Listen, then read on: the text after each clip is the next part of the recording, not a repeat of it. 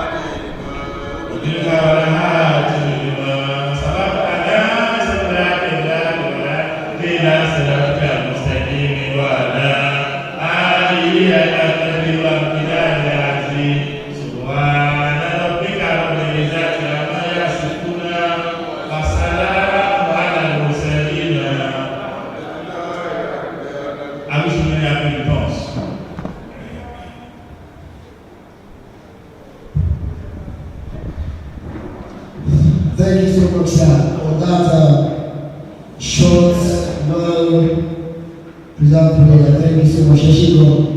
This is the very first time I'm seeing him wearing joggers and yes, God bless you, sir. I said, God bless you, sir. God bless me, okay. God bless. Thank you so much for that. Please, enter to the Lord at this time. Enter to the Lord. I want to hear bẹ̀rẹ̀ láti orí who is who tàbá wà ta wọ́n ní láti ọ̀dọ̀ àwọn afọ́ àwọn kí everybody kẹjọ tó ní tọ́lọ́ kí àwọn wọlé please I want the protocol people to please go outside and please usher everybody who is outside yes usher everybody who is outside to please come in at this time please wave. We want this place to be filled of attention. We want this place to be filled of we can have a wonderful occasion. So at this time, I permit me to do some little introduction. First on my list is the President General of our Muslim Shiruna bin Nabi Sharif Al-Mubiz everybody lọ́wọ́ ní àsìkò yìí á fi àwọn tí afẹ́fẹ́ máa fi wọ́n hàn láwọn èèyàn pàtàkì gbogbo alẹ́ ní èèyàn pàtàkì lára àwọn tí afẹ́fẹ́ báyìí ní bàbá wa lọ́la wa the President General of our Muslim Shiruna bin Nabi Sharif Al-Mubiz Lebo Muhammadi yes tí a bá ti pè orúkọ wa I have an instruction to please somebody pay sa wọ́n kẹ́ ìjọba máa máa mú fún ọ sí àyè tí wọ́n ti preserve fún ẹni bá.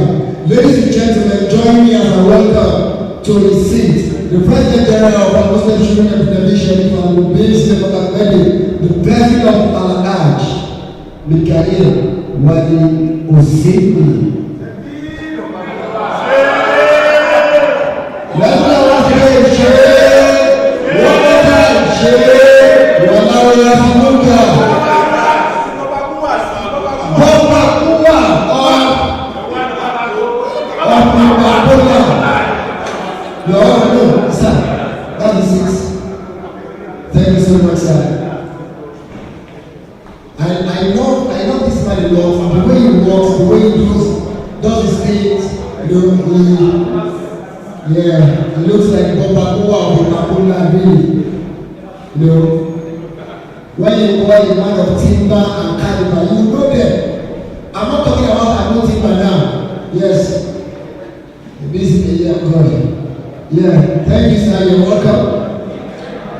At this time to join in, where is seated? The oil merchant himself. The oil merchant himself, ladies and gentlemen, is joining his boss as he sits down. Ladies and gentlemen, ladies and gentlemen, please put your hands together for the CEO of G&G Oil and Gas, Al-Hajj, Abdul Hakim, and David Adelaja. Ladies and gentlemen, let's put our hands together for G&G. It's not easy. It's not easy. Sir, how is well? He's doing well, I mean. Inshallah, he will do well now. He will do well now. He's not in well now, sir. I'm coming to that. Yes, I'm coming to that. Another time to join them is an eminent person,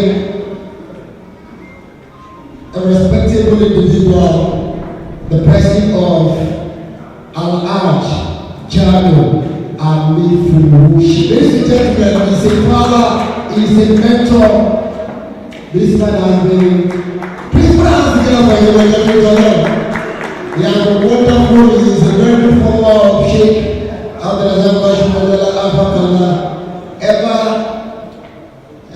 made he has been very white or white. That means the condition. White or white. That you will tell me the secret to me. Everyone is just very well. You will have like I said, white or white. Today the only time is very clear or something. I think I'll be wearing white now. Yes, the few people that will still need to recognize, ladies and gentlemen, among the executive of Muslim Student Representation, ladies and gentlemen, the president of Al-Hajj, Bashir Kola Uli. Ladies and gentlemen, let's put our hands together for Bashir Kola Uli. Yes. In our midst, I need to recognize a man that I know very well right from time. Anything that has to do with flour and bread, leave it to him. He understands it. Ladies and gentlemen, put your hands together for Al-Hajj Musiba Election. Ladies and gentlemen, anything that has to do with them. Yes. As we move forward, we will still recognize every other people. In our midst, we have our speakers. In our midst already, the first speaker that I need to recognize is a man I've known, a man of dignity, a man that needs no introduction. I'm talking about the chairman of Let's Get Better, a subsidiary of our Muslim Student Representation and the president of Al-Hajj. Today, I don't know if this is what about now. Why? It's because it's not wearing the normal. Yes, what I'm used to is seeing with the cap and the room. But this one, you're not looking like me. I hope you came with me. We are colleagues. As I will not be colleagues, we are more than me. Colleagues.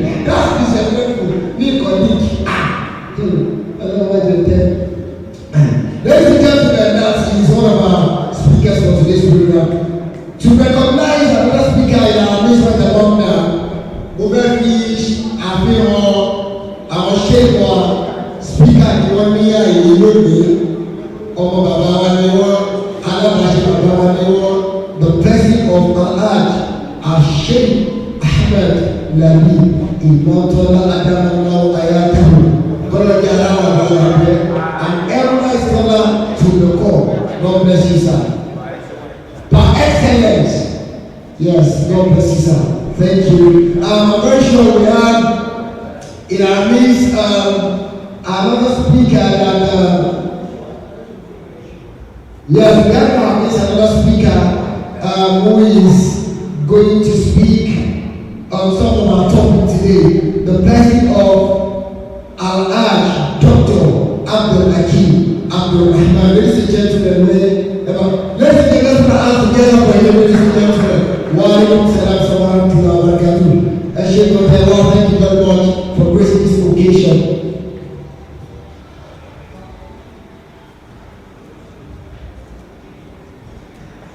Allah wa akbar Musa. Allah Muhammad láti ṣe àfihàn èdè wọ́n ti ní ma ṣe gómìnà tí nàkó sùn jẹ láti ṣe àfihàn èdè ní àárín wa mo fi tí ọwọ́ àti àpẹẹrẹ mo fi recognize the presence of the deputy chief missioner of our Muslim children of innovation in our province, the president of Aafaakallau and everyone Muhammad sallallahu alaihi wasallam. Let's put our hands together for them.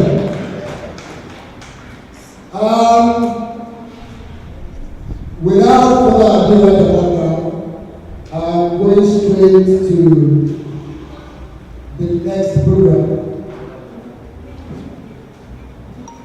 which is recitation for the Holy Quran. But before that, ladies and gentlemen, last week we had David, and that was the Lord and the Lord Muhammad. Àsìkò tí a fẹ́ gbé ẹni tí a ti torí wọn tí wọ́n pe ìdókò yìí tí a fẹ́ gbé wọn wọlé rèé, and I do this everywhere I go ẹni ọdún tuntun náà tá a bá pe àwọn àfọ àwọn wọlé but it's a normal culture for us gbogbo àná máa ṣe kíni àmàgbé let's give you a standing ovation because we are celebrating a man of God who has touched lives. Yeah, and he's still touching lives up to this day. Ladies and gentlemen, at this time,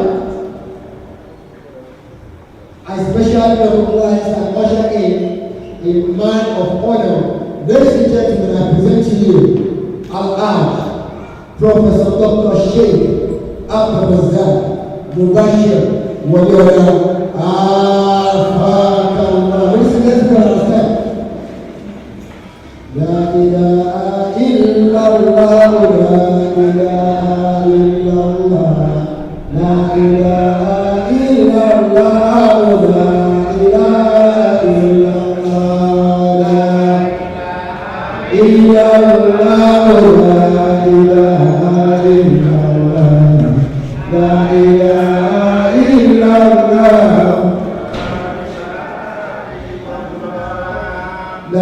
ilaha illallah, la ilaha illallah, la ilaha illallah, la ilaha illallah,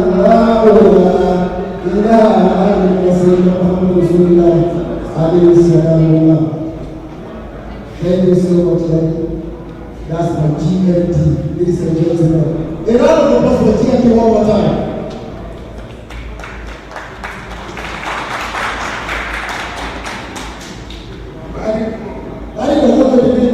The meaning of GMT is Grandmaster of Data. Because I said it one time, I said, if data is life, I said that if data is life, and we have a spiritual father that means who is treating our life, and they say data is life. So that means the Grandmaster of life is still the Grandmaster of data. So I call it GMD, the Grandmaster of data. So today, yes, that's GMD. Ladies and gentlemen. The second round of today, thank the Lord. Sorry, God bless you, sir. Yeah, God bless you, sir. So at this time, we are going straight to recitation from the Holy Quran. Afẹ́kọ̀ọ́ àyọ̀kẹ́ àti àyọ̀kẹ́ láti inú Al-Qur'an Al-Karim. Ẹni tí ó bá ṣe ilé ìwé ní àbúrò àṣẹ àdáyé Muhammadu Jami. Àwọn olókè Al-Qur'an Al-Karim fún wa. The space of 2 minutes. فليتفضل مشكورا. Thank you so much.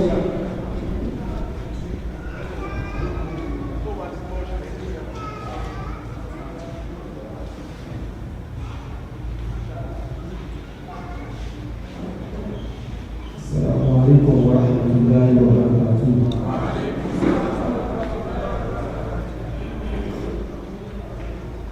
اللهم افتح لنا كتابك وسنة نبيك ظاهرا وباطنا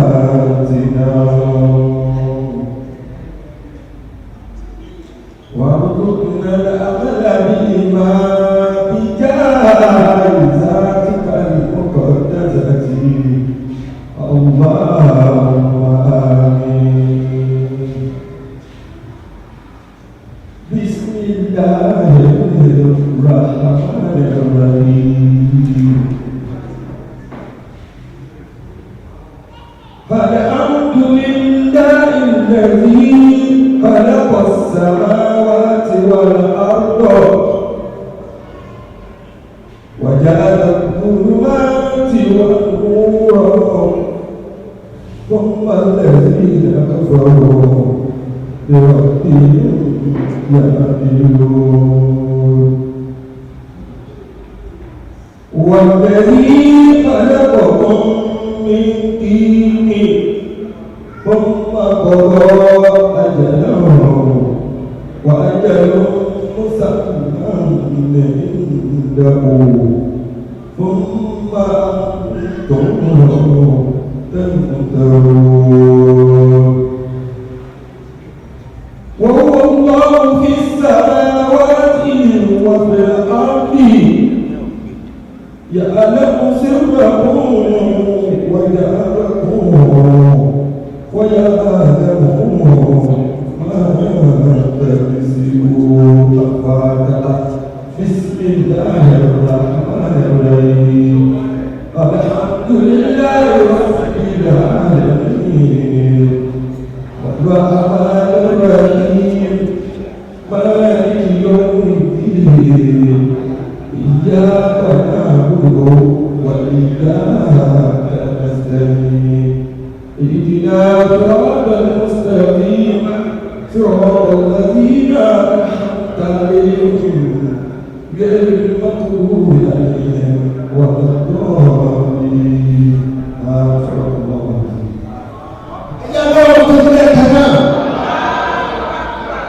That's a very beautiful recitation of the Quran. Ní ẹ̀rọ bàbá ọlọ́lọ́wọ́ àwọn ní àgbàkà ọlọ́lọ́wọ́ àfọ́fọ́lọ́wọ́. Permit me to say this, that one of the things that I noticed is that you talk about so many things. I do not call trust for God. Trust for the God who I want to make it easy. Okay, and was very sweet and sonorous and go. I want to go. I want to make it all. I will kill. Jet. You know, kill the water. I can't be killed. I find out there is the guy I want to kill. And if you die, me. Mama will do it to you. Nígbà tí mo ti máa tó bẹ̀rẹ̀ sí ní ká ilé tí ìjọba àṣẹ wọn náà tó kọ̀ á o ti ní bàbá kí ló ṣẹlẹ̀ ṣọ́pọ̀ ti ta fẹ́ bísí ó ti wá ká o ti wá fẹ́ o kọ́kọ́ bísí pé wọ́n dìlọ́ please hold on let's change something ṣọ́pọ̀ ti wà nínú àwọn ọmọ tó kọ́ wa ló kọ́ wa yes that's a very big beautiful recipe for the people like ọlọ́wọ́ àbí ẹ̀rọ kásá lọ́la ẹ̀rọ àwọn afáwa ọ̀nẹ́gbẹ̀dẹ̀ àdá ọdún màjẹ́sì ọ̀rẹ́ ẹ̀rọ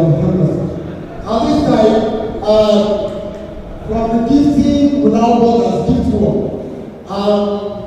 Instructed to please recognize the presence of prominent women amongst our midst. The person of Al-Aja Al-Ade. Wherever you are, please just kindly stand and simplify. Al-Aja Al-Ade. She's not around. Al-Aja Al-Mini. Yes. I'm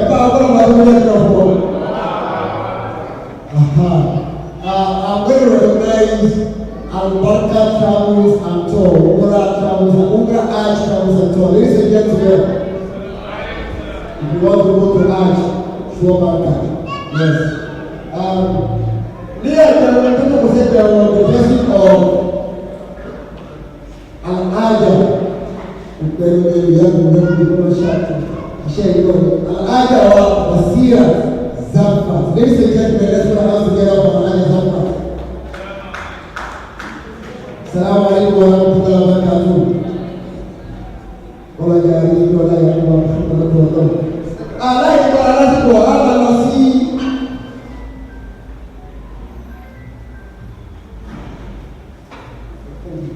Lai baralasi ko amalasi the introduction and event declaration. I don't know if you all have the programs for the program of events.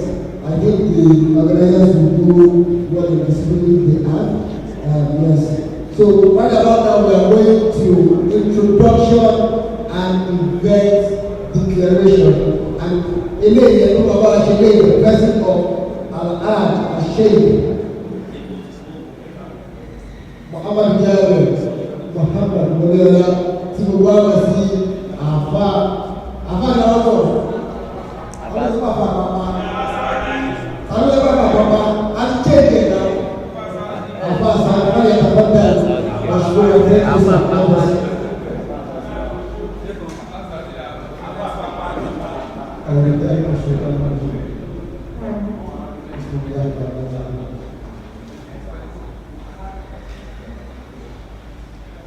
Allahumma salli ala sayyidina Muhammad wa ala alihi wa sallam. Ila bahwa Nabi sallallahu alaihi wasallam. Masih mesti ada kata sebab ada program bagus. Kalau mesti jawab sebab waktu jadi kalau kita yang sallallahu alaihi wasallam.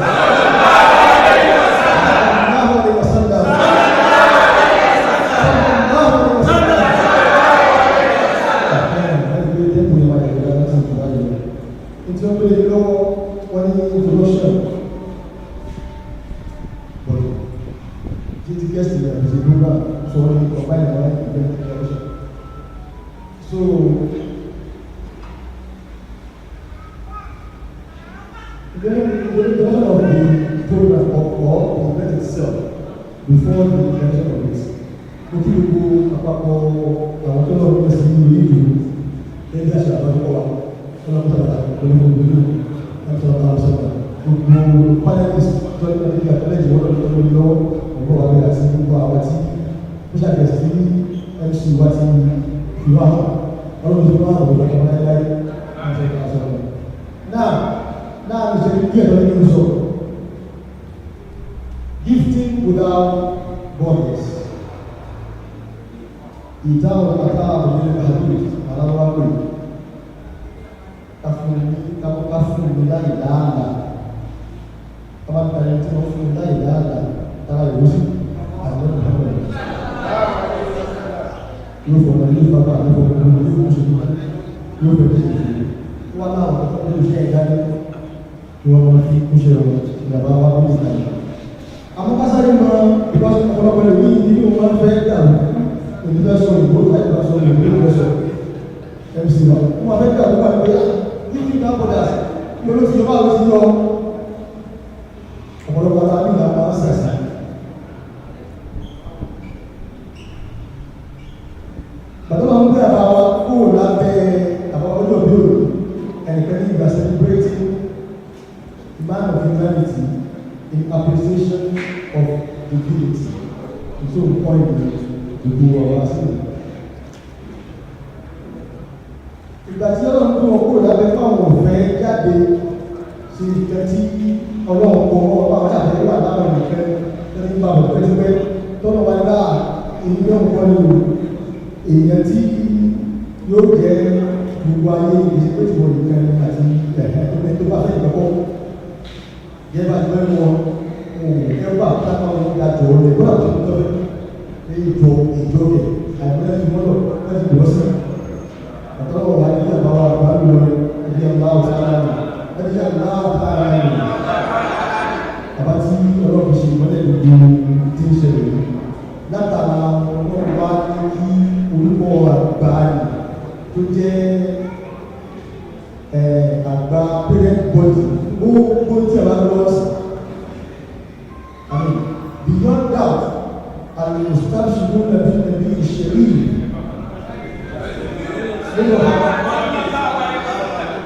òun ni bàbá lọ́wọ́ ìpínlẹ̀ a wọ́n àbúrò lẹ́yìn fún òun ló wá jẹ́ pé lórí for every other entity tó jáde lábẹ́ bàbá wa.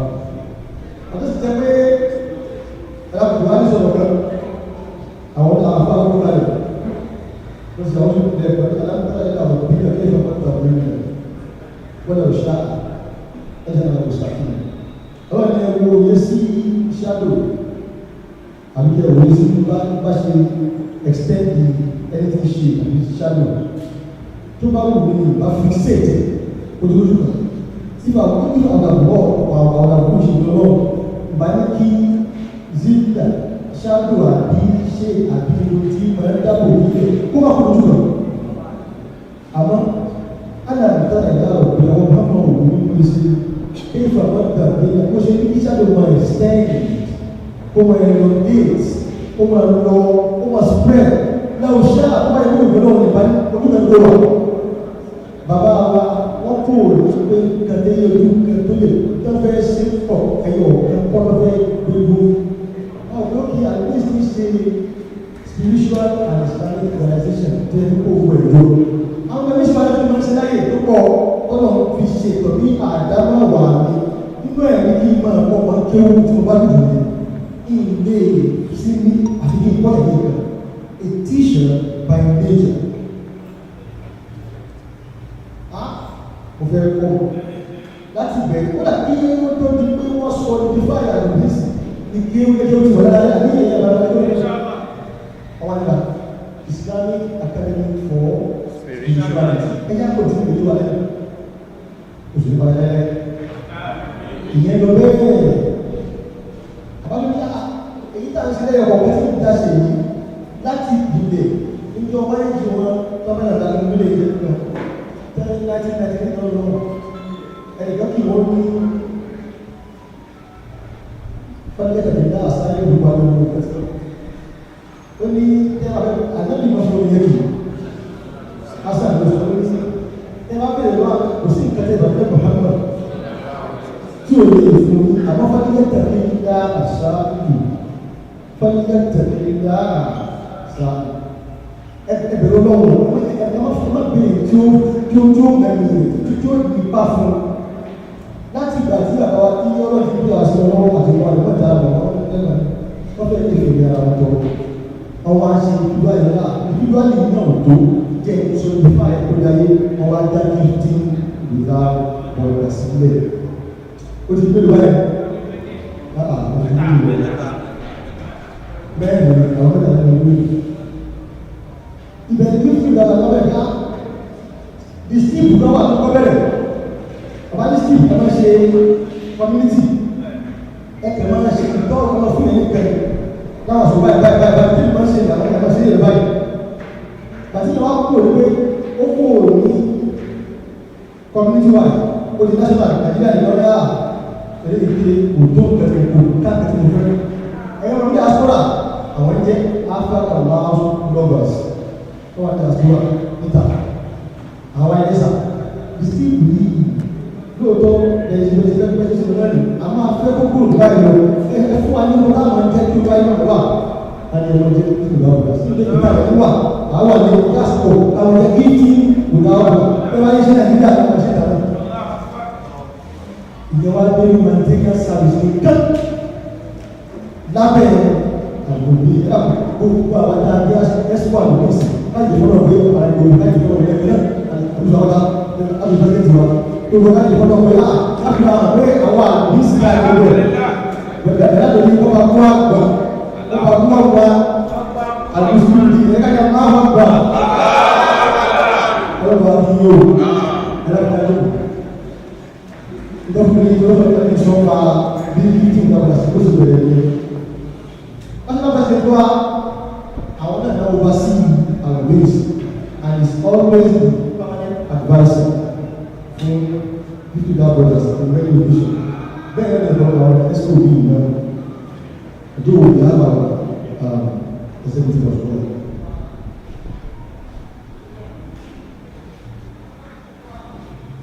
ọwọ́ apalẹ̀ pé tàbá ní ìpàdé discussion tọ́lọ́ bá ní káyé ìpàdé rẹ̀ àwọn àwọn ìjàmbá ti ṣe ní láàrin ọdún méjì pé ọdún mẹ́ta tí bíi bá wà tẹ̀lé ní àwọn ọdún méjì ìyá rẹ̀ sí nínú wákàtí owó display ìwọ̀n dáadáa rẹ̀ láàrin ìṣẹ́jú díẹ̀. àwọn àgbègbè afẹ́rú kankan mọ́ àwọn ìjọ kan tó gẹ́gẹ́ tí bàbá owó tí a fi àbíṣe tí wọn ẹ̀yà ń lọ bẹ́ẹ̀ lọ ọlọ́run sí ẹ̀dọ́dọ̀ tí ìlú káwà tó dé àgbàgbọ́ kò ní abẹ́ àbíṣẹ́lẹ̀ àwọn afẹ́lẹ́ ẹ̀yà ń lọ bẹ́ẹ̀ lọ àwọn fi túbọ̀ bóyá we want to celebrate a man of humanity through his humanitarian work. in terms of fàájì service humanity ẹ̀yà celebrate wọn ẹ̀yà kò ní pé àgbà ẹ̀yà pọ̀sẹ̀ pẹ̀lú báyìí àwọn abẹ́rẹ́ 2020 as a first timer olùgbé àbí àṣekáṣe orí ìwọ olùgbé wọn ló wá fọlá ní 25 àwọn ṣàdúrà fún wọn ní ìyá 26 àìbàlẹ̀ bẹ̀rẹ̀ ìlú ẹ̀kọ́ nàìjíríà bá tọ̀ owó ẹ̀kọ́ àwọn ló fà mí dídí oṣù bẹ́ẹ̀ àti ìlú ìlú so àbúrò kì í dá sí ìyá lórúkọ àkíntúndínlẹ̀ aláwọ̀ apánẹ́lìsì ẹ̀ ẹ̀dàpọ̀ disclaimer academic also apánẹ́lìsì máa tápè ọlọ́pàá lóṣù náà lóṣù báyìí lọ́wọ́ àbáwá ẹ̀dùnwá ẹ̀sìwájú mẹ́ṣọ̀ ọmọ ní ìfún ní special recognition tó dá àwọn ọ̀gá most of them were informed very late tó dá àwọn ọ̀gá àmọ́ àti tẹ́lá lọ́jọ́ ọjọ́ sẹ́ńtì bí àwọn ọmọ àgbà láti ọjọ́ ẹ̀kọ́ lẹ́ẹ̀kọ́ lọ́nà ọ̀gá wa bàbá wa pẹ̀lú àwọn ẹgbẹ́ ọ̀gbìn ṣe àwọn tí àwọn pẹ̀lú ní bàbá wa mr tony alimi bàbá wa lọ́wọ́ lẹ́yìn tàbí ustaz wa dr wa in absentia ìjọba wa ní ìlú ọlọ́pàá ọ̀pọ̀lọpọ̀ dáadáa ustaz wa mr ali ọlọ́pàá àdúgbò tó ń bá ìlú wọn ò lè ní ìké dr wa ti ní ìlú ò lè ní ìké ní àwọn tó pọ̀ wọ́n lè tẹ́jà apologies wọn àbáṣepọ̀ àwọn understand ẹ̀lẹ́sìn last time bẹ́ẹ̀ ni. àbáwá àfọwà tí wọ́n àwọn ọmọ ṣe ó níta ilẹ̀ fún wa wọ́n ní ní ahmed náà ló tọ́ sí ìbẹ̀rẹ̀ ilé ọ̀hún wọ́n ní wọ́n lọ sí ìlú òun àṣẹ wọn bọ̀ náà wọ́n ní wọ́n ti ẹ̀wọ̀ aláàbò ìgbà ní ìlú lọ́wọ́. wọ́n ní ahmed ló tọ́ sí ìbẹ̀rẹ̀ ilé ọ̀hún wọ́n kú tá ní ẹ̀ vat ìtàlá wá sí kókó ayé àgbà ìgbàlódé ní ká wọ́n lọ fún àwọn àgbà dr dàbí ìmọ̀tọ́lá dàbí àwọn ìgbà wà ní ẹ̀mísìlì ọ̀dí tú àti ẹ̀ka dr wa láti dá sùn ẹ̀rọ wa àwọn òní méjì àwọn ọ̀gá ní ìwọ́sàgbà àwọn ọ̀sán ní ìwọ́sàgbà àwọn ọ̀sán ní ìwọ́sàgbà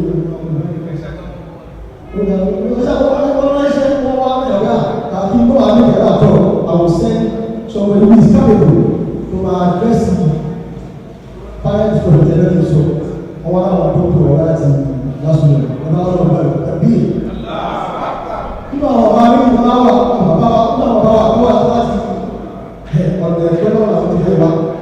Doctor, I want to start with what you want.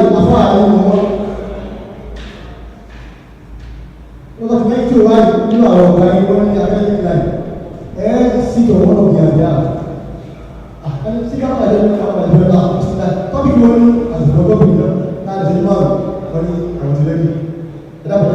Dr. Yusuf Sandako. Tẹ̀lé ẹgbẹ́ náà. Aláwọ̀ tí kì í bẹ̀rẹ̀ sí.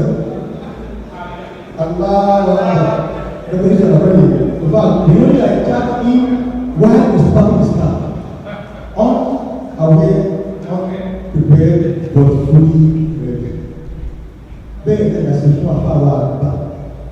Fún àkàlẹ̀ náà àfáwà àgbà kàlẹ̀. Ẹ̀kọ́ ní kọ́mítì wọn náà. Bẹ́ẹ̀ wọ́n impress pẹ̀lú wọn àti ẹ̀sọ́ bí. Àlọ́ kó wọn kẹ́ni wọ́n á yọ sọ̀rọ̀. Wọ́n ti do justice. Asáwọn wà lónìí. Báyà nígbà yìí tá a ti dúró báyìí lẹ́yìn àwọn obìnrin. Ẹgbàá wọn ní èdè ilẹ̀. Aláwọ̀ ìjọba ṣe é gbà wọn ní bísímìlà with full acceptance. Unaware but always prepared. Àwọn the proprietor and the mother will add Arabic and Islamic Institute. The chief imam of Al-Mahmoud Central was appointed by the name Dr. Al-Mahdi Abdulrahman Ibayo. That means, what is the way almost is due to those who are service. How many children are there? I'm not going to àwọn tó kọ́ tẹ́lẹ̀ ní ìpínlẹ̀ àwọn ọkọ̀ tẹ́lẹ̀ ilẹ̀ táwọn ní tẹ́lẹ̀ láti ká àwọn ilé nígbà ní àwọn ilé wà tàbí ní ìlú ìwé ìṣẹ́ láti wákà àti tàbí in the name of our Father, the Master, the one who sits on the shoulder of the great people and see beyond, and declare this event open. Bismillahirrahmanirrahim.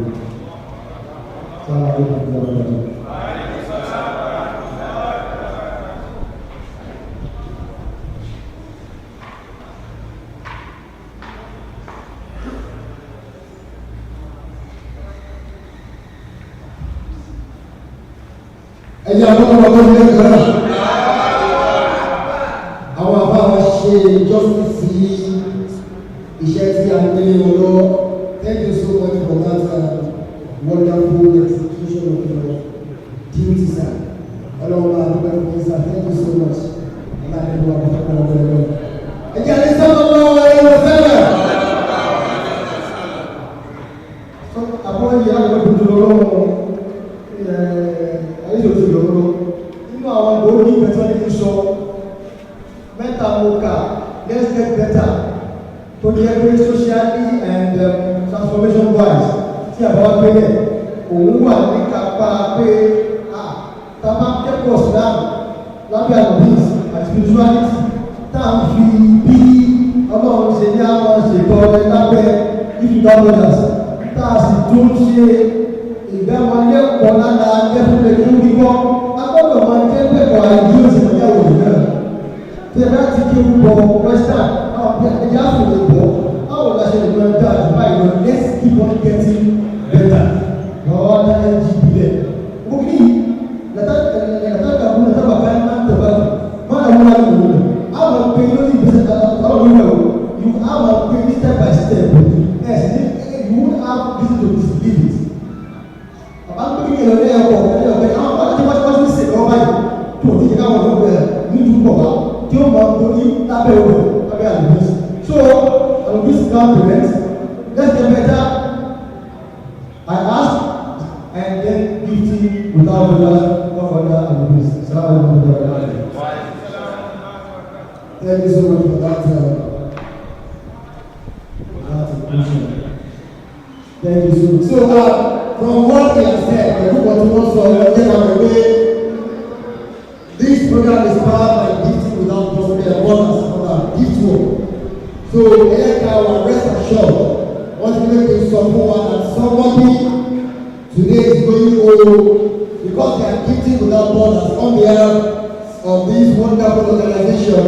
Somebody today is going home with a branded iPhone 12. New world. Yes, somebody is going on with iPhone 12 today. Let's be rest assured. I'm a queen charger now. I want to learn how to yes, and we give them down. Yes, you can. We've done our best. You can do the rest yourself. Yeah, so we can give out anything. One of the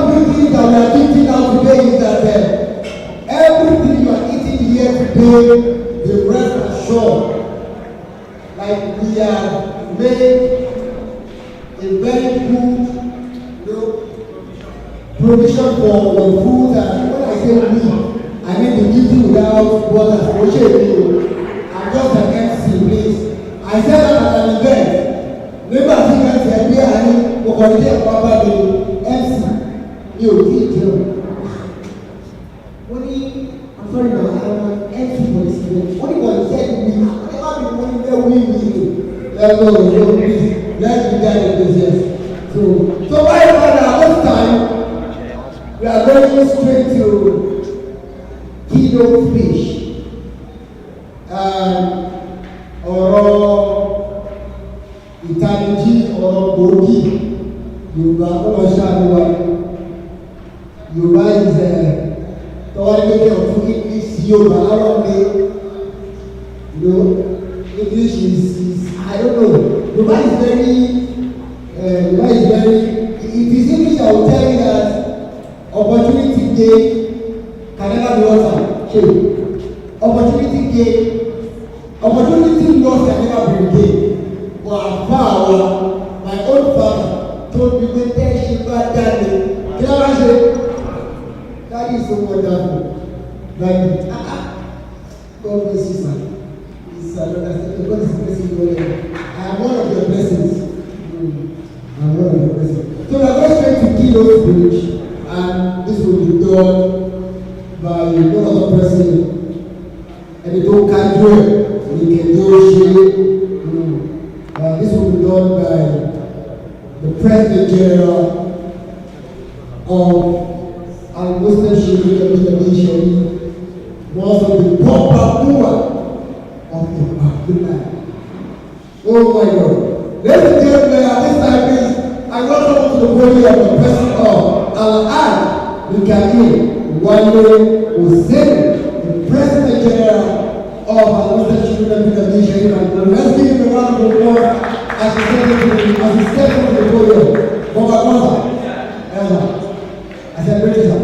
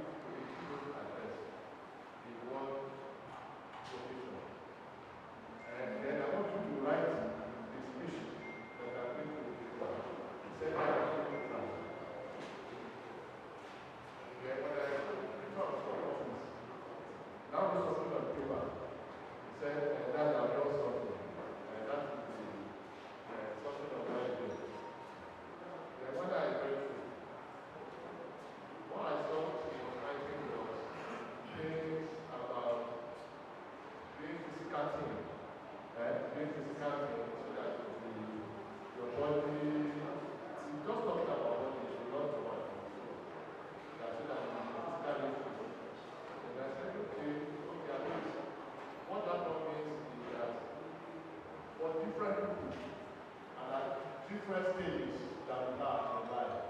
Well-being within different things to all of us. The Aafaakallau is one of our staff, and this staff. I said, go and do something for well-being.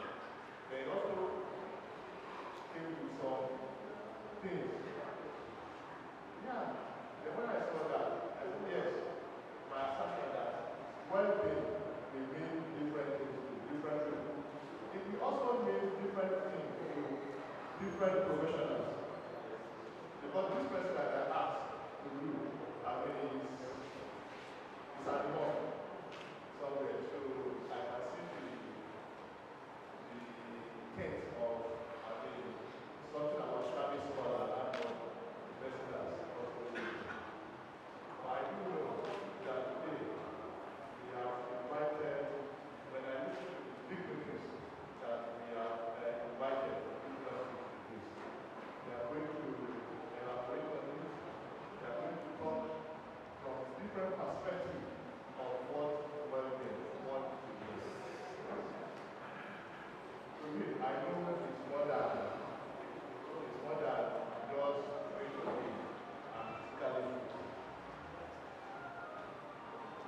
To me, I've said, I'm going to say that, yes, you have to do sometimes individual, whether you are well-being or not. Then it has to do with also the community that we live in. Because it can also talk about the well-being of that society, the well-being of that individual. And so many times, it can also be the perception of us.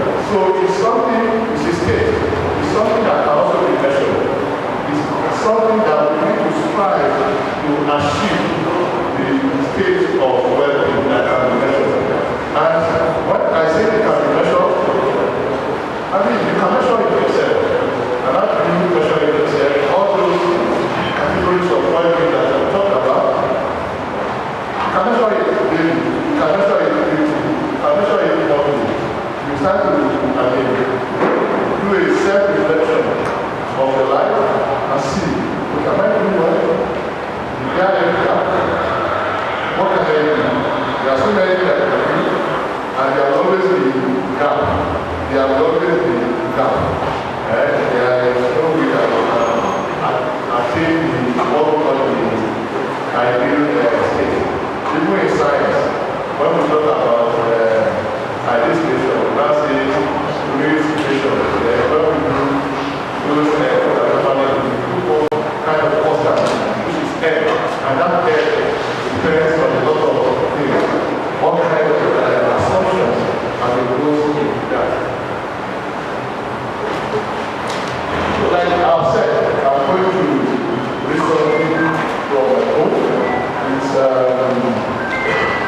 something that was sent to me, and when I read it, up to this moment, I started thinking that, okay, when we are talking about well-being, how do we realize this?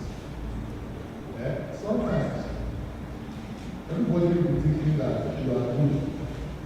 The status of the well-being is 100%. But you know that, no, you are not attained that.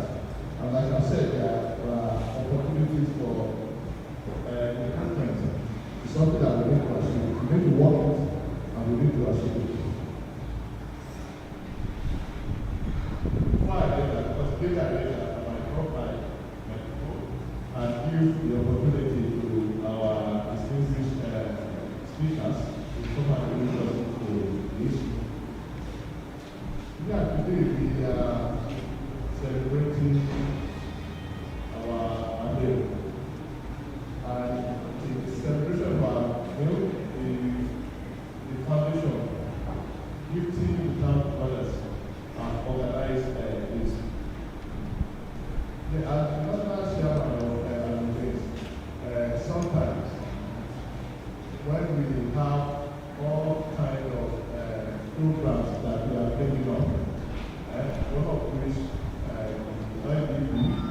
which is doing very well, achieving very well. In fact, if you are the chairman, start to envy what the LDB is doing. That is it. But then, one good thing is that well-being is also about contentment. Contentment. I mean, if there is no contentment, then your state of well-being, I mean, you always will stop at all times. So you need to position yourself at different angles and start to see things from different perspectives. Personally, I will always see things as something that I would say is one of the we used to say that this is also part of my achievement. Yes, that this is doing fine. The good work is doing fine. This is the second or third that I'm doing. Second, yes. Second.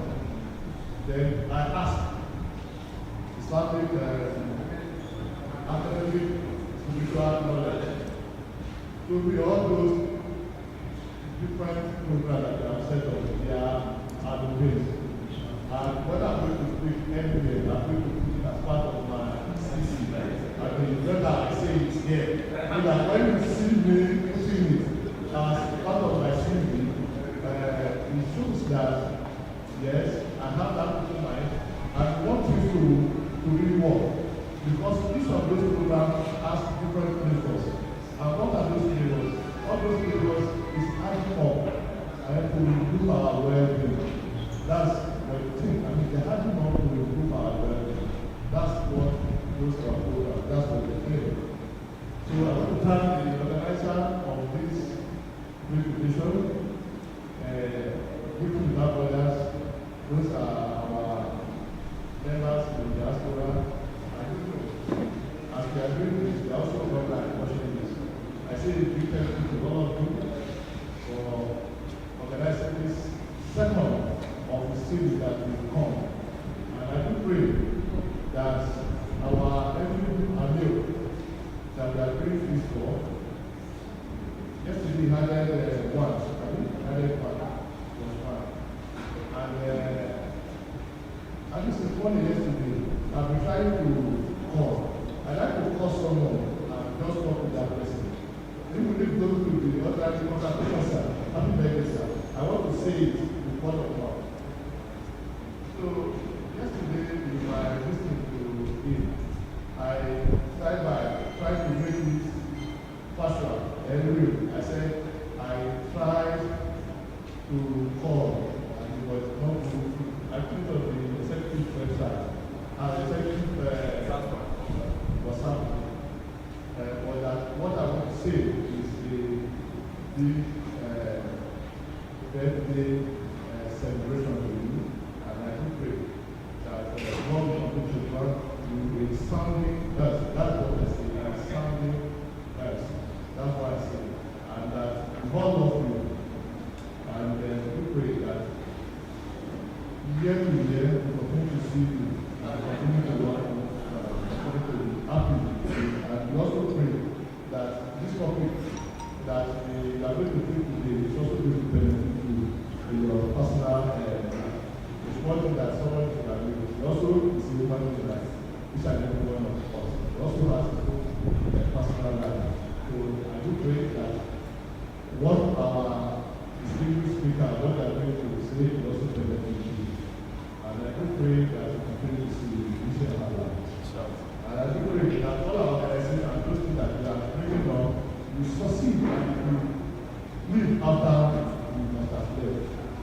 greatest prayer.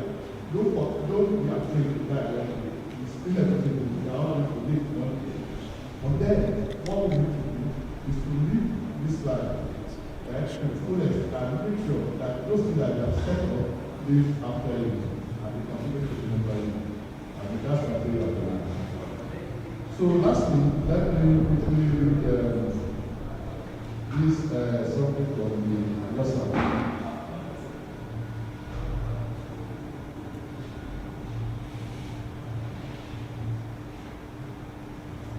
Sorry, this particular I do so much security.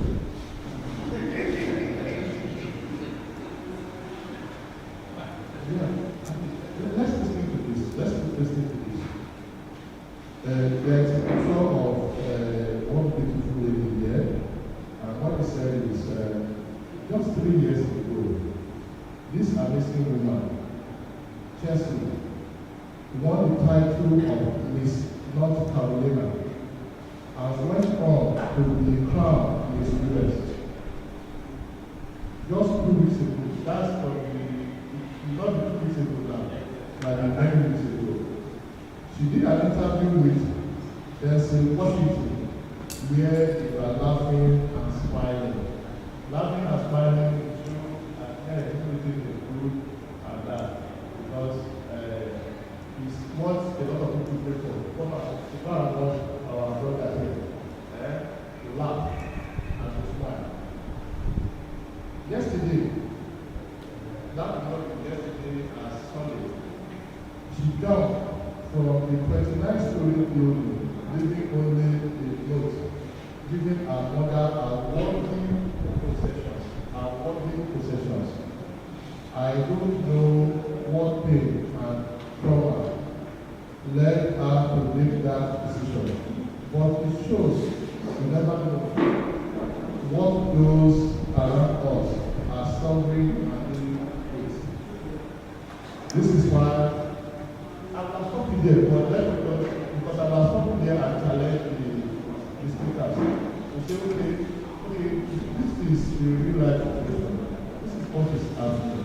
You set rules for yourself that will make you to feel better about you. But then you are not living alone. You live in a society, you live with people. Those people will also see you and they are able to measure your level of happiness and but then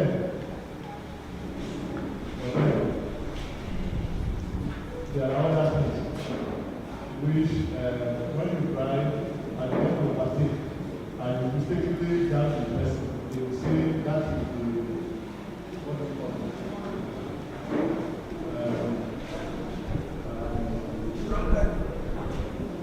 When you drive, so you are looking at your side mirror.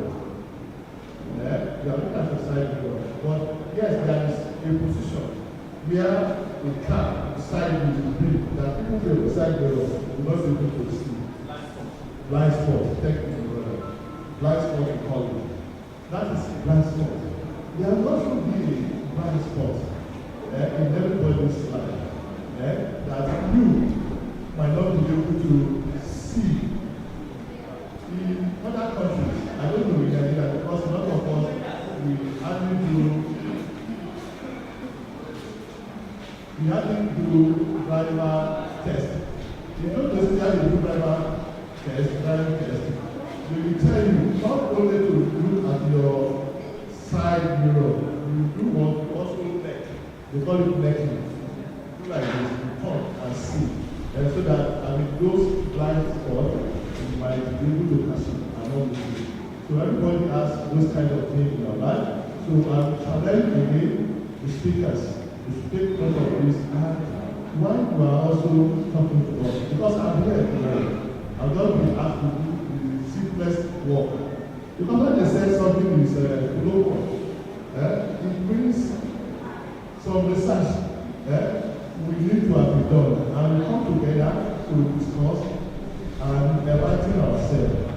But they have asked me to do the simplest work out of this, the keynote address. So this lady, she said she was smiling and laughing Then just 2 weeks after that, she jumped from 79 fully good. And she's still more. She's still more. So the writer of this said, I don't know what pain and trauma led her to make that decision. But it shows you never know what those around us are suffering and living with. This is why this is their own conclusion. But then this is why we love each other and there for each other. You never know what making someone smile will change their days or their life. If you can't possibly show love, then don't conspire to want anyone. Share your love. That's how they are. But for us, again, we are not really doing like this. We are going to just bring this to people and try to avoid the war, all that kind of things that we do. So on this note, I welcome the distinguished speaker, and I do know, like I said, the way that you see, I can see they are going to do justice to this.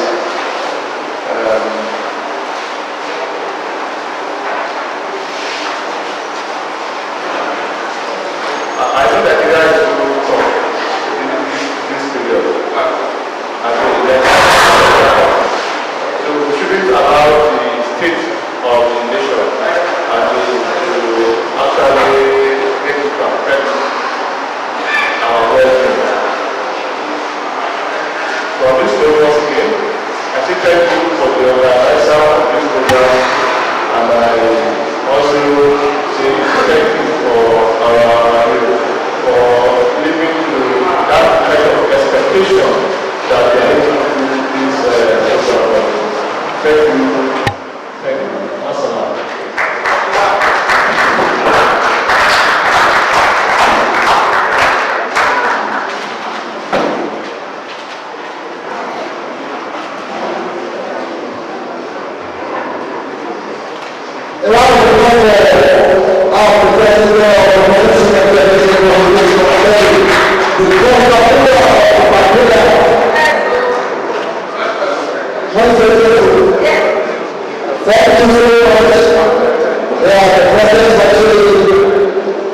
Extending his greetings to his fellow members.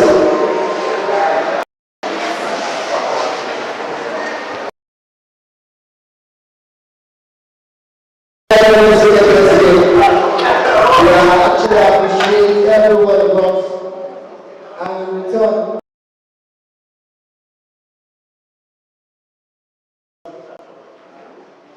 yes, I say God bless you, sir. You know, while the governor, the President General was giving us that keynote, something came to my mind, and that was when we were in secondary school. I'm very sure Sheikh Labib and actually I really can testify to this. I'm not sure if you use maybe in our own sets, we use something we call keynote. When we were in secondary school, among the textbook who are there, I want to be keynote. Keynote here, Onika, Liberty, or normally Onika, textbook to Maka, essential, like a general man. To what you want 2 days or 3 days to examination. Keynote, I was there to America. Keynote, yeah, so if our president can actually address the keynote like this, I wonder what we should be expecting from the keynote. Open money. Yes. Thank you so much. For a job well done, yes sir. For a job well done, you will continue to laugh fully by try. Yes, you did wonderfully well, sir. For a job well done, I think I should appreciate you. You did wonderfully well, sir. Yes. Yes, you did wonderfully well. Everybody was talking. And you did wonderfully well. I said you don't like the way. When I saw all of you, I said, I should have been doing appreciation. One day of man say,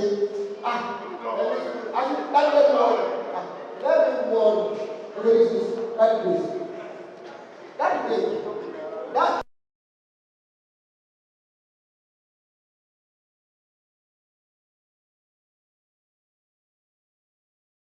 Thank you very much. God bless you, sir. What you want to do? Thank you so much for that keynote. It was so wonderful to hear. Nígbà tí wọ́n fún wa ní keynote speech yẹn lọ́wọ́ àwọn èèkàn nínú èèkàn náà tún wọlé nínú àwọn ìyá wa tí wọ́n wọlé nígbà tí a ṣe tí president general fún wa ní keynote speech lọ́wọ́. Nínú àwọn màmá tí wọ́n wọlé nígbà tí a ṣàgbà fún ọ̀làdẹ̀wà ọ̀rọ̀ bílẹ̀ lánàá nínú àwọn àbá tí wọ́n sọ̀rọ̀ àbá ẹ̀ wá ní ìyá wa mánéjà tí wọ́n mánéjì bàbá wa tọ̀. Èmi ò wó kọ́ àmọ́ táwa gbọ́njú táwa bá láti kékeré táwa pè wọ́n ní sí gentlemen kindly recognize the presence of ìyá bàbá ìyá gbogbo wa nínú ilé ladies and gentlemen wọ́n mi wá wọ́n ní ìbára wáyé wa. Kúrò làkúrẹ́ ayé gbẹ. Ẹ bá wọ̀ yẹn sí olórí kan tí mo kọ́ fún ọmọ mi ò ní kọ́ ní bíbá ilé ní kí má lọ dá aláwọ̀ kí má lọ dá wà láàmì máa extend ẹ̀ nígbà tí wọ́n fún wa ní keynote speech alága wa Aminat Adéwòmí lára àwọn olóyè àgbóṣe ṣòro nàbí nàbí ìṣẹ́lú àlùbí ní Muhammadu wọn wọlé. Nígbà tí wọ́n fún wa ní keynote speech ẹ bákan náà nínú àwọn ọ̀kan gbòógì tí wọ́n wọlé òun ni aláàjì wa Maruf Adéwòmí tí gbogbo àwọn sí ẹgbẹ́ tí gbogbo àwọn sí happy kọlọ́jà àyíkọ́sà. Thank you so much for gracing today's occasion. Without further ado, we are moving on straight to the next program, and that is a short interlude. I'm sure we have the program, and that is Agbo Abikiri. After that Abikiri, I'm Alosoti Atikori Ewasi Ibiba, which is the Aafaakallau Communication tag well-being. Well-being. Yes. So at this time, I will call on the one and only advocate of Al-Muslim Shiruna bin Nabi Sharif al-Mubin's nationwide, the president of Al-Hajj, Sheikh Dr. Oloko Saeed Al-Jar, فليتفضل مشكورا. Ẹjẹ́ àbọ̀lọ́ àtọ́bí lẹ́kọ̀ọ́ àgbà àtìkiri láti ẹnu àfọ́ àwọn wà láì fi láti lè mọ́ ìwọ̀n lórí wà láì tàbí náà lọ wà láì yàtọ̀ wà láì. أعوذ بالله من الشيطان الرجيم بسم الله الرحمن الرحيم اللهم صل وسلم وبارك على سيدنا محمد وعلى آله وصحبه وسلم تسليما اللهم آمين. صلى الله عليه وسلم. أيام صلى الله عليه وسلم. أيام صلى الله عليه وسلم. ọ̀nà pé èyí tí ó dùn mọ́ àwọn àfa wa bàbá wa lọ́jọ́ òbí ní kí gbogbo wa ni wọ́n sókè ní sallallahu alaihi wasallam. Bí àbá ti ṣe yí tá a ṣe yìí ó dùn mọ́ wọn ju kẹ́ẹ̀kọ́ wọn ní gbogbo nǹkan lọ. Bá a ṣe ṣe yẹn tó lẹ́nu bí òtún ti ṣe o. Ọ̀la wa ní tọ́lá àwọn akọ́kọ́ ni wọ́n gbé sallallahu alaihi wasallam. Ọlọ́mọṣàdì á bí wọn pẹ́.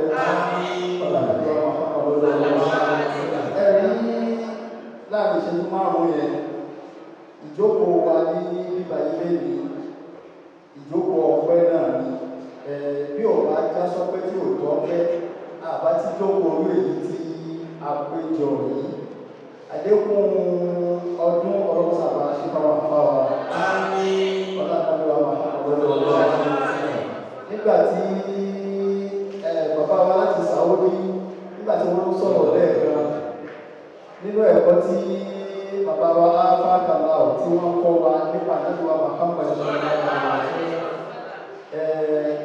wọ́n ní bàbá wa láti wọn rántí ẹsẹ̀ orin ẹ̀mí náà rántí dáadáa nàìjíríà dàbí a àlèyé kàkíńdà àsáhìrò wàláwọ́ yàkún fínàfì yìí fíkàfì yìí gẹ́gẹ́rà náfì yìí ọlọ́run sàlẹ̀ ẹ̀rọ wà fún àwọn ọ̀gbẹ́ wọ́n sọ̀rọ̀ ọgbà lọ́dọ̀ Muhammad fún wa wọ́n ní ẹ̀rọ níbi tẹ́ ń wò ó lọ́wọ́ yàkún fíkàfì yìí gẹ́gẹ́rà náfì yìí bí ò bá ní kankan lọ́wọ́ ju ẹ̀mí rẹ̀ lọ tẹ́gbẹ́ ní ànábì nìkan ló kù ní ọgbà ànábì nàìjíríà dàbí ha ànábì ó sì fi tọrọ níbi tá ànábì wà ọkùnrin fàlẹ́yà tàkì náà àsáàlù ìwọ tó wà sọ pé dàpọ̀ mi ní ẹ̀mí rẹ̀ gbogbo ìbẹ̀rù ọlọ́run ọ̀rọ̀ ànábì náà sọ pé bí a bá súnmọ́ fà wá tó mọ̀ wọ́n dáadáa wá ní pé tí wọ́n sọ fún wa pa ànábì yẹn àwọn gẹ́gẹ́ náà ni kò sí irú tó wá lọ́dọ̀ wọn ọlọ́mọsá ìdí àwọn ọmọ pé wọ́n sọ pé wọ́n ní ẹni tí yóò bá àfa wa gbé àfikúnjẹ́ tó lọ́pọ̀lọ́ tó ní làákàyè dáadáa ó tọ́wọ́ bá ní làákàyè kí wọ́n sọ pé yóò sọnù torí tó bá dé tó bá ní ààrùn ọ̀dọ́ ẹlẹ́kùn mo fẹ́ lè ṣe ra mi léṣe náà ni wọ́n lọ sí rẹ̀ léṣe ọlọ́mọsá ìyá ni wípé ẹ̀mí sábà sí léyìí sojú wọn tó bá ní ààrùn ọ̀dọ́ lákùnrin tó ti àwọn ọmọ fẹ́ ṣe ni pé lákùnrin lọ bá mọ́mí lè ṣe kàn fọmọ létí wọn ò ṣe tó bẹ́tà náà ní lọ fọmọ létí ẹ̀sìn nípa ẹni ọmọ nílá àgbà yìí lọ́wọ́ wọn gbé ọlọ́mọ sàdé àrí wọn lọ kó bá bá wọn kó lóra ọ̀gbọ̀n bá nǹkan ẹyọ ọ̀kan tó kù tẹ̀ fẹ́ jẹ nǹkan ẹyọ ọ̀kan tó kù náà níyẹn tó tuntun jù wọn láì tó bá bá wọn láwọn ọ̀gbọ̀n ẹ̀dá wọn káṣẹ̀ṣẹ̀ rà tí wọ́n ti lò ẹ̀dá pẹ̀lú wọn láì wọ́n wọ̀ fàníyàn tàbí ńlá àṣáájú wọn tó wà bẹ̀rẹ̀ tí kò yẹ kó obìnrin lọ́wọ́ kí wọ́n náà lo ọpọlọ ọlọ́mọsàdé àrùn ọgbẹ́ ọlọ́dúnrún àwọn àmọ́lọ́dọ́ ọlọ́dúnrún àwọn àmọ́lọ́dọ́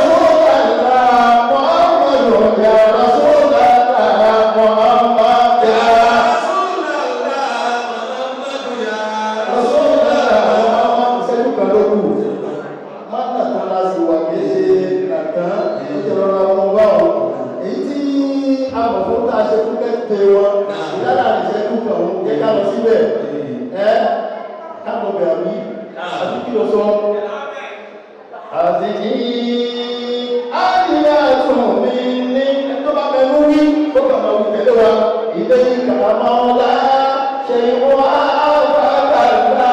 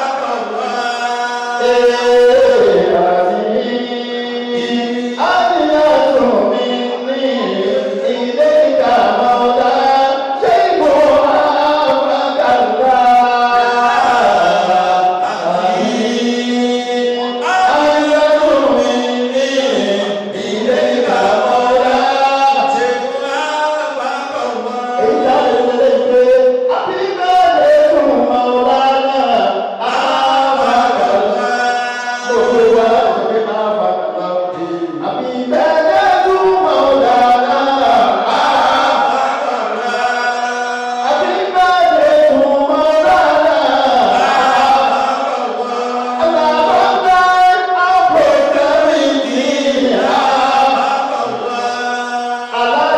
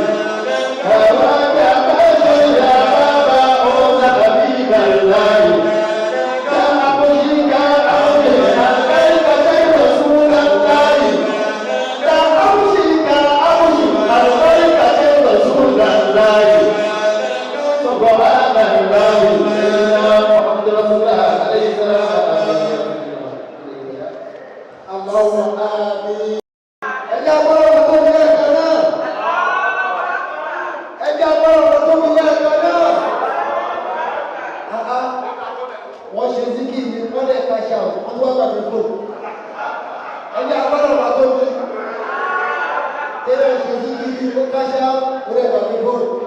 Zikiri and go. Okay, God bless you. Ẹlẹ́nu àwọn afá wọn ní ọlọ́ọ̀bà àgbẹ̀yẹ ọ̀gbọ̀nkásá ọ̀rẹ́ àyànlẹ́bí ọmọ ọ̀pọ̀lọpọ̀ ọlọ́ọ̀.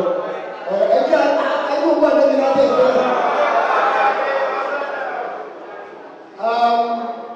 Nígbà tí wọ́n ṣe díkìrì ẹ̀ ní ọwọ́ tí wọ́n sọ̀rọ̀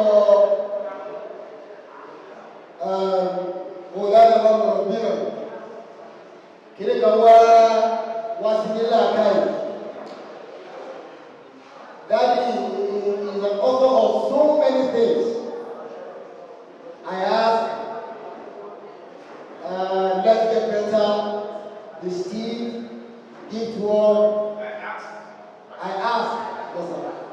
Nígbà ọ̀pọ̀ tí wọ́n tún bá authenticate, àbí tí wọ́n try láti dálẹ̀, anybody tí ó bá wá sí tani àtàṣe láti first day of Rabiul Awwal tó di 12th day. A máa ń ṣe dájú bíbí lọ wọ́n hu ẹni kan. Tó wá dé pẹ́ẹ́tì kan wọ́n ní aṣíwájú ẹ̀dá lọ dáadáa pé wọ́n bẹ̀rẹ̀ sí ní kọ́. Dájú wọ́n ti làwọn tó tó dá sí aṣíwájú ẹ̀dá lọ dáadáa pé ìlú ìlékì. Màmá because the way we ó ti wà fún spiritually filled. Jáde wá pé àwọn èèyàn nínú tí dájú bá pọ̀ originate lásán fún ẹ̀kọ́ mẹ́tẹ̀ẹ̀t wọ́n sọ fún ọ please. Nígbà tí wọ́n fẹ́ ṣe mọ́lì wọ́n gbé mọ́lì lọ sí aláṣẹ mọ́lì tó wà ní travel aid. Mo ní this is the right place for aṣíwájú ẹ̀dá lọ́lága because just mo ní lẹ́yìn bọ̀dì nígbà yìí àwọn oníjà ọ̀hún gbé ẹ̀sùn ọ̀pọ̀ tó wọlé ìtẹ́gbẹ́ni tí a gbà sílẹ̀ aṣíwájú ẹ̀dá lọ́lága pé ẹ̀kú yẹ kó máa lọ yìí mo lọ sọ fún mi very careful kó ṣí ló wá. Before you know it, àwọn kan ní aṣíwájú ẹ̀sùn ọ̀pọ̀ ẹni wọ́n ti yọ fóònù rẹ̀. Fún àgbẹ̀kọ́ ṣe aṣíwájú ọ̀pọ̀ tó ní aṣíwájú. Àwọn tí wọ́n fóònù rẹ̀ so please, wọ́n kí ni wọ́n ti bá yín yóò gan.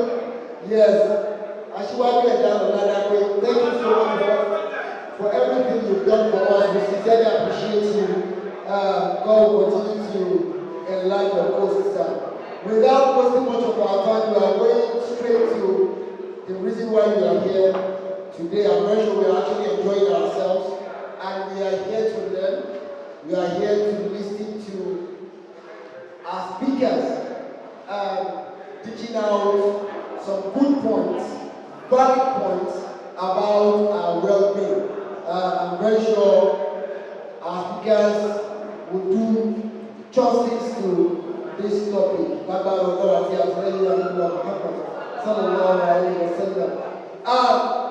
wasting much of our time, let me kindly introduce our speakers. So as soon as I'm calling you out, please just kindly make your way to the podium and get seated. The first person I will be calling, who is going to join us on this podium, this person is a fellow of the Institute of Chartered Accountants, and ICANN certified. He's a financial expert. Amongst all, I'm very sure he went to one of the best schools in Nigeria. When I'm talking about the best school, I'm talking about Aafaakallau University of Ife. He also attended the University of Lagos, Aafaakallau. He's actually, he has his PhD at Bangkok University. Ladies and gentlemen, kindly put our hands together for a man of honor and art today are reading. Let's put our hands together and make his way to the podium. Yes. And art today are reading. You're welcome, sir. You're welcome, sir. Yes. And just speak here. Yeah. make yourself comfortable. Yeah, I went to University of Ibadan too. Yeah, I followed somebody there for vacation, so I don't go to.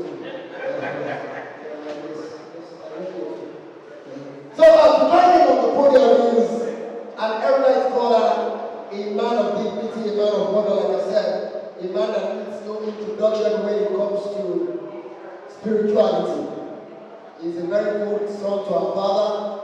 He's a very good Marie to our father. Ladies and gentlemen, this man is the editor of Margot and he's also a director of Assistant to Aafaakallau. Ladies and gentlemen, please put your hands together for Al Sheikh Ahmed Nabi Imotola. Ladies and gentlemen.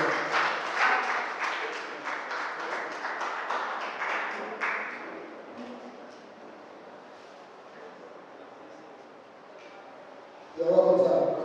God bless you, sir. Yes, this one that you are working in, I'm not sure you are a Liverpool fan. Yes, they are the only one working in. Daddy knows what I'm talking about. You don't watch ball. My father, you watch this ball. I don't really. Yeah, to join us on the podium as well, ladies and gentlemen, this man is a lecturer at Lagos State University, Department of Art and Social Science Education. Ladies and gentlemen, please put your hands together for Mr. Ishaq Yahya. Ladies and gentlemen, you're welcome, sir.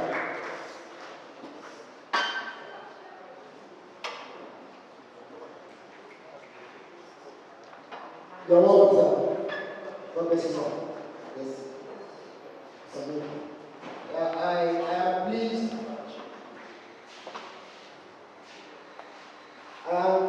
To inform you that I'm one of your students. Yes, I actually aspire to go to university, but they denied me. Sorry, I did not attend because the difference between being denied and being allowed.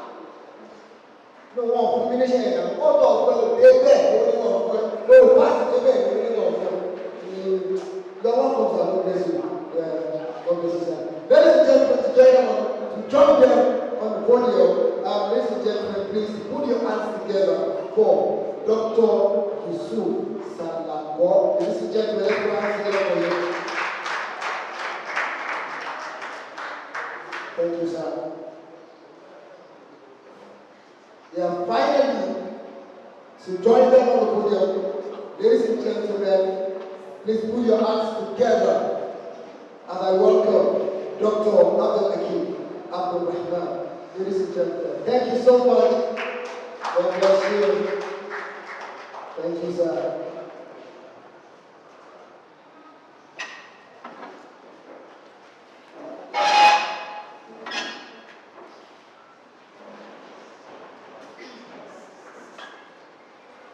And at this time, you're welcome, sir. Yes. So we have our panelists already. So at this time, permit me to bring in to this stage a man that is going to introduction. I love him so much. This man is a senior colleague in the industry. I don't know how to introduce him, but he's a very good son of our father. Yes, a man that is going to introduction. Ladies and gentlemen, let's put our hands together for my senior brother, Al-Aj. Yeah, but ladies and gentlemen, he is going to be the moderator of today's panel session. He is going to coordinate this set of program. Let's put our hands together one more time as he makes his way down to up to the place. I don't know why everybody is wearing white. Daddy, I go. He started this thing. I'll go and remove my jacket now. We should be all white. Thank you, sir. God bless you, sir.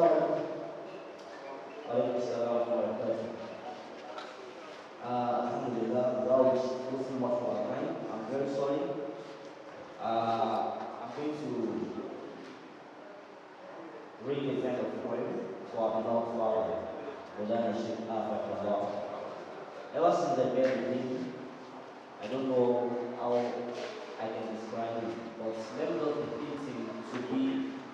man of total submission to the will of Allah. According to my own perception, I'm sorry, it might not be like that for some other person. Beloved brothers and sisters, let me just bring forth the poetry. It's just 2 stanzas. عيد ميلادك يا عافاك عيد ميلادك يا عافاك يا مولاي عيد فيه يأتيك من الرحمن مفتاح جديد فزياد المرء عمرا فزياد المرء عمرا كان يا إخوان معيد عبد الرزاق قد هنأك اليوم نشيد عبد الرزاق قد هنأك اليوم نشيد قولي أبكي وأبولا الشيخ عبد الرزاق مبشر ولي الله عافاkallau. To summarize this personality, I'm very sure we know him very well, but when it comes to conduct, character, preaching, sagacity, just mention everything. Allah endowed him. Even when it comes to appearance, his appearance attracts so many souls. Now I listened to a woman one day, if not possibly because of her mother, I told that woman that she should attend our program again. Tebare nikati wa program again, ma also for me to baba you won't ma be doctor. Monera o, awala mbaya awala mba wale sisi. When this is your problem, Allah will let me know before. Allah will know. Allah will follow me here. Komanu, ya ko do padada. Only fine, but to abere you back and bagda ni mani ka dia buku. So you get the smile. Allah will do kusa mo. Allah will follow me mo komanu. Baba wa si se ni buku to lo damo. That Allah will do manu. So you are celebrating something.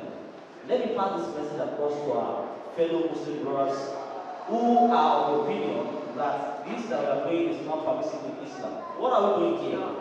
We put our heads together to solve several problems that has to do with humanity.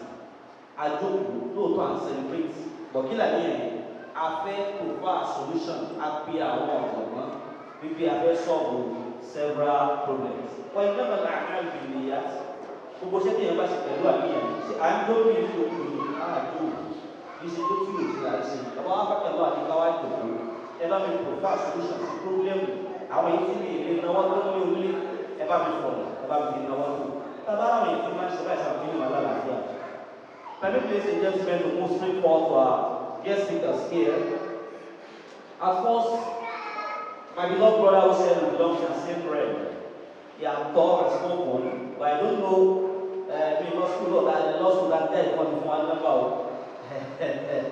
Ọ̀gá mi lè yí ojú ìta yìí. Ọlọ́pàá lè kí ya ní ẹgbẹ́ ọ̀làdúgbò. I'm going to show the first person to introduce.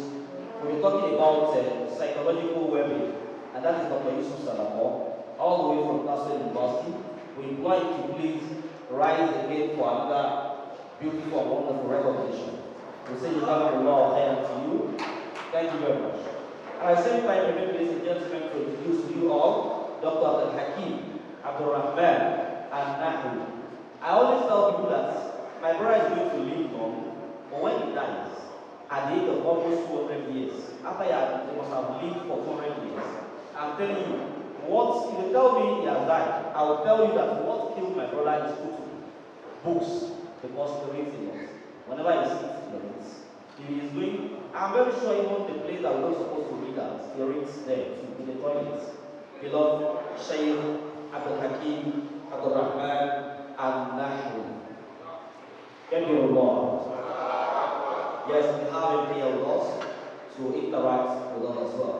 Now, the next person is, we'll be dealing with, I've just mentioned what we will be talking about, and that is leadership and well-being. And the third person is socio-economic well-being, and that is my beloved brother. He knows his topic himself, but I think I have to just mention his name. He sees my mind based on the name he bears, I know you know the name. He bears Arimu. So you know Arimu now. Arimu is the person who sees someone's mind. Permit me, ladies and gentlemen, to introduce to you or to invite to just write for recognition our beloved brother, Ashaif Alhaj Mr. Tunde Arimu. Arimu. Arimu. Yes, it's the same thing. Arimu. Yes.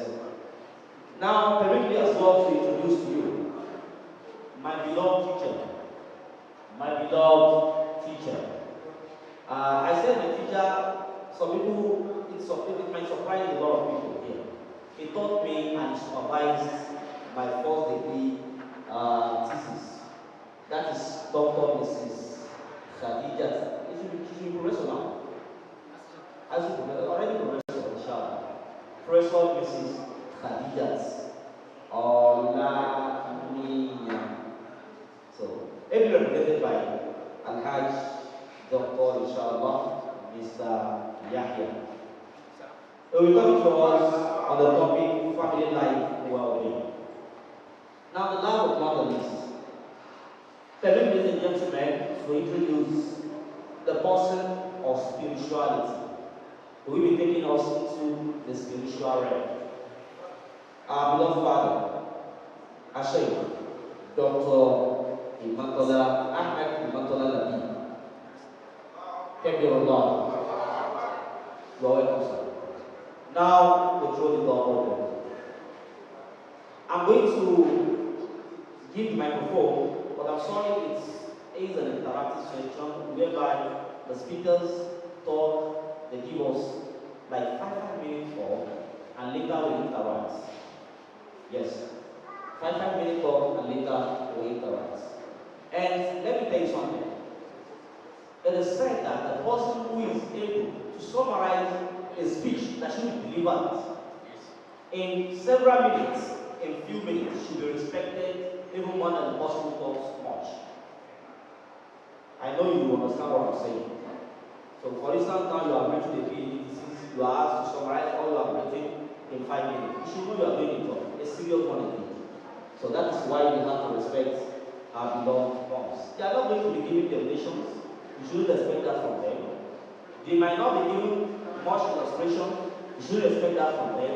But they are going to give us major and key points. I'm sorry, it's not that I'm trying to guide you away, but I'm just trying to tell people and the audience what you're going to hear.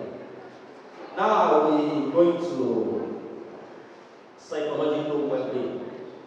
We need to be good, and that is why the topic have been chosen. So, psychological well-being, Dr. Yusuf Sadako, all the way from Password, I think we have the ground now to tell us something as regards psychological well-being. In 5 minutes, sir, the well-being.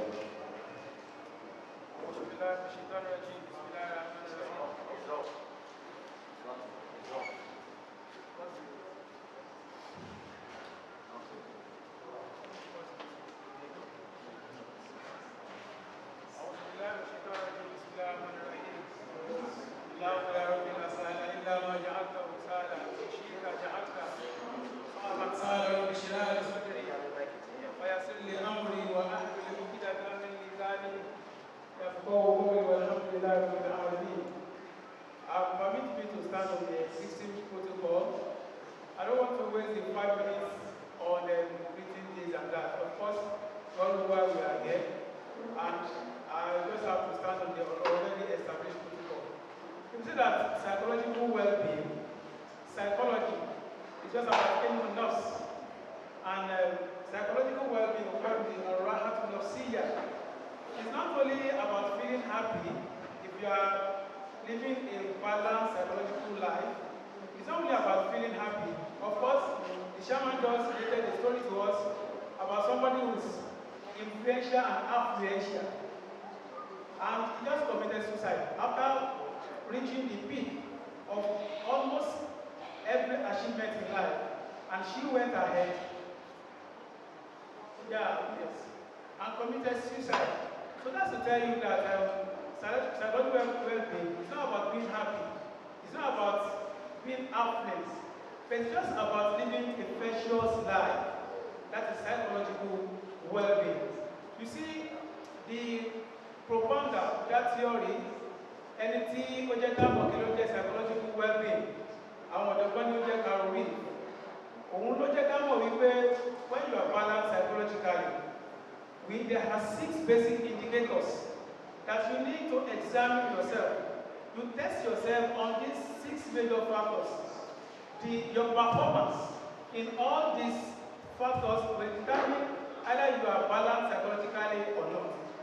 And the factor is based on the law of Aristotle, the Nicomachean theory. The first one, and related to Islam, inshallah, the first one is to have a positive relationship with others. People beside you, how do you relate to them?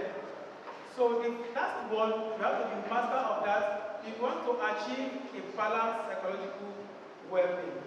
The second one is to live a purposeful life, to have a purpose in life. You cannot not just be wandering around without living. You have to live for something. If you are not living for something, then you will die for nothing. So you have to live a purposeful life. That's the second one. The third one is self-accepting.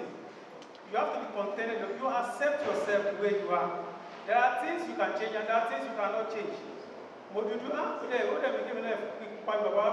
I cannot be like him. So you just accept what you are. That's the third point. The fourth point to live a psychological well-being is to be autonomous.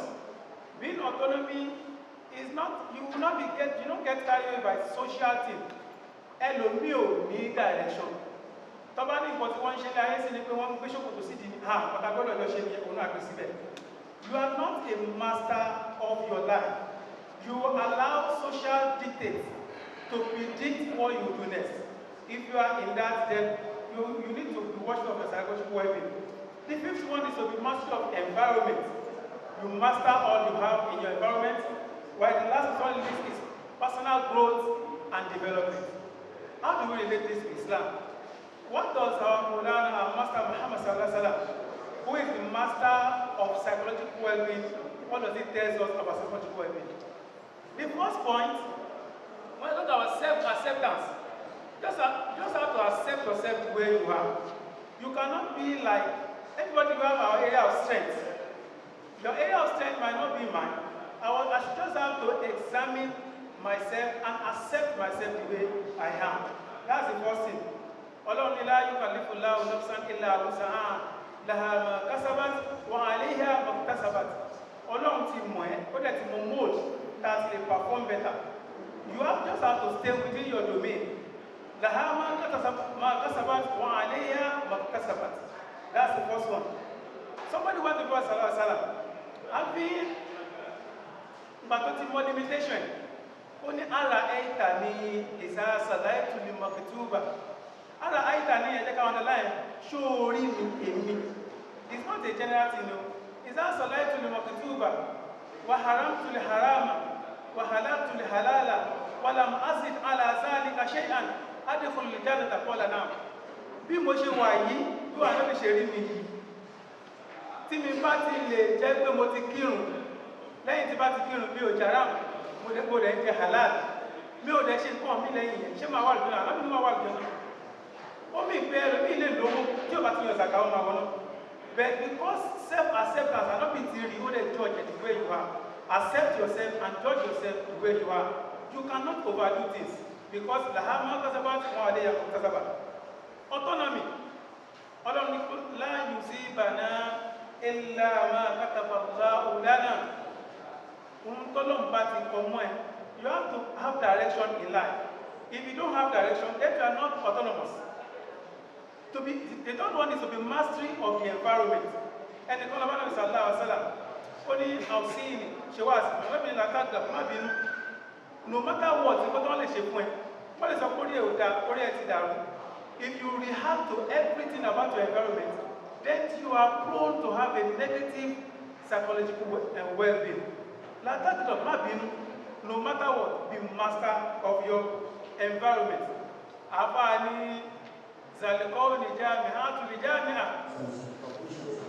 Yeah, so you have to be master of your environment. That's the first one. The fifth one is you live a purposeful life. Anabini i'mal lidunyaka ka'annaka la tamutu abadan wa'mal li akhiratika ka'annaka tamutu gadan. Set the agenda for right. Agenda tó lè complete the next 100 years. Set a calendar. Kó wá máa wá ṣiṣẹ́ fún ọjọ́ ìgbéra kan mẹ́tò máa kú in the next second. If you are living that kind of life, then you live a purposeful life. The fifth one to have a positive relationship. Anabi sallallahu alaihi wasallam ó ní wallahi ila yawmi. Wallahi ẹni oṣù nígbàgbọ́. Wallahi ila yawmi. Wallahi ila yawmi. Àwọn sàhábà ní pé kí lọ́ọ̀gá ń sọ tó ń pọ̀ gàlára tọ́gà wá ń sọ lẹ́ẹ̀mẹ́ta. Ó ní allazi la yaman jahrahu bawa'iqahu. Ẹni táwọn tó wà lẹ́gbẹ̀ẹ́ tí wọn ò bá fọwọ́ ìpínlẹ̀ lágbájá báyìí máa ṣe dáadáa ó jẹ́ sá fún ẹrú ẹni bẹ́ẹ̀ doesn't have positive relationship among others, then you are not living a well-being, a servant well-being life. Assalamu alaikum wa rahmatullahi wa barakatuh. A very wonderful and very big one. It's as if we should just end it here, but I'm very sure if we move forward a bit, we still have something to reckon with as well. We thank you for that wonderful one, sir, and thanks for not wasting our time. We're moving to Dr. Abdul Hakim Abdul Rahman Adaki. I think he has just talked about 6 points, very detailed and very good. So thank you so much for that. So that means psychologically, if we are here speaking to all these points, we will psychologically fit. Okay. Thank you so much. So imagine notes. Summarized in one hadith. Okay, but can we have that? Yes. You see, somebody said, I was working with Prophet Salam. And I do for ballet to be first of point. To ballet she what we say here. Only number one. And this to summarize it here. Only okay. Only ya gulam ya bani. Inni alimta kalimati Aafaakallau bihinna. Only number one. احفظ الله تجده امامك احفظ الله تجده تجاهك اذا سهلت فاسهل الله حديث ياتيمو òun ló summarize psychological well-being. Assalamu alaikum. احفظ الله يحفظك احفظ الله تجده تجاهك. tó bá ti sọ ọlọ́run kò sí problem ọkọ̀ tó wọ́n ní fún mi ní kébí náà ní ìlú dọ́kítọ̀. ara wa àdúrà tí mo ṣe wá ní ó máa ṣiṣẹ́ ìlú kò sí kẹ́rì bẹ́ẹ̀ sí bàbá kàlá ni wọ́n fún mi pé tó bá ṣe kákàdé yẹn àwọn yóò máa gbàgbé nǹkan sí ọlọ́wọ́ fún ìjẹ́ àti ìwàsọ. I'm sorry, but I will not be a familiar with that time. Ladies and gentlemen, I will move to the next person, and that is Dr. Hakim Rahman Adaki. He is to talk about leadership and well-being. Leadership and well-being.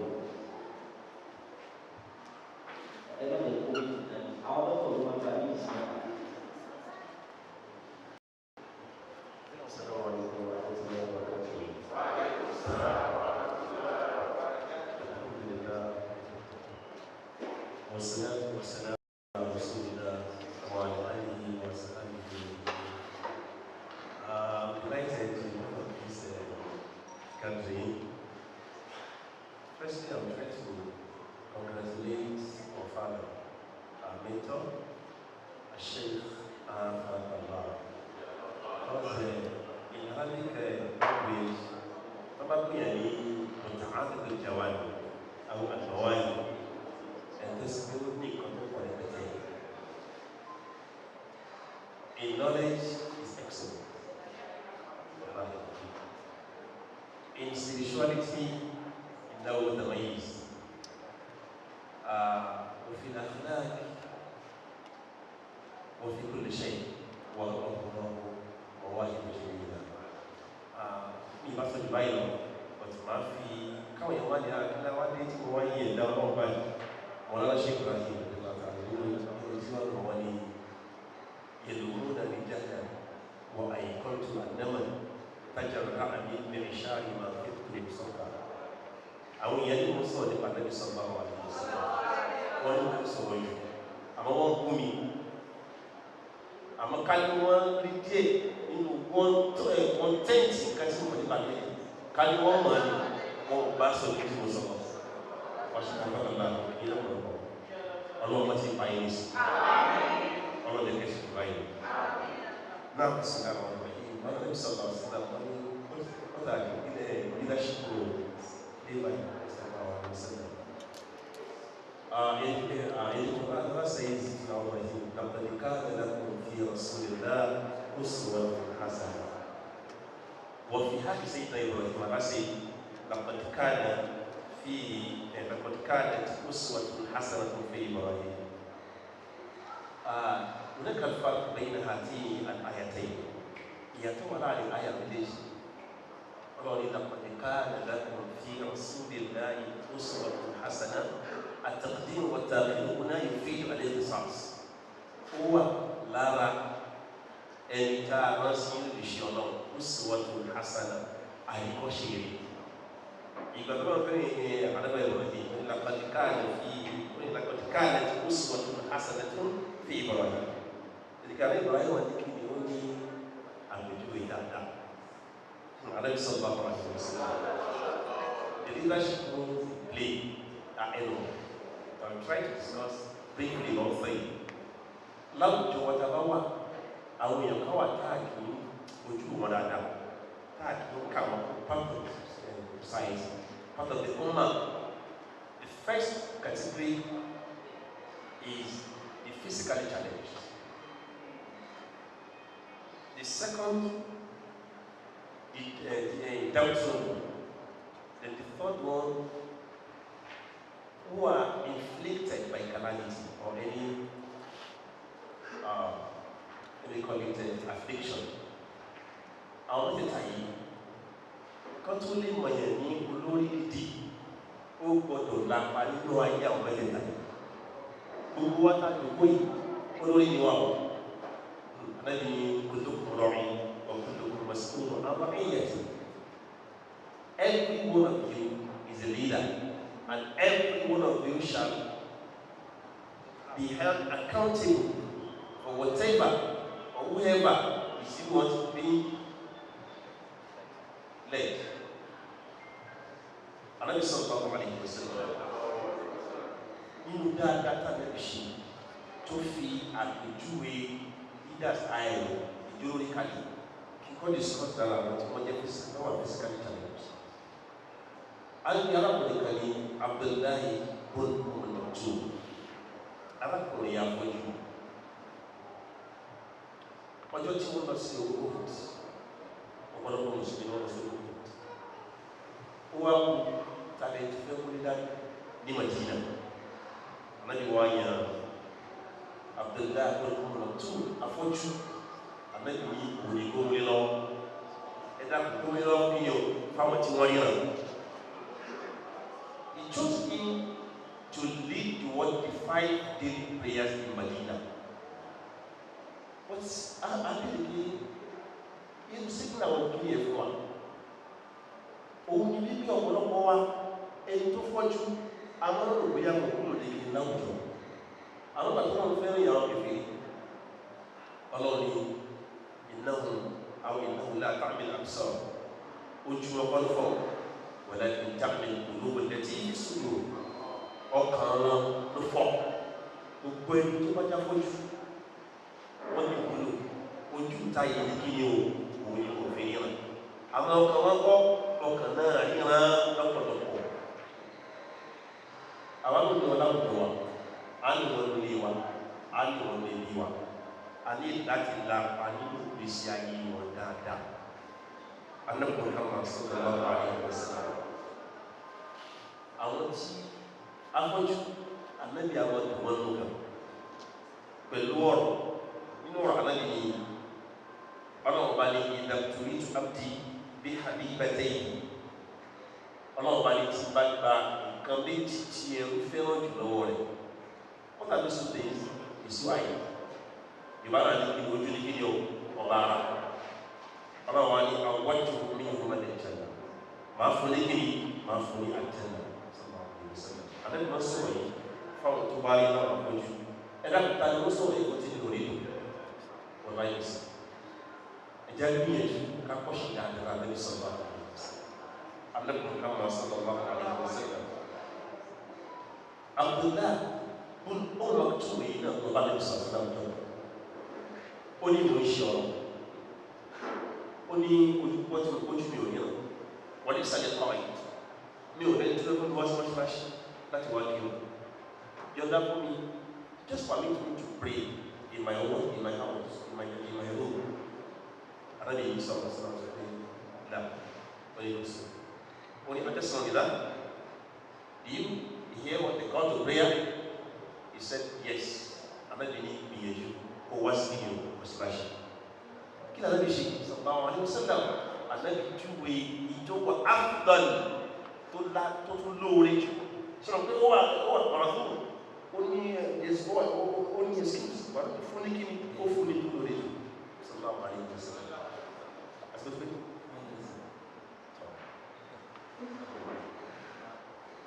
yeah the last one tí wọ́n sọ wọ́n yẹ pé yọ kọ́mọ́dé máa ní small friend arákùnrin kan wà ní second channel náà ojú dùn wọ́n ní yàrá sí ọ̀tà ìwé ìṣe ọ̀tọ̀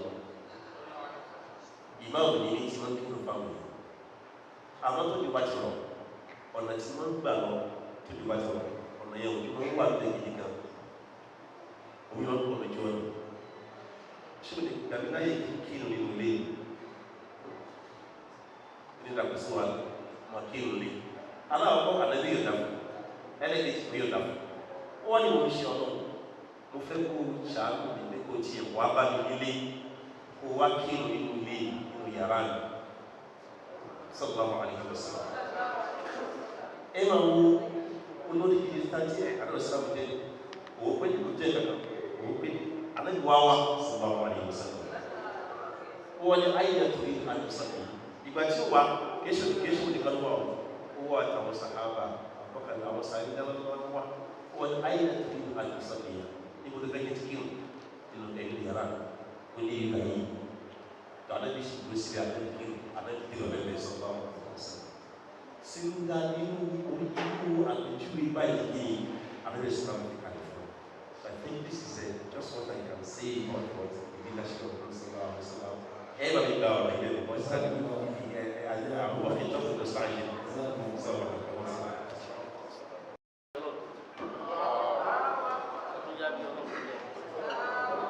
Allah Akbar. Well, anyway, if they not taking, bí wọ́n ṣe ń sọ̀rọ̀ yẹn, ìgbésí àtẹ́bí náà ṣe ń jáde wípé ọ̀dọ̀ ní kéèyàn máa sọ̀rọ̀ ó wà lẹ́gbẹ̀ẹ́ kan báyìí yóò sì máa sọ̀rọ̀ àtẹ́bí òun náà wà lẹ́gbẹ̀ẹ́ kan ó wà ní papọ̀ ọ̀rọ̀ yẹn ìlú gbàdùn ṣé tó bá kàn yọ máa ta díẹ̀ lórí ọ̀pọ̀ àwọn tí wọ́n bá nífẹ̀ẹ́ àtẹ́bí wọ́n bá ń sọ̀rọ̀ ẹ̀rí kékeré yẹn ó fi ń wọ̀ wá lára àdúgbò ọ̀pọ̀ ànábì ṣe báyìí ànábì ṣe báyìí alẹ́ yẹn jẹ́ ìlọ ọ̀pọ̀lọpọ̀ tó fẹ́ kí èsì pé láì ṣe kiri o wọ́n ti lọ ṣèbí máa ń tètè yí jára lórí ẹ̀jẹ̀ ọlọ́pàá tó kó sàmọ́ wa. Now we move to the next person. Àti gba àwọn area tí wọ́n concentrate lórí torí yìí ò lè sọ̀rọ̀ nípa leadership tẹ́lẹ̀ kan náà. Orin tẹ́ wá ṣe wá ní pé ẹgbẹ́ ojú wa sí area ààyè kan. Ẹ wá fún wa lápèjúwe àwọn sọ́tún àdàbàwìyàn pé area tá a náà ti máa ń ṣàánú àwọn èèyàn tó fi lọ́ọ́ kí òun lórí aláìní. Ó di àwọn àbá àgbàdìsí ẹlòmí ò fẹ́ lọ ṣàdúrà fẹ́ tí ò lówó mọ́ ẹ̀ẹ́dẹ́gbẹ̀sì àwọn ọmọdé ó tẹ́ báyìí lè kọ́ pé ìyá sí wọn tí ìta fẹ́ lọ ké ilé bàbá adésílẹ̀ lábẹ́ ké ó ti yé tó ti fọkànáísà làwọn mú bá ní àkàràmùkọ̀lá ibo lẹ pé pé nílé pírẹsidẹ́ǹtì alubis international ẹ wá ní alọ́lẹ̀ ẹ̀rọ fọkànáísà ọmọ ọrọ̀ jùlọ ó kàmá mú sàlẹ̀ ní àásí now we move to the next person, and that is socio-economic well-being. Biology. About Dr. Mr. Tunde Ali. I'm not going to justice a lady or what's the name of the Assalamu alaikum wa rahmatullahi wa barakatuh.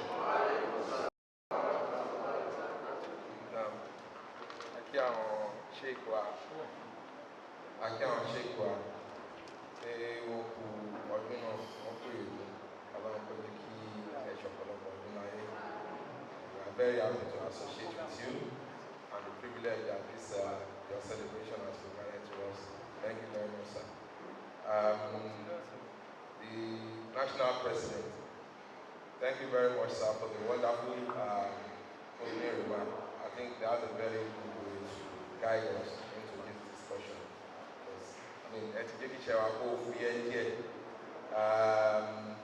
So I will stand on the line, see our National President, you are said for one.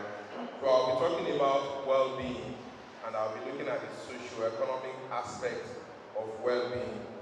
First of all, Gagabi Chairman and National President trial as a guide. There is a difference between being healthy and well-being.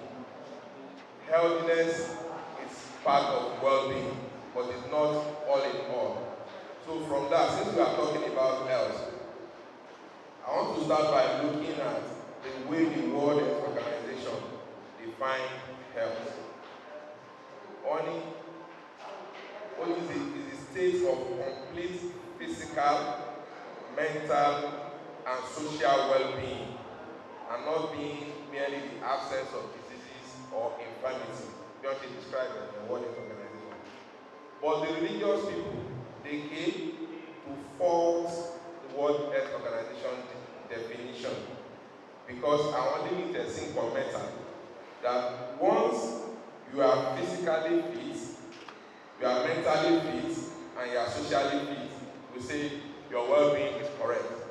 But the religious people, they introduce the spiritual aspect, because the World Health Organization deliberately they remove that spiritual well-being, and that is why we see that what they celebrate as well-being in the social world is different from our expectations as Muslims.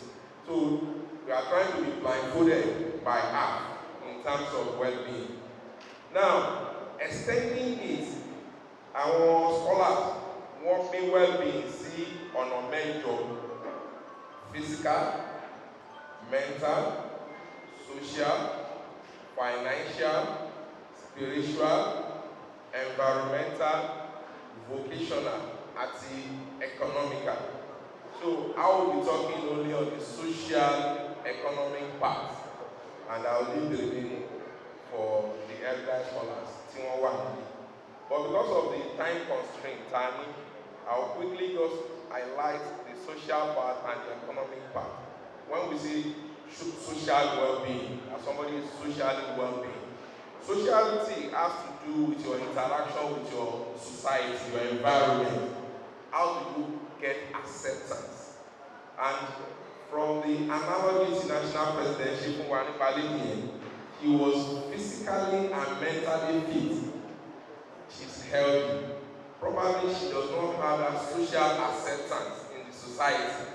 And the consequences of not having social acceptance, only the high rate of suicide than real in society.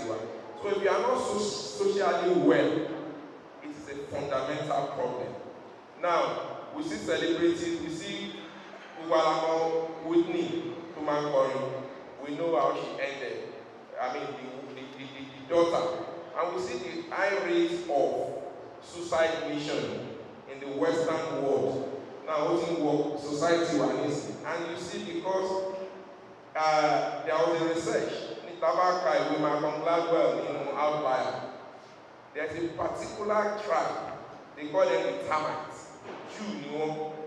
One tribe actually research into why the particular tribe, their longevity, when they did the research shows that they live a communal life. So, tí bá máa ní problem tó máa dé level suicide, àwọn èèyàn ti máa mọ̀, because we live a communal life. If I import it back into our community here, and the MC was trying to say something the other time, which was like a comic clip, but it's actually very heavy. Taba see where we are used to, Arowe, for example, or Shekwa, you will see the communal life. Especially Tanya, you see everybody in the street, everywhere is flooded. Especially Patia, you see the street everywhere is flooded. Especially all kind of program. You see there is a tendency for people in that community to have social acceptance and for them to be well, better than Tabalosi isolated area, Tabalosi Uleki Aja, because a lot of time we people make that mistake any small thing. Uleki Aja example. If you interact with them, you will know what isolation is. So I have a friend who moved away from Ikeja, Mosileki for example. So I was talking to her one day, she told me that anytime she moved on Sunday, she has to travel from Lekki to Ikeja to do her hair because she has that acceptance there. In Lekki Aya, people love their gate, love their door, love their burglary and all of that.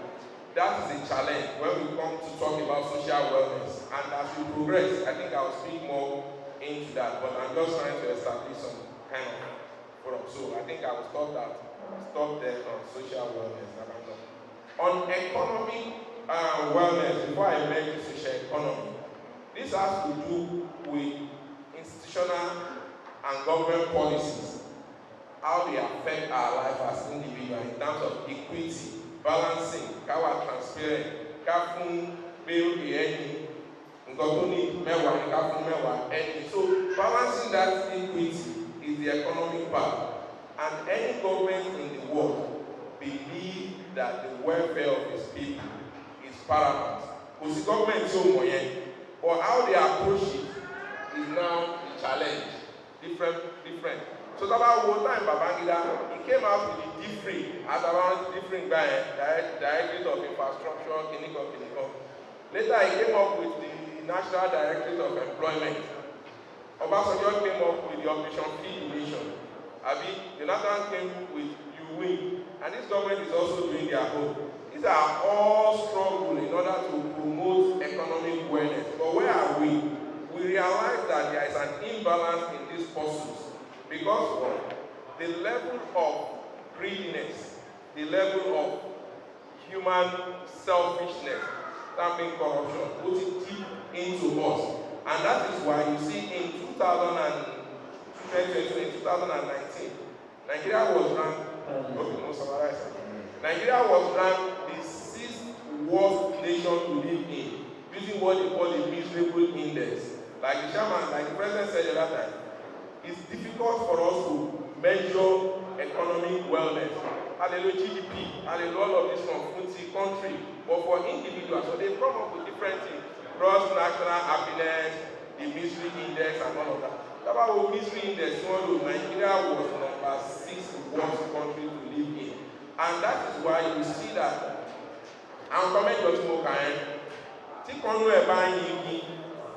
What affect the entire wellness, make it look. So if your economic wellness is called to question, there is high propensity for suicide, there is high propensity for stagnation and kukumbotari.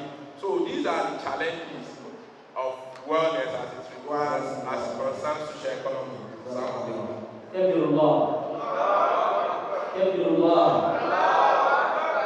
fact, let me just start by establishing the fact that you did a kind of very serious and reasonable justice to the topic in the area that when you want to make mention of being one full religion, 10%, religion become or 10%, so I'm going to 10% we completely. And you all do it. So I want to want that video or the money they give you. Oh my God, somebody be at work. What are you going to shaking? What do you listen? So I give you more. Anything more established. You know, if you want to try that is on the base, socio-economic kidney are leadership from isolation. What being the social area, CB. All the economy, all those strategies, the Jobanu. It has generally Kolewa, I see the video. Our generally don't solve problem, but more head to particular place, but one more also the big and some bad one. I buy something like that for a good day. Morubiana, Feka, and a Kubatu Kulia. Thank you very much for that wonderful and very good contributions. Now we are going to Lasso. We are Lasso. We are Lasso. The best university to find the world.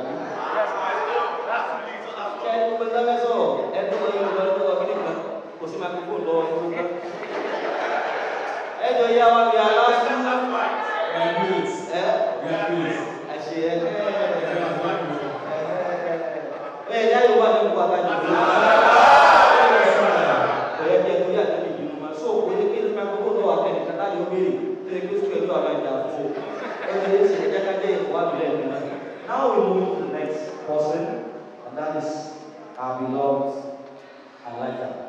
our son, Professor Library.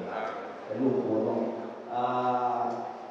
Dr. Khadija is family life well-being. Actually, it should be dealt with by a woman. But I'm very sure when Dr. Yaya is coming, Elijah has cut off Dr. Yaya's head and puts eyes on his so, ever be about Olivia, she got one more ever was on your last week. He said, oh, Yawa, no one can do beautiful guys. Alhamdulillah, wassalatu wassalamu ala rasulillah wa alihi wa sahbihi wa sallam. Lákòókò, tí mo kọ́kọ́ fẹ́ sọ ní MC wa ti sọ yìí. So, èkejì ilẹ̀ ló dé mo fẹ́ kí bàbá wa tí wọ́n gbà wá láti ìdílé. Nígbà tí prof pé ìpínlẹ̀ wá bí lọ́rin inú wa. So, wọ́n bí pé ṣe mo wà ní ilé ìwé nínú òwe mo wà nínú. Wọ́n ní àwọn ní invitation kan wá sẹ́ndẹ̀ sí. Nígbà tí wọ́n á rúkọ ẹ̀ mo ní máa wá.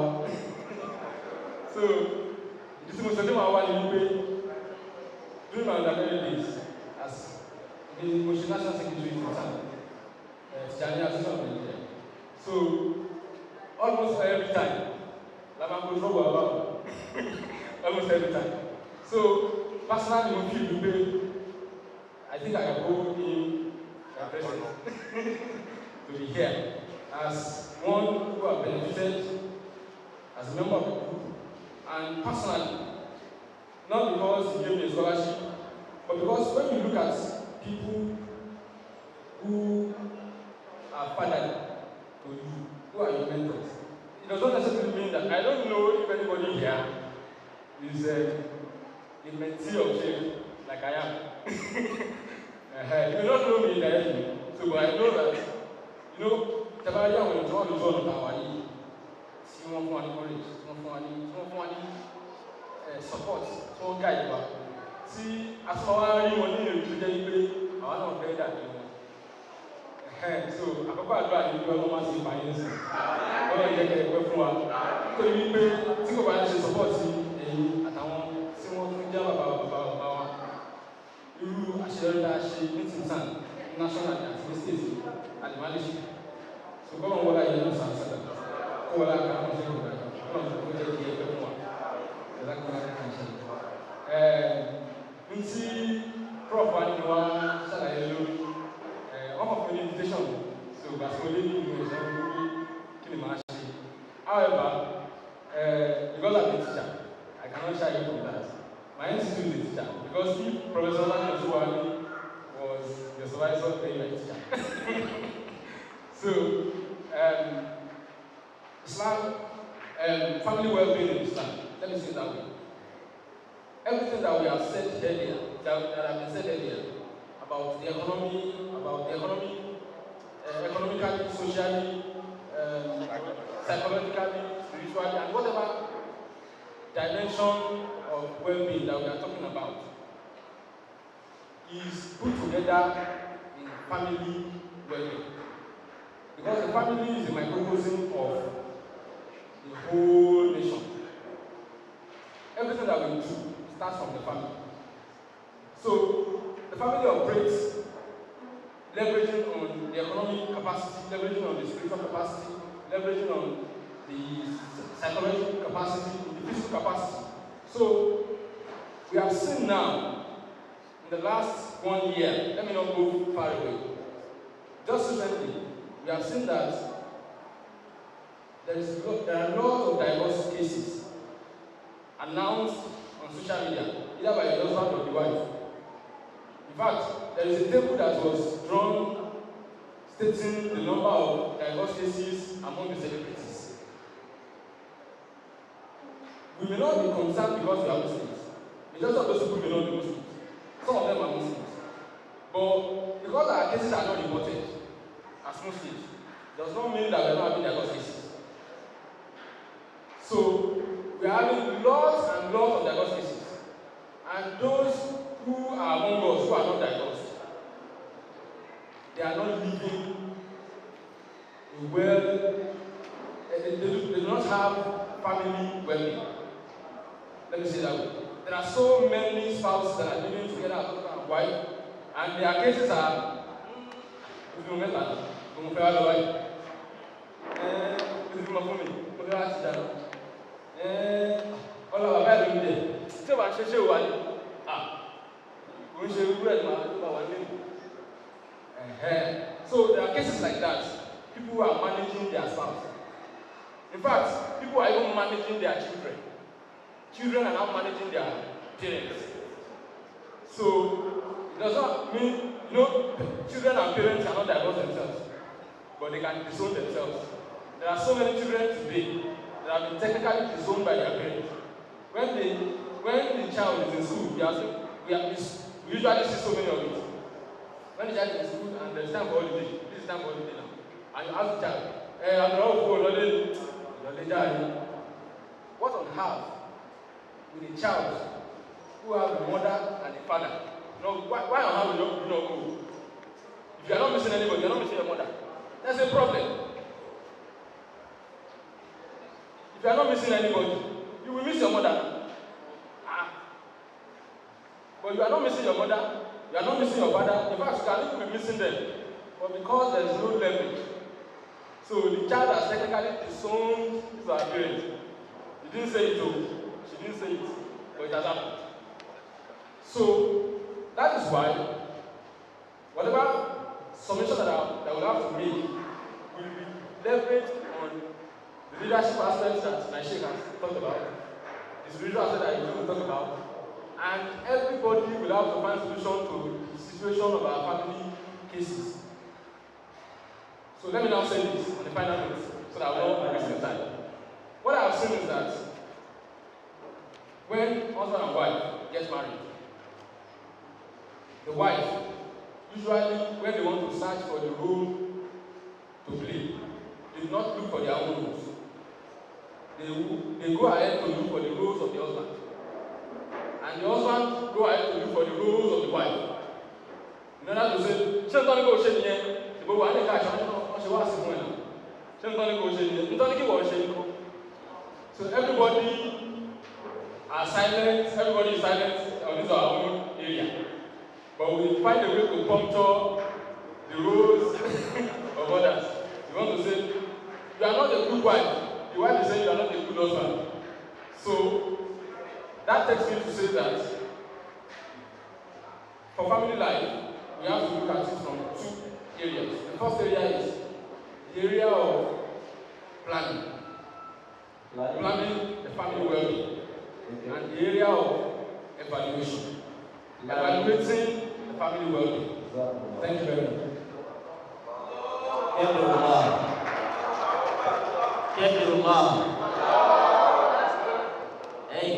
Antum syuhada Allah fil ardh.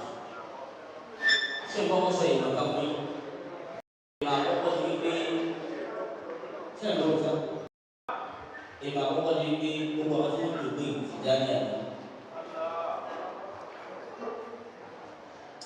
Orang sufi sufi nama kifio, nama atekio kan. Ini itu dah itu. Kau ada ni. Ini macam tu lebih Aafaakallau di kami kondisi lucu, orang orang berbeda. Turi macam maaf, turi awak sisi. Lu tampak dia main lumi, betul lu jadi asyik Muhammad, Muhammad, doa macam belief dia ni cuma kabai. Sebab kita berarti mahu waris, mahu kunjungi. That is not the first thing. It's kind of the branding and trying to give us another look. Take one celebrity, one song, you are you was so many souls alive. Aafaakallau jadi. Saya duduk buat itu, awak sampai ini pandai lagi. Saya, yang ini atau Inggris proposal ini, kita kalau sudah bawa, lima tolak, tambah aja deh, ini miskom kan, ini miskonya. You are too late. You have to have a good draft section. Very sorry, sir, we have delayed you kind of, but however, we want to have this. Why? What I do about this?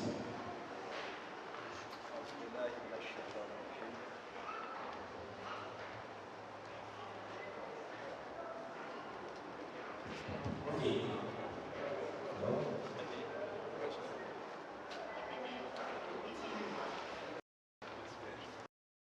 Assalamu alaikum warahmatullahi wabarakatuh.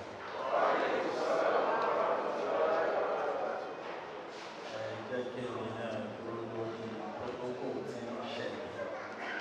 I stand on the existing protocol. But I will not go into my basic submission without saying one or two things about Sheikh Aafaakallau, who is raising the term for this gathering. Abba, alone with the head of God.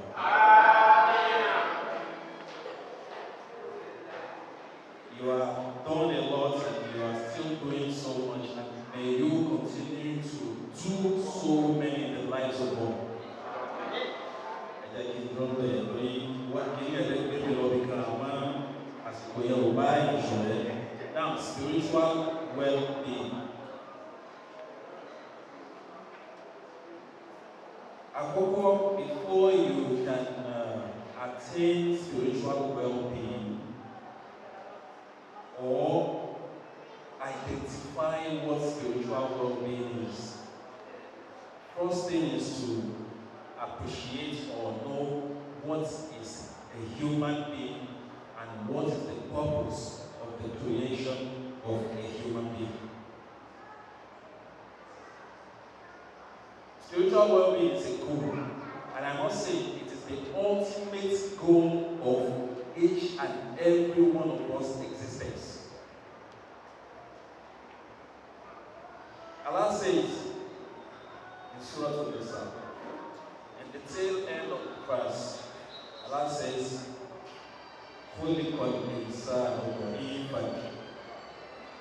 man was created weak. So if man was created weak, where is man going to find his strength? So in the journey from weakness to strength, Allah gave us a direction. Where should we look at? Where are we going to derive the strength?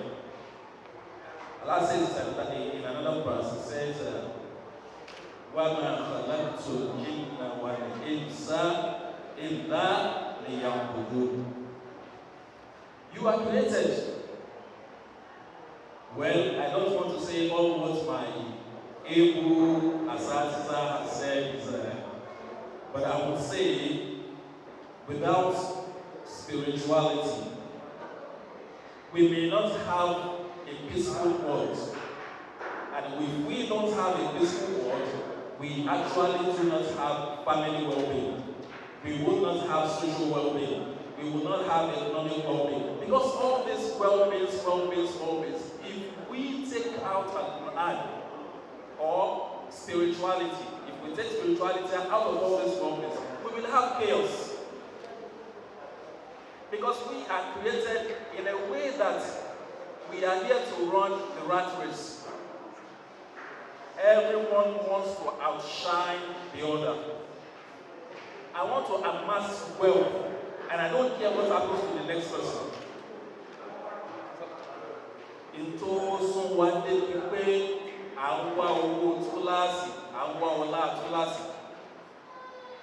need spirituality. Spirituality, we cannot get it anywhere except through Ibadah. So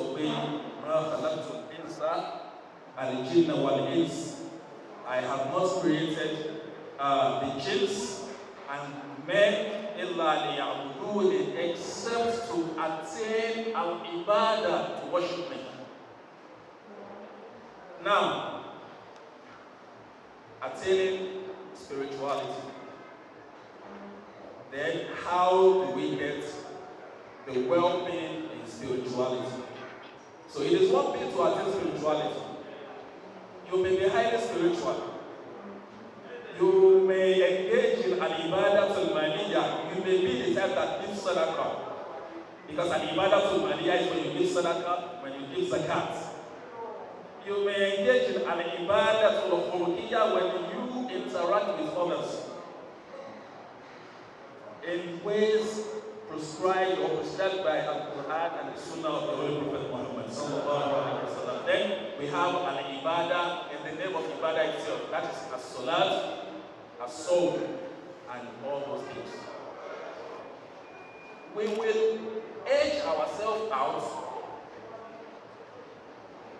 in accordance with how much we adhere to all these ibadats. Tẹ́mi bá mọ ìbádà ṣe dáadáa jùlọ mọ́. Ṣé bádà owó ni gẹ́gẹ́ bí ti gift work yìí? Àwọn èèyàn kan wà níbẹ̀ náà. Àwọn èèyàn kan ní wọ́n ń yọ owó wọn. Ìwọ náà ń la gbogbo èmi náà ń la gbogbo. Àwọn kan wọ́n wá ṣe sẹ́mi àti wọ́n táà lè ṣe. Wọ́n wá yọ owó lápò wọn. Wọ́n ní ẹ jẹ́ ká fi lè ká máa fi ṣàánú àwọn èèyàn. Ní tí wọ́n ṣe ń bẹ̀rẹ̀ ni pé wọ́n ṣe àyè ìbádàtú màlíyà. Ìbádàtú màlíyà tí wọ́n ń ṣe yẹn. Al-Qur'an pè ní al-amalu salih. Iṣẹ́ tá a lè wá ṣe láyé wọ́n ní al-amalu salih. Lórí jẹ́ pé tá a bá ní ìmánì tán, bàbá àtúndé wà á nílùú salihat. Al-Qur'an ní alladhi khalaqa al-mawta wal-hayata. Òun dá yín sáyé, òun dá ikú, òun wá dá ìyè. Now, ó wá parí ẹ̀sìn pé ní ìyẹ̀bùrú wà kù láàmú kíni láàmú àsàbàbíyà láti fi tẹ́sì yín ayòkú ahasanu amala. Níbẹ̀ yẹn, Ọlọ́run wa is talking about the quality of actions, not the quantity. Ahasanu amala, the quality of actions, not the. Allah is going to judge with the quality, not with most. The best, not with most. So, Ahasanu amala, the best of actions, not the most of actions. So, in the best of actions, see, that's Mama Drawalo. Now, I'm going to buy them. Zahaba Ahlu Kuthur. Dúró bí báyìí náà. Aha. Wọ́n ní Ànábì. Ìkankan ni wọ́n rò débẹ̀. Wọ́n ń ṣe fàǹfà lórí spiritual well-being. Àwọn ọ̀gá ń kírun bá a ṣe ń kírun. Wọ́n ń gbàwẹ̀ bá a ṣe ń gbàwẹ̀.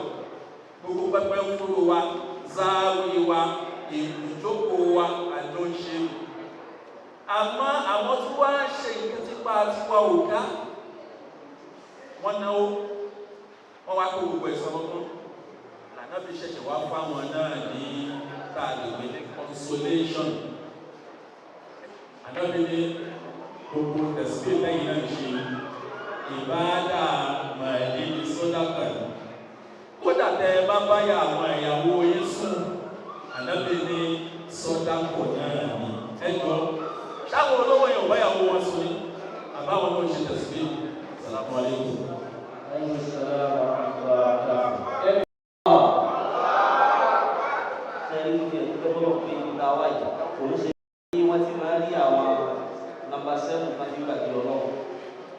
Tí ó bá níbi ẹni tó bá sẹ́wọ̀n mú omi tó bá ní káwọn ọgbọ́nà tó bí wà láyé àwọn ìdá yìí ẹjá gbọ́nà tó bí.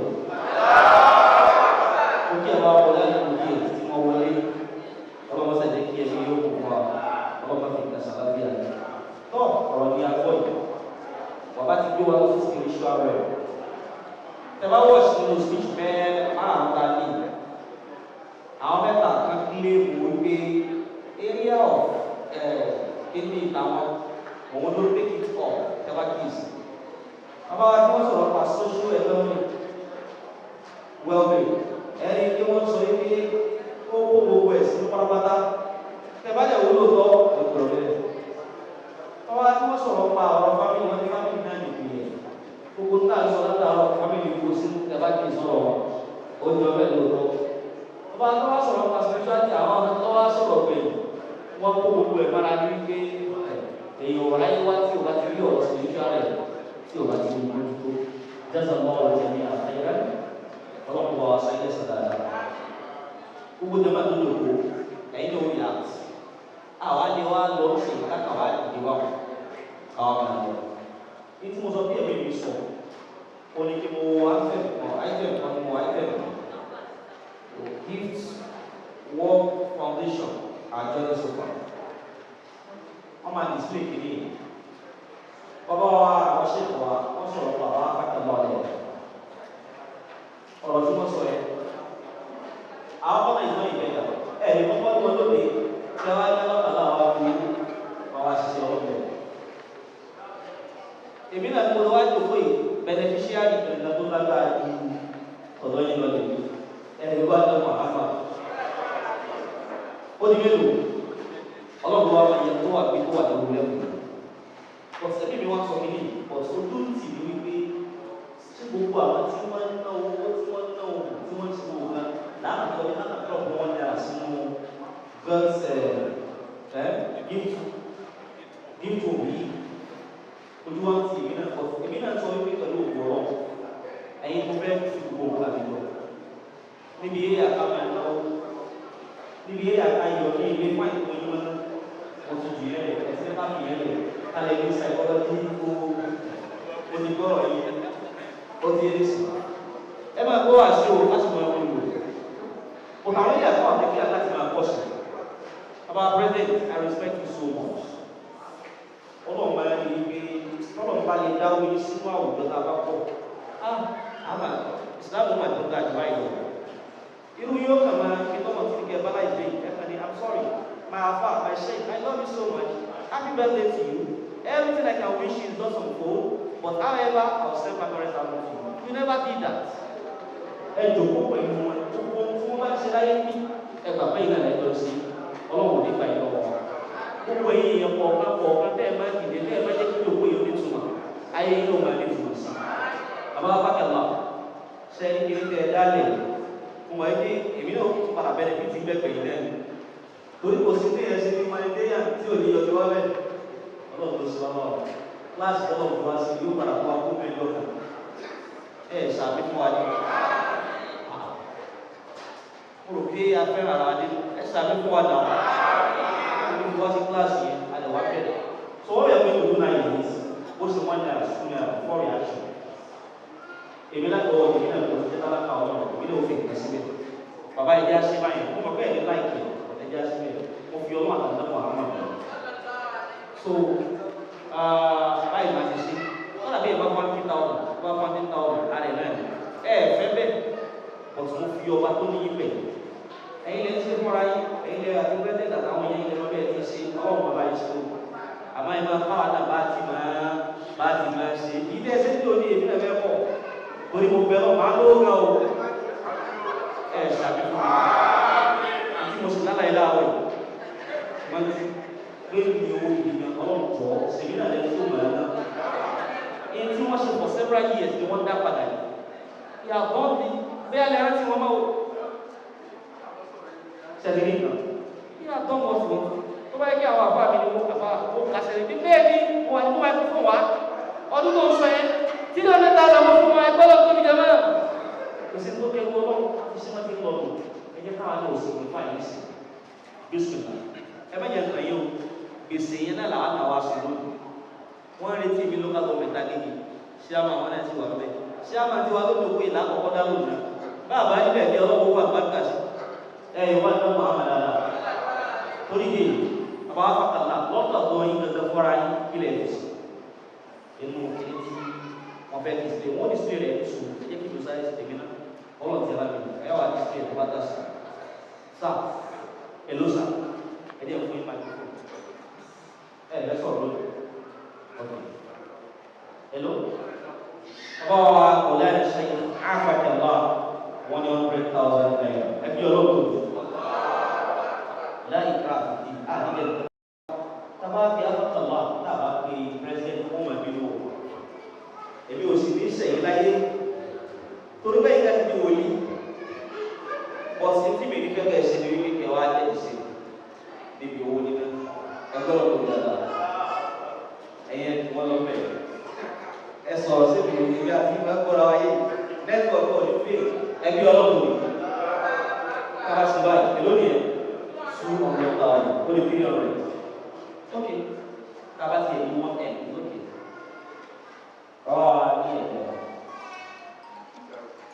150,000 naira. What do you do right?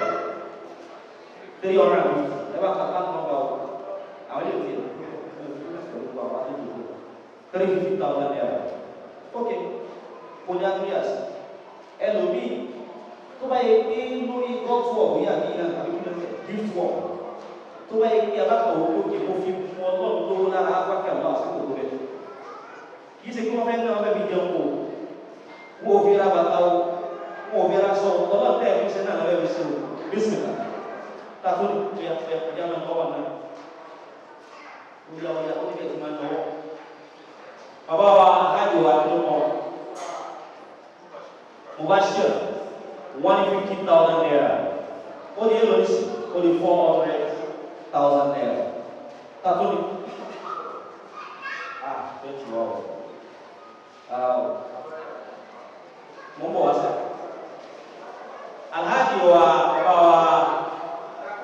Muhammad Kamil. Ayo orang sekolah kan bawa kasih dia kena. Alhaji Muhammad Kamil 50,000 naira. Pada saya itu aja. Ya sah. Jadi dua orang boleh asin atau mereka kantor dua ini mana lewat kata jadi 50. Jadi 50,000. 50,000. What do you know? 450,000. You're going to buy $10 million is okay. About 4 hours. What do you know? This right? Only 450,000. Who else? I don't buy. I don't look at them. So if you know, Lola to the dancing, Pokatia Sami, Cynthia, Allah, Bilai, Lori. So, gifts, warming. Bila saya baik, kalau memang form kita lagi baik, dua itu baik,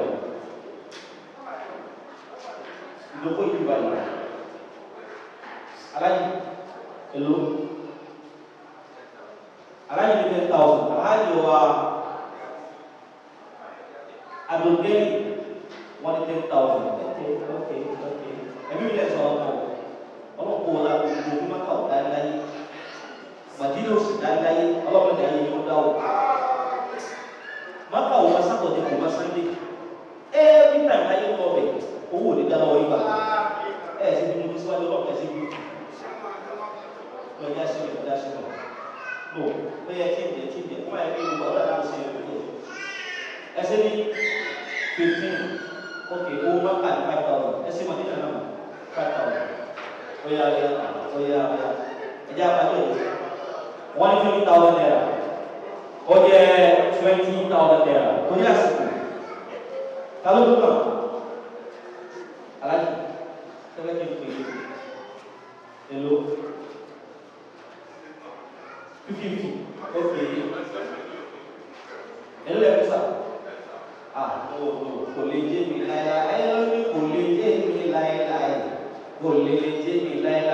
We still have to continue our practice session. Sir, so to the right. Now, October, no, 25 will do from Aafaakallau. Yang pagi ada 50. No, dia mau itu. Asyik. Ayo mau berapa yang tahu? Mana tahu lagi apa? Ayo jauh. Kemudian aku kita lalu Aafaakallau. So ada yang pun Aafaakallau ni 10,000. Asyik 50. Mau apa dia lagi pronounce pronounce hello. Agora eu vou chamar. Okay. Oh, dia mau falar apa dia yang kesini? Apa jangan buku. Buku kalau kamu tidak akan apa. Jangan. Tunggu beku walis. Oh, dia tak bisi dulu di sana. La bebe. Ya suraka. Usik kau kan begini. My brother, thank you. Like this is 100,000. When someone did this the other time, it's 100,000. 10, make it 20, sir. Just make it 20. Is it 10? Say, babi dunia, abi more. Okay, 110,000. Apa nak tambah? Ya. Kalau dikumel, ini dah sekian lain. SM20 10,000. Àbúrò àwa ẹ bá fún ọ lákàánú wà kíákíá yá. Ọ̀yà ẹ má bá wa ṣe ẹ má bá wa ṣe. Cashless policy náà ló lè bí àdé sí. Lábẹ́ bẹ́ẹ̀ ta ló kù? Ẹ̀yà wa bísímìlà ó yà má jà pẹ̀lú. Ìyá wa màmá wa Aafaakallau. Tó fi màmá wa Aafaakallau. Sẹ́yìn bẹ́ẹ̀ ni wọ́n fi olówó yìí máa ṣe ojú wa ní ẹsẹ̀ bẹ́ẹ̀ náwó lónìí. Èló wà? Ẹbí ọlọ́run tó ní. Ẹ bá fún ọ lákàá nọ bàtẹ́ má lò fún ọ fi ṣe gbòórí o. Ó di ẹni sí. Ẹ bá fún ọ lẹ́yìn sí. Mọ́ra mi dáadáa, kọ́sítọ́mà mi ni wọ́n. Owó tí wọ́n lè ní pọ́npọ́n àwọn afúnmi ní Aafaakallau tó bá yẹ kí bàbá Aafaakallau àwọn òní fún mi lẹ́sà 200,000 àwọn ọ̀rẹ́. Èló ni báyìí sí. Àbí ẹ wá lẹ́sìn ìgbà ìgbé yóò. No, ẹ bẹ jẹ síbà. Ẹ kà sí báyìí. Ẹ wò ẹ sí báyìí. Àbí kí ẹ sí báyìí. Ẹ sọ kankan. Ẹ sí báyìí. Ẹ sí níta yìí. Ẹ ní sí níta yìí. Ẹ bá ń ṣàbí fún wọn. Tẹ́ẹ̀bì lọ bọ́lọ̀pọ̀ ẹ̀ sí níta tó yẹ kí ẹ bá ti náwó èlò. Ó yá náà kọ́sọ́mà dáadáa ni. Ẹ sì kan fà. Ẹ mọ̀ ọ́ máa ṣe bóyá ló lé wà.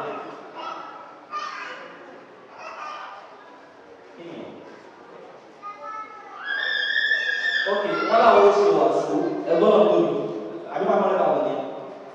Ok, wàásù àwọn àbúkàlà ẹ̀ máa bìí wàásù lọ́rọ̀ ẹ̀ tó àlọ́ tó pè é. Ẹ máa ṣe lọ́bẹ̀rẹ̀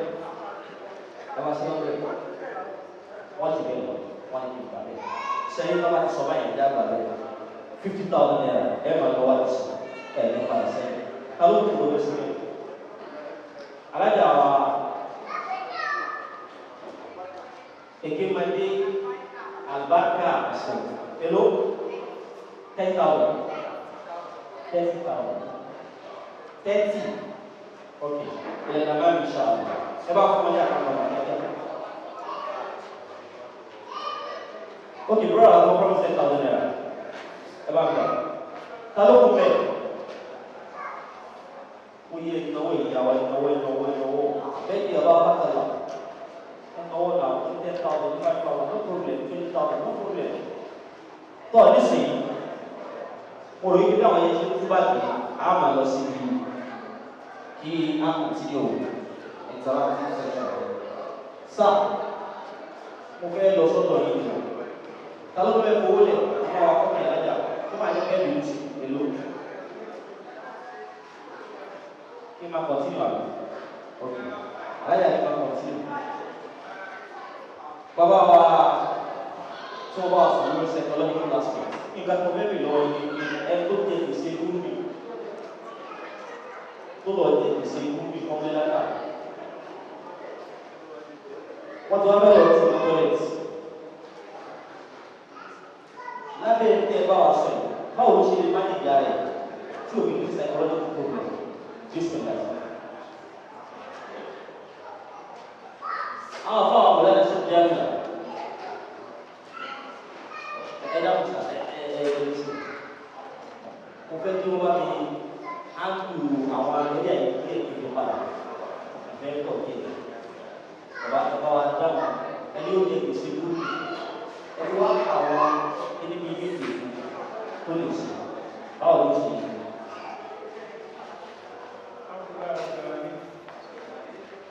Yang apa label self acceptance. Jadi mau ti apa ini? Àti lọ́jọ́ ìgbésẹ̀ the first instance. Oh, tí o ṣe ní yẹn at that particular time. Téèyàn bá wá jẹ gbèsè kúrú tó fi ṣe nǹkan. And you have to feel what self-acceptance. You know what you are doing. What is أفضل علم الحال وأفضل العمل حفظ الحال. The best thing on this is controlling علم الحال. For one of them to lágbára àti ṣe at a particular point in time. And the best thing on this is حفظ الحال. èèyàn gbọ́dọ̀ wà cautious of the environment. Ẹni yẹn ti wà carried away by the environment. He's not a master of that environment. Ó ṣe wá dá ẹgbẹ́ mi tàbá yìí, ó ta ẹ̀sà àpò mẹ́wàá, èmi náà fẹ́ ra àpò mẹ́wàá, ó wá lọ gba gúrúmì. Unfortunately, kò master inú mo lè hard dáadáa. Irú ẹni bẹ́ẹ̀ ó máa rọ́ọ̀nù tán. Assalamu alaikum.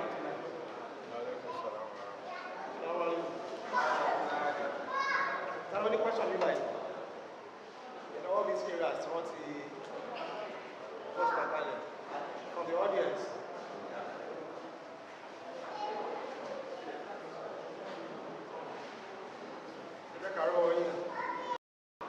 Okay. One. Atuni. Atuni, you go.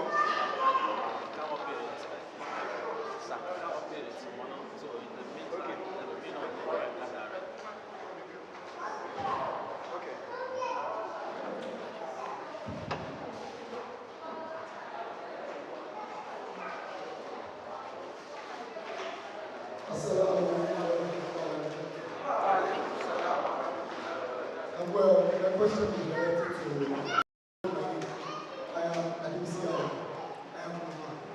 now the question will be directed to Sheikh Ahmed concerning spiritual well-being that he has just discussed. You said from what we've listened to that have been said by Dr. Arini and all, you said they are all bounded to being spiritual, being highly groomed in their spirituality and all. But the question is, how are you going to be groomed spiritually when you're hungry, when you're facing socio-economic problems and all, even when you're not mentally settled? How are you going to be spiritually oriented? Where are you?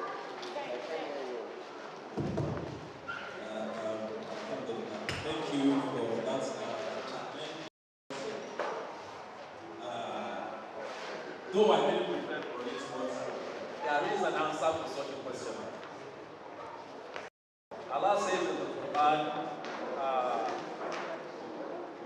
that ayah, and it says somewhere that وَرَفَعْنَا بَعْضَكُمْ فَوْقَ بَعْضٍ دَرَجَاتٍ لِيَتَّخِذَ بَعْضُكُمْ بَعْضًا سُخْرِيًّا.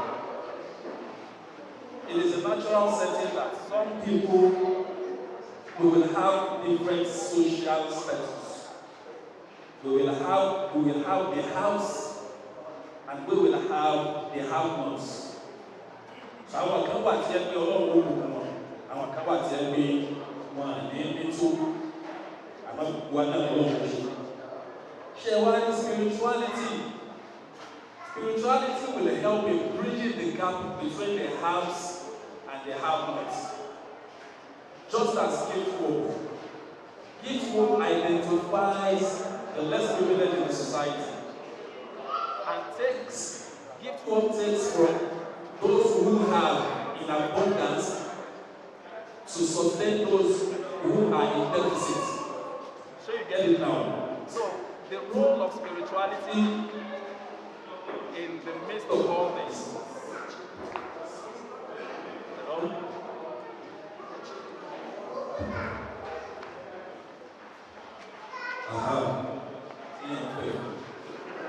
The role of spirituality in the midst of this, or the spirituality will come and be when you have function or influence to me. Spirituality will selfishness. Kò sí ibi tí wọ́n ti máa kó ẹgbẹ́ tó níyẹn ìdá kan ní tiẹ̀ ń bẹ̀ ìdá tó kù ara àlékèjì ara àlékèta àlùbáàbí sọ pé wà yóò fi owó nàáyà àmúkúsì yìí wà láwùjẹ́ ẹ̀dàbí ìfàsọ́ọ̀sọ̀. You can only get that in the spiritual gathering. You cannot get it anywhere else. Because what you get in the other circles is how to, make profit, make your life better at all costs. Prosperity. But you will be groomed anything by you perfect available spiritual well-being in the community because about to identify what that be on family, maybe social social well-being. Money communal living. You and he is strong. So without asking,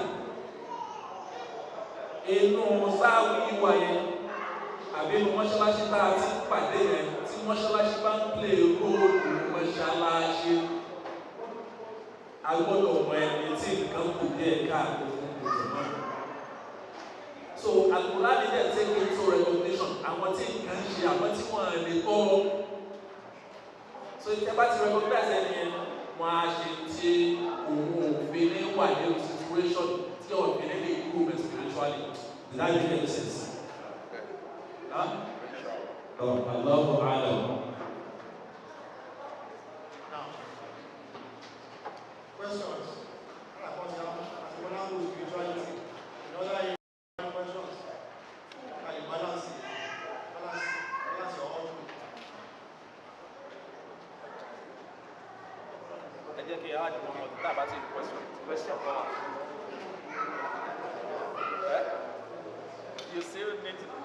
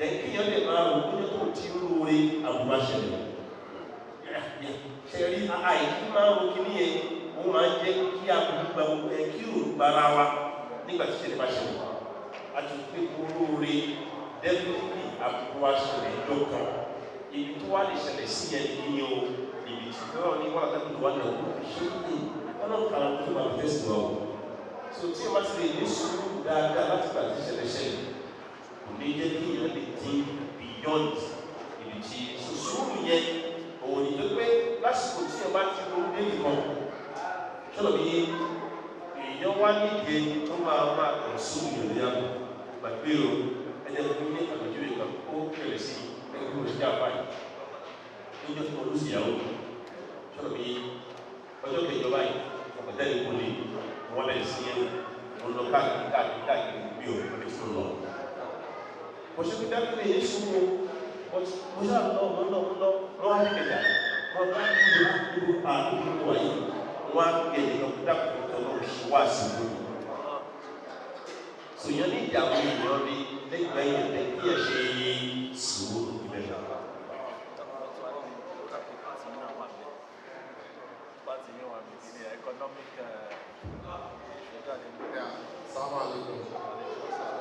Okay, so to the question tí àwọn alájà wa béèrè tí wọn bá bá rẹ̀ ní ìrè situation yẹn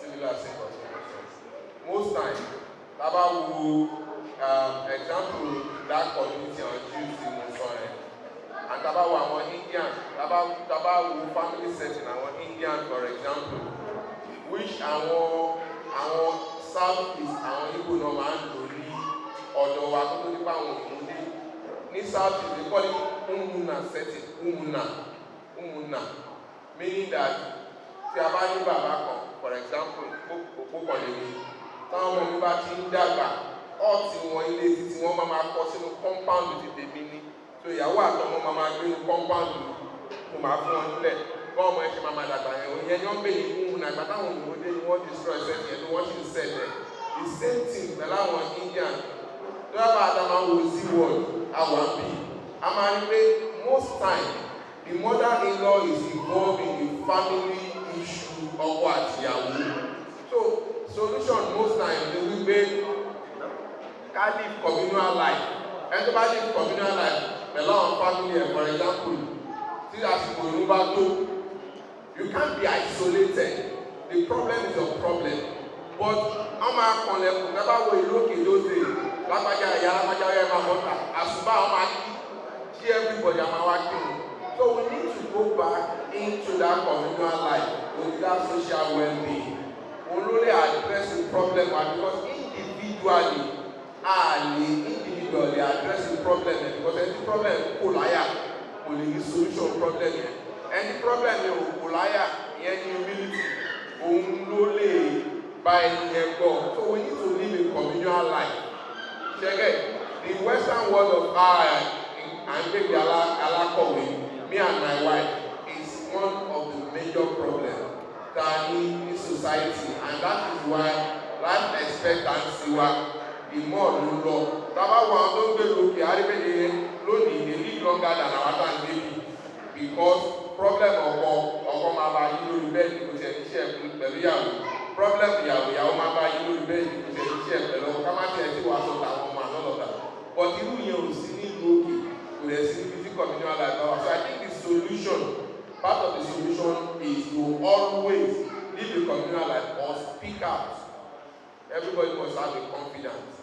Somebody said that àwọn èèyàn pe òun ní giant they call me giant only I'm a giant because I stand on the shoulder of a giant so ẹni bá tó sí shoulder èèyàn ó máa rí farther than so until we come back to that communal life and we need to continue to speak to it that is when we can get our orientation back as Africans.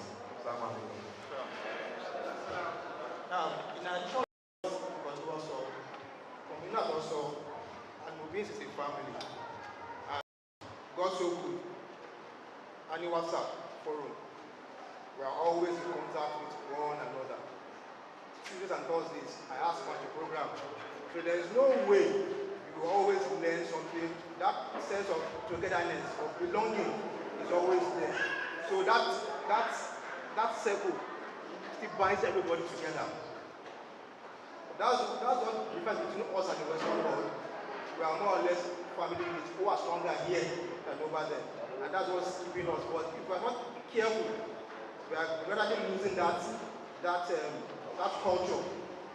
Because on television, the internet is there. So many things are being done that indirectly and unconsciously is affecting us. So we need to wake up as well. Now. It's a question for us. So the question revolves around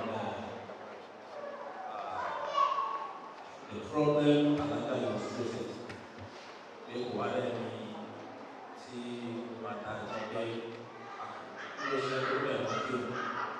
So I want to ask, in the spirit of this city, what if we find the neighbor, your next neighbor, the immediate neighbor you have is a Christian? So what should determine your relationship with that Christian neighbor? So much that that Christian, when he hears a call to prayer, he comes and he or she knocks at your door and says, Yabagada, you don't kill me. So what if the neighbor, because we want us to live a communal life, what if in the community, because I was at the program sometimes ago, and there is a shame in a way, Baba has some way, surrounding 70 different churches who are there. What shall I push down? To be today, I want church here. One should be look of. So, very be back with me to buy the community here. To my bachelor's.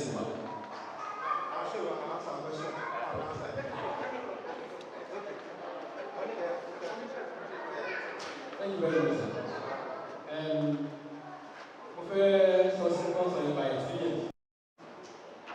Going on, the Aafaakallau has 5 big churches. 5 big churches. The house is as small as this. So we have Anglican, Methodist, big churches surrounding us. So, there is one church, one big church having 7 days program. So you cannot sleep. So it is 7 days a week. So what I discovered was that as a child, because we cannot sleep. So we are even motivated by the presence of those churches not to sleep. So you don't need anybody to wake you up. The noise will wake you up. So that is the positive side. There's a negative side because as humans, psychologically you need to rest. And when there is noise disturbance, you will be restless. So at the point when in conversation, our chef will say, hey John, time whenever you go on. Monday, okay, 5 churches. So these people have Monday to Sunday, 7 days, 43 days program. These people have 1 day program. These people want to keep going, so we don't have any safe day. And our mosque is even closer. So what we now discovered was that we would have tajud on Fridays. Any Friday that they didn't hear our megaphone. The next morning, the pastor will say, you know we are coming from your own current. Whatever you are saying in your mosque, you are using a sermon there. So, we too, our church will say, what are you doing so you go prayer points here now? So they will share goodness, they share gifts. On our Molid, for instance, when we kill the cow and we are trying to share, the pastors will come and say, Sheikh, do you wish them Merry Christmas when they celebrate? Yes. You do? Yes, we do. That's the point I was trying to get to. Yes, we celebrate with them. Okay. Even if you say you are not going to celebrate with them, you are forced to. The reason is because the Prophet ﷺ said that Jibril will come to me to speak about my neighbor. To an extent that I want to ask Jibril, hello, are you trying to say that when I die, this my neighbor will inherit my property? He said, I'm not saying that, but I now want you to be kind and to good to them. Let me give another example in that regard. You know, today when we greet people, there are Muslims among us. When you greet them, they will not return your salam because they do not feel that they are Muslim enough. That's one. The second thing is that when you greet some people, they will say, "Wa alaikum Islam." I've had that before. So, in a curriculum like this, we're having a discussion. So, I was now given a timetable to do one small research. And I discovered that the Prophet ﷺ will always return back better in greetings, better than the one that was sent to you. It doesn't matter who gave that greeting. That's one. So when he came to Mecca, when he came to Medina, and he greeted Jews, some of them will reply his greetings. So some will not say Assalamu alaikum, they will say Assalamu alaikum. In order to insult the Prophet. So when he hears that, he will not say, you are abusing me, you are doing this. He will now say, whatever you have wished for me, I wish for you. So, but those people will greet us, Assalamu alaikum, Assalamu alaikum. Why will you say wa alaikum assalam? So it's absurd. So that is one. And I've brought up 2 points. So as Muslims, it is necessary for us to tolerate ourselves, and we can also create boundaries. Because in the name of toleration, we are seeing people overstepping their boundaries. They want everything to be their own will. So we can always say, please. In fact, there was a time we had our Salat program 10. They will start their churches, services by 10. So there is commotion. Too much noise. So we have to agree. We say, okay, you start your own by 8. Start our own by 10. So the church start by 10, we start by 8 because we live together.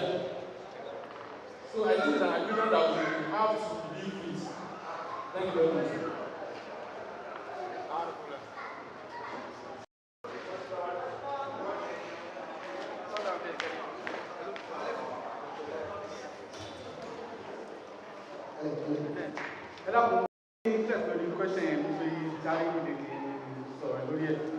Especially the other ones that people are talking about Christmas.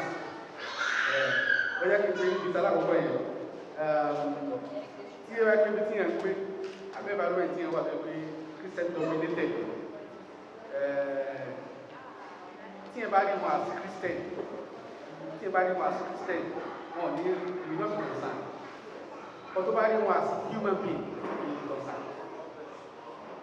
You know, football. Never been able to football when I ball football. Everybody like Ala Madrid. We are the Galacticos. We are champions. Every time we are champions. So, Madrid. We are the Madridistas. We are the kids. Only for our company, come out here. Guys, we have to do ni Madrid. Cristiano Ronaldo, Madrid player, and we have another player, Mesut Ozil. He's a Muslim, Turkish by birth, but what he nationalized is German. So anything Mesut Ozil everything Bismillahirrahmanirrahim.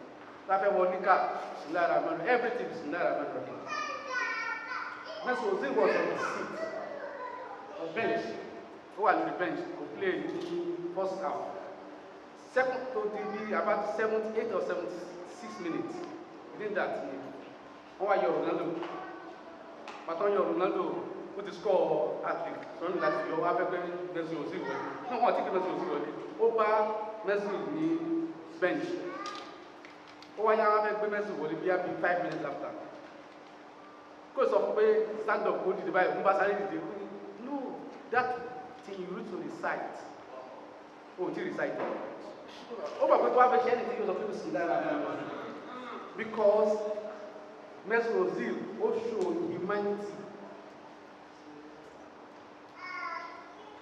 with all humility. That's my preaching, humanity.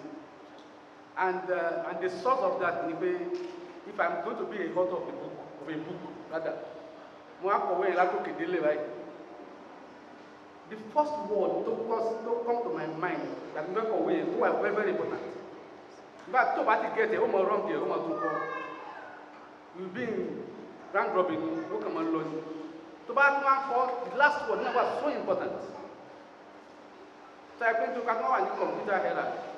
Computerized the middle word is very important. And people can you are very bad was computer, the first introduction of the Quran is Al-Rabbil Alamin, the Lord of the universe, Abi omniverse. So this is why when you need to Alamin, it should be omniverse. You will be correct, but no one of I think it's omniverse. Because Alam is the universe of the own. So omniverse is going to be rebel. Okay. Or introduce a rebel. The last thing, don't know we introduce a Quran, Rabbin-nas. That's introduction alone here. And the last word in the Quran is nas, humanity. Humanity. Then the middle word in the Quran is Musatul Kaf, Faliyatalatta. What that because of a lot more. At the end of the day, to buy that piano, that's a good as no apology. We story in theology about premium. Think about study preparation works. In Catholic about poem, none of the Berujo, in Toma would be Berujo for money. Based on my own understanding, if you are not firm, showing goodness to human beings, humanity, it will be very, very difficult for Muhammad Allah to accept as a servant. Say Mesrozil, sí Ronaldo, tó bá wà lọ́wọ́ èèyàn tó pọ̀, ó lè yà án wèrè. Owó sí Ronaldo pọ̀, it makes money like rain. Ó fẹ́ mọ náwó yẹn kò rí ná, kò kí lówó yẹn ná. Ó dẹ̀ wò náà, gẹ́gẹ́ ìjẹ́ kó lówó yẹn ná pé tó bá fẹ́ ra kíní kan wá tó fún un. Tó bá fẹ́ ra kíní kan wá tó fún un. Ó ní owó yẹn kí ló ń bá yẹn ṣe báyìí? Mẹ́sùn lọ sí láti pé ó máa donate sí Middle East. Not a year, but it was 6 years. It donates £5 million every year to the Middle East. Ẹ̀sán yẹn dáadáa tó wò pé dáadáa lọ́kùnrin ó ní tó tó bẹ̀rẹ̀ sí ṣe ọkàn ó dẹ̀ balẹ̀. Ẹ̀sán yẹn ló rántí ló fi rán mẹ́sùn òsì ní ṣe pé ó ṣe bísímìlá lọ́rọ̀ yìí before going to the beach. So I think it's a very, very big one. That God underline dáadáa in life wa. Without humanity, it's very, very big. Kí ló tọ́lọ̀ dáwà léèyàn ẹ̀yìn alájẹ̀kọ́ kí ló tó dáwà léèyàn ká lè jẹ́ èèyàn ní gẹ́lẹ́ jẹ́ kí lè jẹ́ èèyàn ní jẹ́ humanity nílé ọ̀kẹ́ wọ́n sọ pé èèyàn yé èèyàn, that is a real human being. Wallahu a'lam.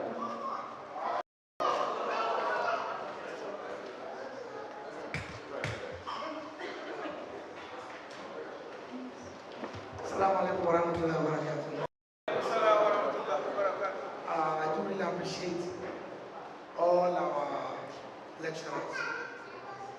More really enjoy because in the midst of our level, tí a bá lọ síbẹ̀ you learn. وما أوتيتم من العلم إلا قليلا. جزاكم الله خير الجزاء. What I want to add more to the Ramadan Sunday, let me give you a typical example, experience to ṣẹlẹ̀. There's a town called Otu in Oyo State, Legbo Kaka. Otu here, you can quote me. Our fathers, forefathers, not be Islam or Otu here. Now what we are saying should around late 40s. àwọn bàbá wa lu ayé wọn tán síbẹ̀ wọ́n tún move padà sí Ìlọrin padà ọdún ẹlòmẹ́ ilé wa ló pè ilé bàbá ká can research on it ilé bàbá ká náà pèlè yẹn àtàwọn bàbá ti kú àlọ́mọ́ ilẹ̀ yẹn wà mẹ́dọ̀ọ́lá pé káwa kọ̀ wọ́n fẹ́ wọ́n rí pé ibi tí wọ́n kọ́lé wọn sí yẹn ìta kọ́lé wa sí yẹn in the midst of ológun oníṣàn I can remember bàbá Ògúndélé láìsí gbẹ́bọ kàsídé tó ṣe wà mẹ́ when Ramadan comes àwọn bàbá wa máa lọ ra mi irú iṣu ẹ máa ń tó mi mọ̀ báyìí máa ń pè ní ilé ẹ̀rá kan máa kún mùsùn ni àwọn àgbàdo ó máa wà abẹ́ òde lọ́wọ́ bẹ̀rẹ̀ Ramadan comes owó yẹn máa jáde ọmọ ara mọ̀tò afọ́nì fún mẹ́ tàbá ń lọ sí Àṣàmú Amaru gas I was there 1979 Ìgbò Ṣàgárí I was there Amaru gas lọ àwọn abẹ́ gbogbo ẹgbẹ́ ẹ̀dáwó jọ fún wa káwá fìrà mọ́tò ẹ̀ káwá ó fi kọ́ pẹ̀tẹ́ sí káwá ó fi kọ́ ní ńlá tàbá fẹ́ sínú ìyá Ìlọrin àwa náà ó bá yín sínú o bàbá Ògúndélé iyán sàárì ẹbí tó wáwó a máa ń gbẹ̀jẹ̀ pé a fẹ́ ta iyán olú ẹ̀mọ́ tó mẹ́ta this is the lovers àdẹ̀jọ́ máa jẹ́ ẹ̀yẹn ní sàárì tílẹ̀ bá mọ́ láàárọ̀ wọ́n tún lọ bàbá Ìlọrin ó ṣe wà lẹ́ ọlọ́wọ́ bá dúpẹ́ fún ẹ àtúnbọ̀ lọ́rọ̀ lẹ́ àtúnbọ̀ wá sínú wọn ní báyìí.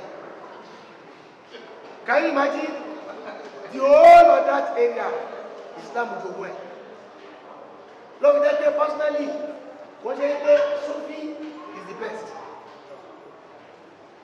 anyone tó bá ṣe Sufi ẹgbàgbé ẹ̀ zero level one I can say it anywhere tẹ́lẹ̀ wọn tó gbé ìgbàlódé yìí mo rà sí pé I said one thing inú Tania mo ní àwọn àfáà tó wà lẹ́nu mẹ́ta ni wọ́n àfòmọ́ àsáwọ̀ àti ìpìlẹ̀ ṣẹlá fòmọ́ àti àsáwọ̀ yẹn jẹ́ problem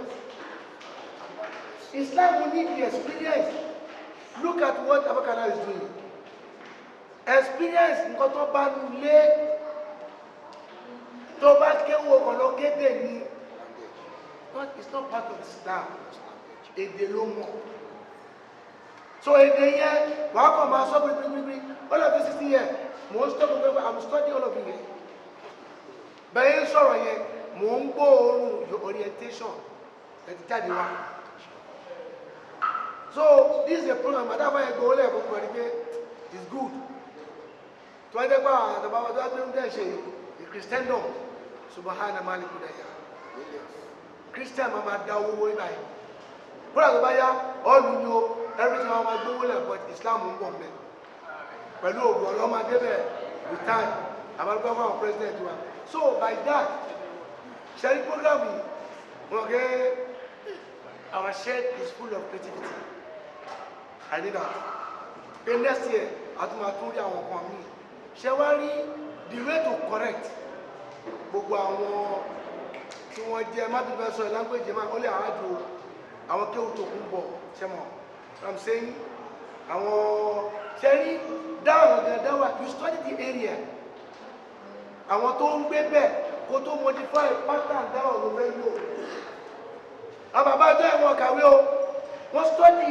eléégún oníṣọ̀gbò eléṣù bọ́n ṣe wà ní ẹ wọ́n wá bá wọn lò ó dẹ̀ tiẹ̀ dépò wípé àwọn ọmọ tó kàwé lé tẹ́bádé lùtù mẹ́ẹ̀ you have up to 3 or 4 professors ọmọ òtún ní lọ́tọ́ ẹ̀ta àdìsí gbogbo kí ní ẹjẹ́ kí àwọn èèyàn wà so àwọn adájẹ́ mùsùlùmí inú ilé wa we need to láti adjust human relations ẹ̀rọ àwọn èèyàn ànábì Muhammad sallallahu alaihi wasallam ẹni wà ní sọ báàkẹ́ àdìsíkọ́ ànábì sọ̀rọ̀ yẹn fún Abu Zar al-Ghifari رضي الله تعالى عنه قل يا أبا ذر إيفا الثلاثة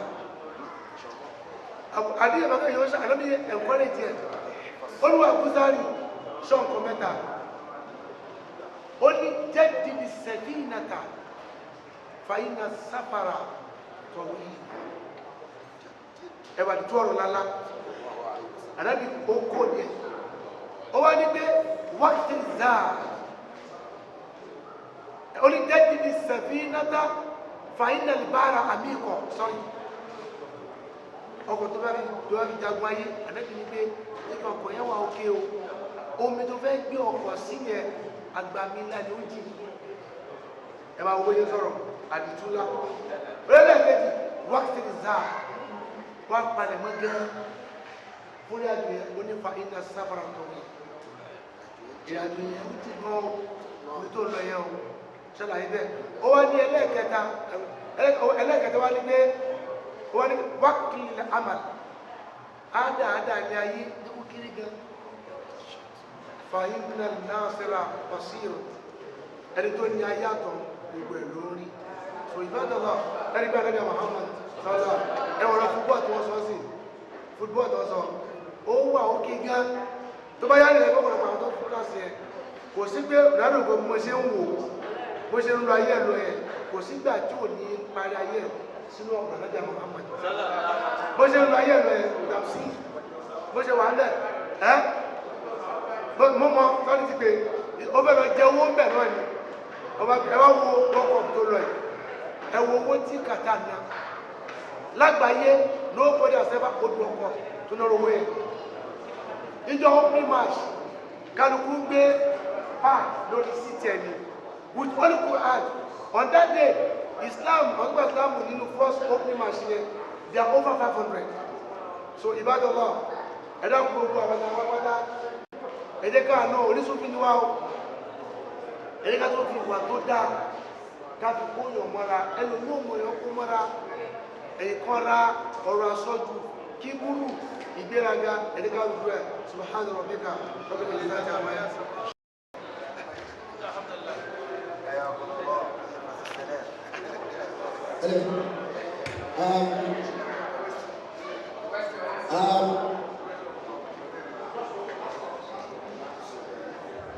Assalamu alaikum warahmatullahi wabarakatuh. Wa alaikum salam warahmatullahi wabarakatuh. Going straight to my question.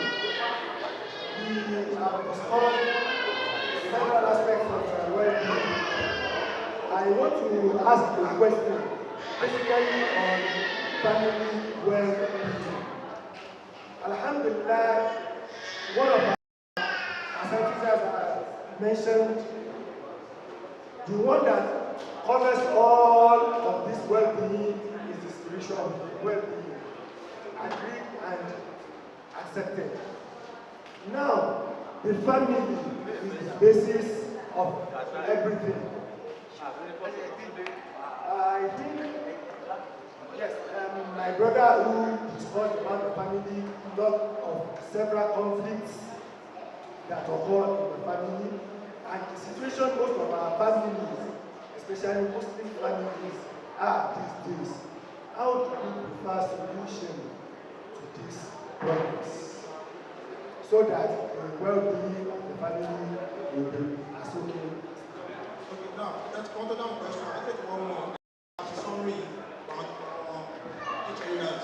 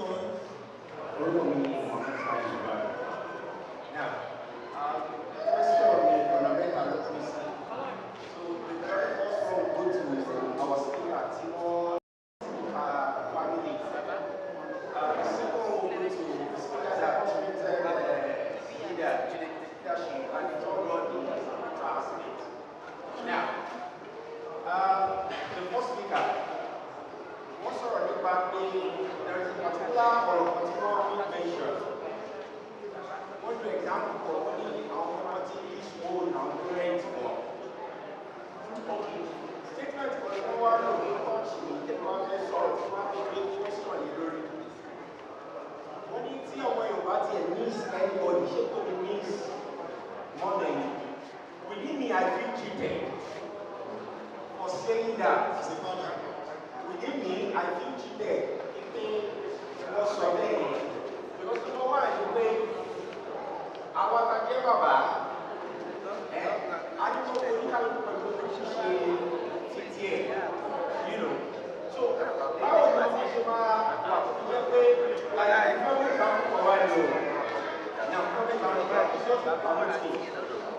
now, what's the brain? I remember there was a day I was going with my wife and Ask it to the left, please. Ask it to the left, please. Thank you. Yeah, I was going with my wife and the kids. We're going to drop for this school. So my son now said, Daddy, school. If you at this one balance, I have to pick my wife's boss. She was there. I give it to the boy. Do you know that up to today, most of my beloved I just said, but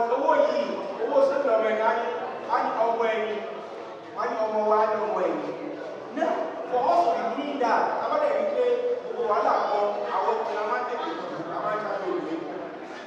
you know, at the end of the day,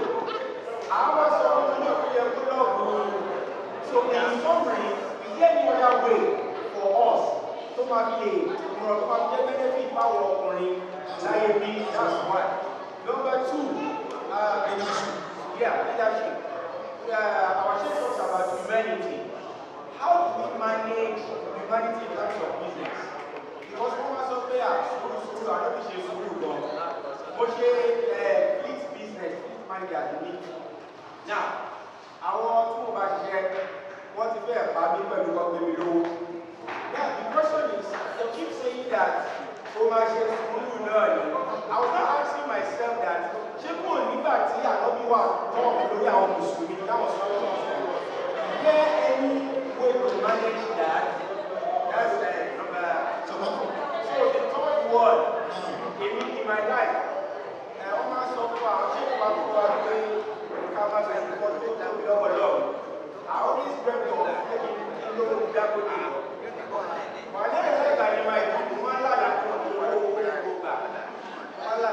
so meanwhile, you also play and does that mean that a lot of your life, you want to need problem?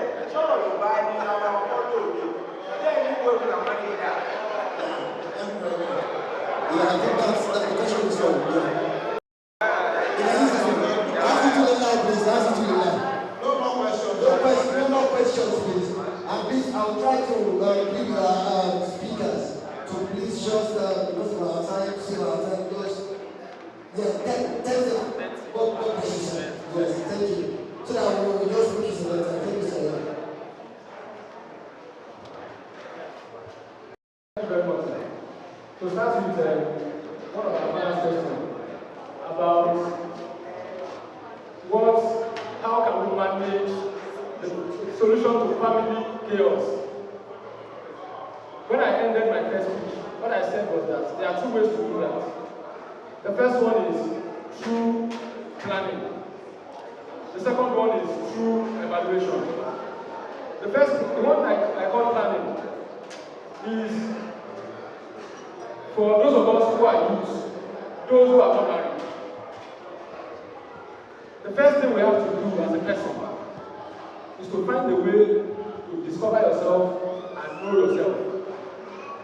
Majority of people do not know themselves before they go into marriage. If you don't know yourself, it is difficult for you to know the other person you are going to get married to. You don't even know when you are angry, when you are sad, what makes you angry, what keeps you calm, what makes you happy, what makes you sad. You don't know what you love, you don't know what you hate. All of these things you don't know. You have not discovered yourself. So, how can you be able to know the other person? So, for those of us who are youth, it is important for us. It is important for us to discover ourselves. It is good that we are in a gathering where we do the beer. We are in a Sufi gathering, it is good. We can go close to our sheikhs, let them tutor us, get mentorship. gets stolen, and that settles it. So if it is, and it's also important today, courtesy of whatever orientation. Hello, are we together? Courtesy of whatever orientation, people are now running away from this Tehran. Courtesy of whatever orientation, they feel that it is not necessary, it is not important. I'm not saying that you must go to anybody to do it. Even if it is important, if you have a good shape, consult the person. If you know, the Prophet has taught us, it is very, very sacrosanct, very, very important to use the Tehran on any of my engagements. It is very, very important. That's another thing. Number 2 on planning. Then, number 3 on planning is that those of us who are already married, it is important for us to plan our economic life, our social life, our spiritual life, and all of, even our physical life. You create timetable for your physical exercise, timetable for salat, timetable for your expenses.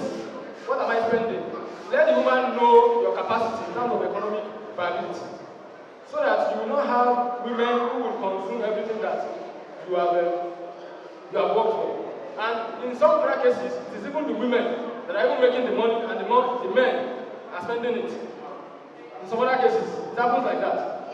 So we have to be truthful to ourselves to know how to plan our economic situations, so that we don't run into problems and start running to get loans that we cannot be able to pay back.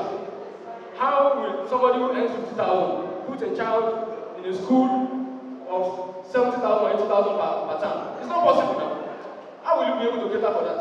And a woman will put pressure on you, and you will assimilate and accommodate that because you don't want to be a bad husband. We are bad. So the same thing. So that is in terms of economic planning and social planning. Today now, we have situations where every weekend there is one cloth to buy. And you buy and buy and buy for the whole year. At the end of the day, you run into deficit. So we have to maintain that. Then for evaluation, this is very, very important for those who are already married. At least once in a month, you should call your wife, or your wife call you, either of it, to evaluate what you have done in that month. How many prayers did we miss?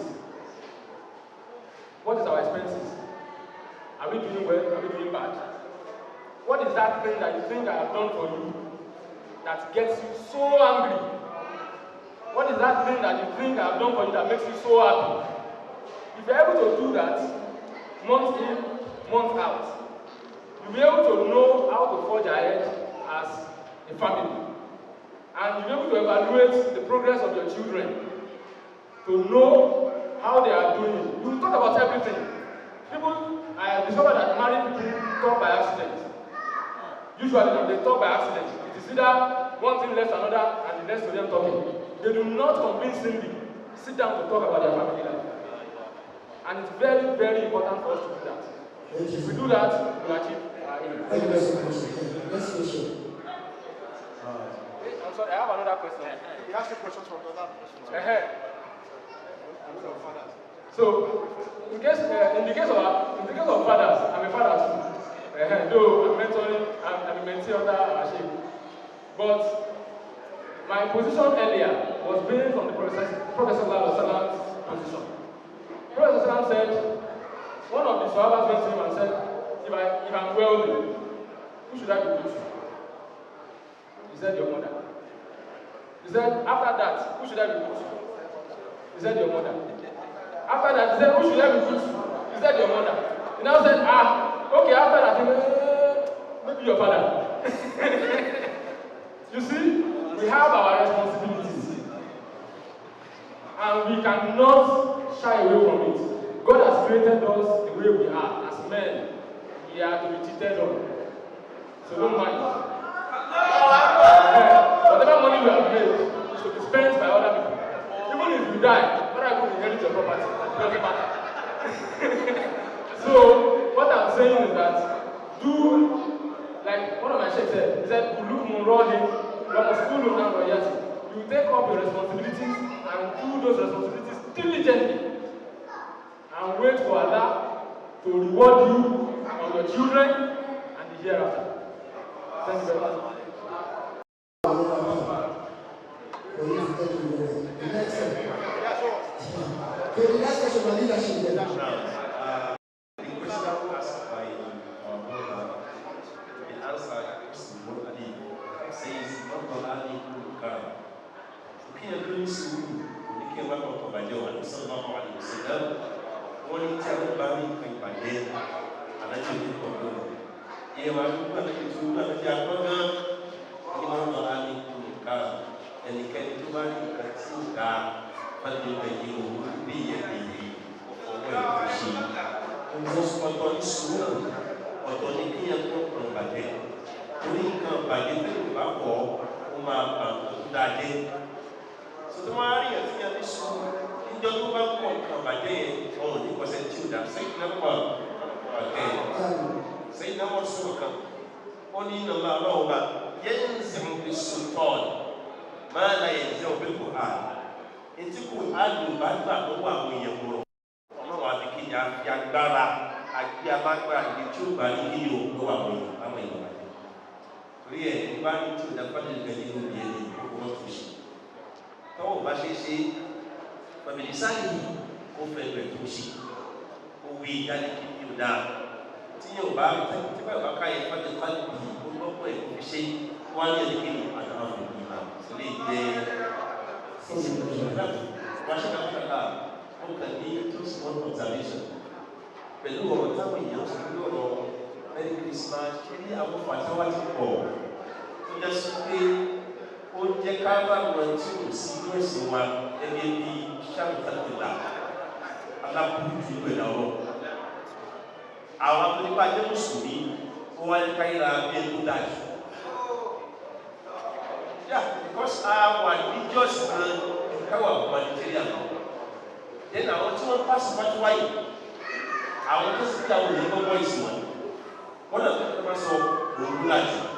Okay, wọ́n ní ká má jẹ́ òun Christmas mo ní nínú ìdí ọ̀dọ̀ wa màmá yìí àti omi 95 years old àbá màmá yìí bẹ̀rẹ̀ màmá yìí láyé wá ní ilé ìfà káwọn ìbá wá and yeah these are my so good neighbor they wà tó ṣí àyè máa wá gbóúnjẹ wá lánàá sọ gbóúnjẹ wá fún wa àwọn gbóúnjẹ àwọn ní ẹni bá jọ ìyá yìí bẹ̀rẹ̀ ẹ̀yìn tó pè mí ní kúndùn lọ wí fáwọn ọmọ rẹ̀ ṣé kò wá ẹ̀dá kù and Mustafshirun al-Janna ever work 80 chapter of Fatwa. Ṣẹ̀rí wọ́n ní pẹ̀tì jàdíyà bí àkọsá òkúlàmá màmá wa iṣẹ́ tó lọ́wọ́ ní pọ̀ ọlọ́run ní pẹ̀lú ayé wọn ẹni ní láwùjọ ọlọ́run fún ní fọ́sítọ̀ ọ̀rọ̀ tó dáa ẹ̀dá kùn ẹ̀ máa wá pàṣẹ Fatwa. Tọ́pọ̀ ní pé Fatwa mi wà lẹ́yìn Fatwa táyọ̀ lórí náà pass eléyìí ni ó wo bíútì kí ni o Islam dáadé orí ti dàbíyà apá òye ọmọ ẹ̀ wọ́n kọ́ wa ní báwo lọ sí báwo èèyàn táwọn àwọn máa gbọ́ Fatwa ẹ̀sìn lọ́dún àwọn èèyàn tí wọ́n dáhùn àfà wọ́n á rò bóyá ọ̀yẹ́ kọ̀ ni wọ́n mọ̀ sínú ìrẹsì.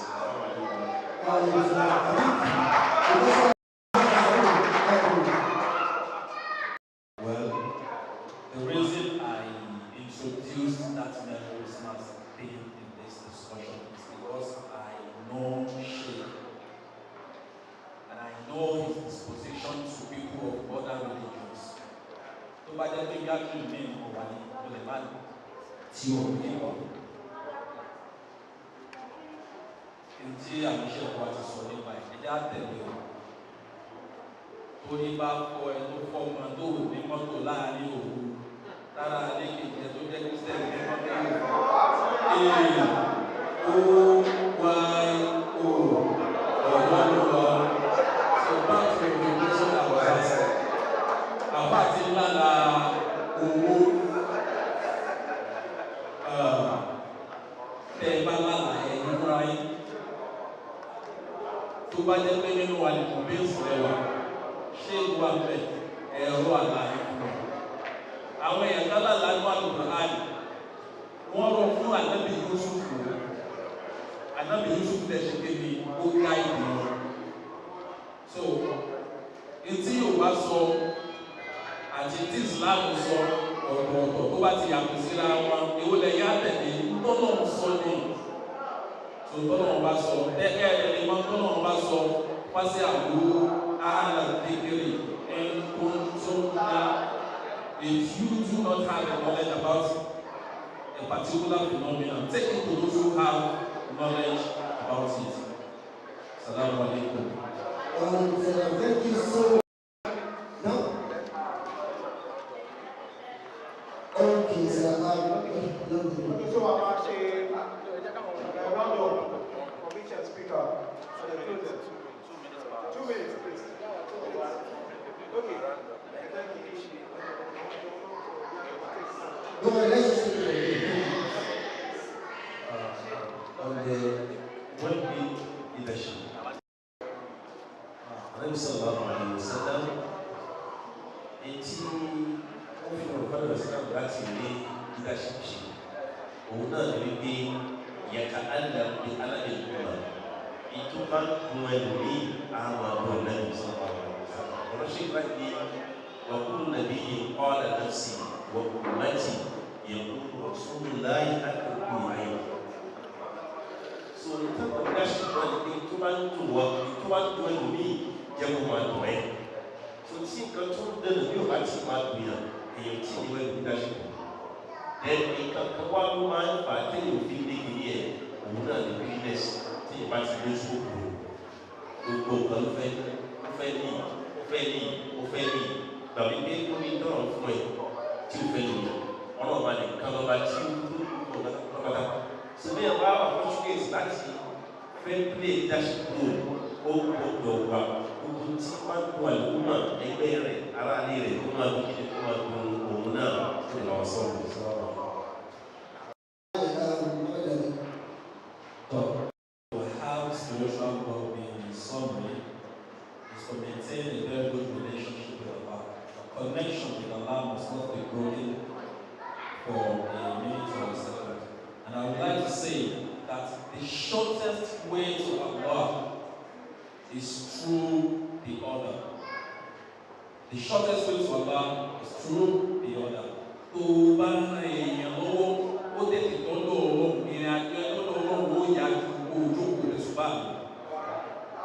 The shortest route to Allah is through order. Allah says, "Fa'amma man a'ata," ẹni tó bá ní máa fún yàn nìkan. Wà kápò lẹ́yìn ìgbà tó ti ní kàpọ̀ pásítà tó yẹ sí wú èyí ló sọ a máa ṣe ọrùn tó máa tàbí lọ obìnrin àsàlámù aláìkùm. Assalamu alaikum warahmatullahi wabarakatuh. So to balance our social well-being or to attain social well-being, there are a couple of suggestions here. First of all, we say we balance our social and personal time. We open as we have an open mind. When you see somebody, like you see, for example, you see a national chairman or you see a sheikh, and you think that you desire to be like them, you can make them your role model. Move closer to them, talk to them, let them mentor you, rather than envying them, rather than what you call beefing them, rather than doing what you call cater. That will give you social and well-being. Say seek opportunity and be willing to meet new people. Talk to them, understand them, and make them your friends. In terms of financial well-being, our suggestions are: 1, that you should use cash most of the time rather than use credit card, because sometimes cash makes you be prudent and it gives you some kind of happiness, satisfaction. For example, I want to give somebody money. The exchange between me and that person of cash gives me some satisfaction than the artificial transfer that you do. That gives you some kind of financial prudence and wellness. Practice self-care that does not cost you so much money. There are a lot of little things that we can do on our own that will save us some money. Then create weekly budget for yourself and do more of cooking than eating outside and living some extravagant life. Live a life that will make yourself happy. And most importantly, we say for you to gain financial wellness, put smile on the face of people. By putting smile on the face of people, you will be liberated and you will be happy. Having said that, in rounding up, I want to remind us that, like Ashay said, spiritual well-being is ensuring that the relationship between you and your God is very tight. Remember when Allah created Adam and Eve, He created them in the Garden of Eden as well human beings. They were spiritually well when they were created. When they started delving into sins and different kind of things, their spiritual wellness became impaired and they had to struggle back and seek forgiveness from Allah. So part of the solution will be seeking forgiveness from Allah. Finally, on this note, I mentioned that we should remember that individual makes up society. Society makes up the community. The community makes up a nation. And the nation makes up the world. If you are not fine individually, the community is not fine. The society is not fine. The nation is not fine. And the world is not fine. Today we are into a very serious economic quagmire simply because of the crisis between Russia and Ukraine, and we can see the impact on everybody. So when your neighbor is not fine, don't close your eyes. After some time, it's a cycle. It will come to you. Yoruba said, "Tí ara lé ẹni bá ń jobi tí ó dá, tí a bá pè sí àkéésì, ọwọ́ ìyẹn ká sùn lóru." By the time the ọwọ́ comes, we will not have a society, we will not have a community, we will not have a nation, and the world will never be at peace.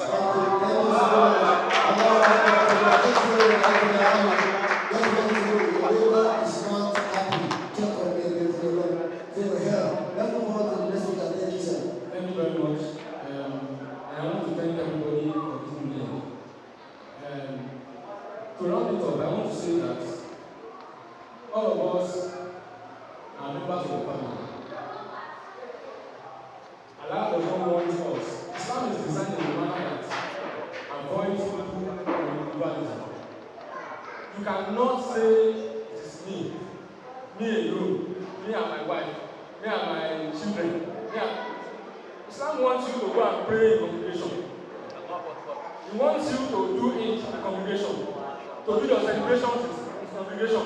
If you are sad when somebody dies, Islam wants you to congregate to keep that person underground. Islam wants you to congregate to do anything special. So we have to deviate from the policy of individualism in marriages, in families. That's one. Then the second thing is that everybody must take a pen and paper and write down your role as the father and as the husband. Let the mother take a pen and paper. Write down your roles as the mother and as the wife. If you have children who are grown up to at least age 7 or 8, get a paper and pen. Let them write it down. Let them know their duties to their parents, their duties to Allah, their duties to everybody. If they are not doing it, let them think. If they do it, let them think. If you are able to do that, you can evaluate yourself if you are not doing well. So if you are not able to fulfill all righteousness, and your partner is also not able to fulfill all righteousness, whenever that person acts, you'll be able to understand that they are not meant to be complete. It's only Allah that is coming. Everybody cannot be coming, but we can strive towards success and perfection. So, and like that, our family well-being will be assured. Thank you very much. Thank you so much. The final speaker of the meeting. Psychology is still with us, and psychological well-being is Ar-Rahihu Nafsiyya. So the best thing to have a psychological well-being is to strive to be a better version of yourself, not a better version of someone else. I want to be like this, I want to be like him. Analyze yourself, look at your strengths, SWOT analysis. Try how do you want to improve your area of strength, your own, not what others have. Then what are your weaknesses? So try to improve on that area of your weaknesses and try to identify the opportunity that you have. As a person, how can I maximize this opportunity? And what are the threats that you have that can lead to social crises? Try to analyze them and try to tackle it within yourself. Just try to be the best version of yourself and not someone else. Verse what I have said, La tanzur ma wara'aka litakfura. No, unzur ma dunaka litahamuda wa la tanzur ma wara'aka litakfura. Don't look at someone else and just concentrate on yourself and you have a balanced psychological well-being. Thank you so much, my brother sisters. On behalf of Mulana Shema Mulana Aafaakallau, so make your way down to your seat. Real seats. You say it as Aafaakallau. Thank you so much for listening to this occasion. God bless you. You did a wonderful job. So we have 4 minutes. We have 4 minutes. Okay, she's still at the seat. Okay. Sorry for. Yeah, we just have 4 minutes, so I would call on the admin of Alusa Shuna Division to come and do this job now. We are going to look at things who have journey so far, what they've been doing over the years, over like for a year or so. We want to have a visual just for 2 minutes. Yes, just for 2 minutes. Thank you.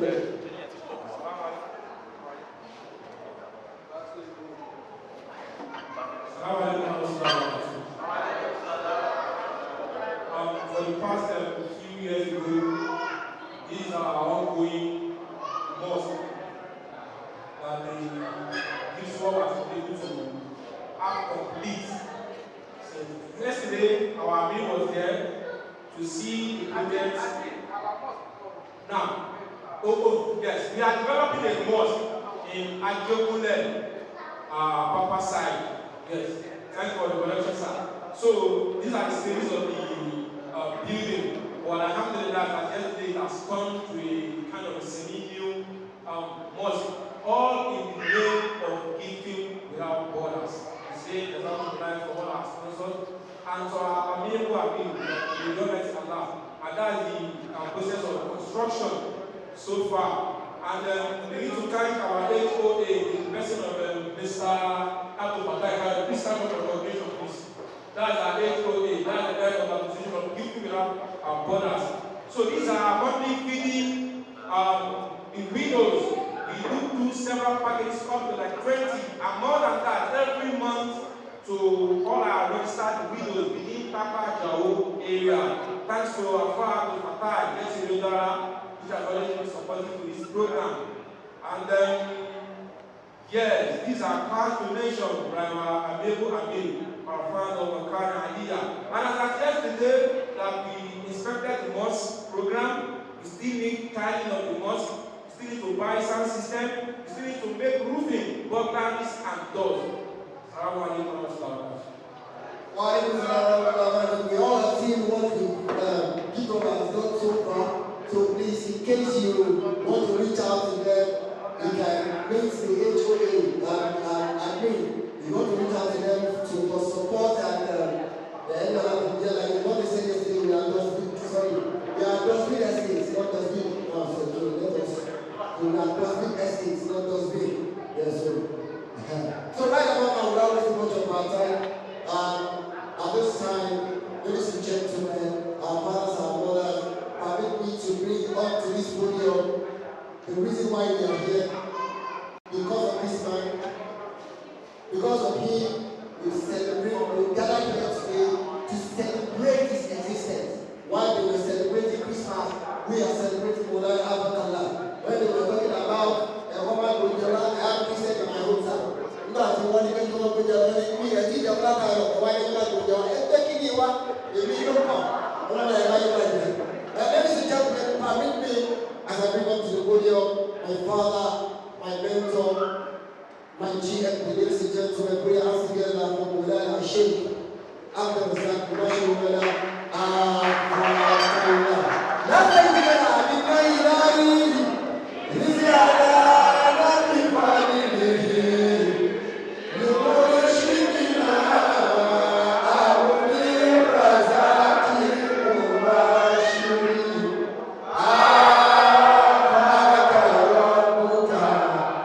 So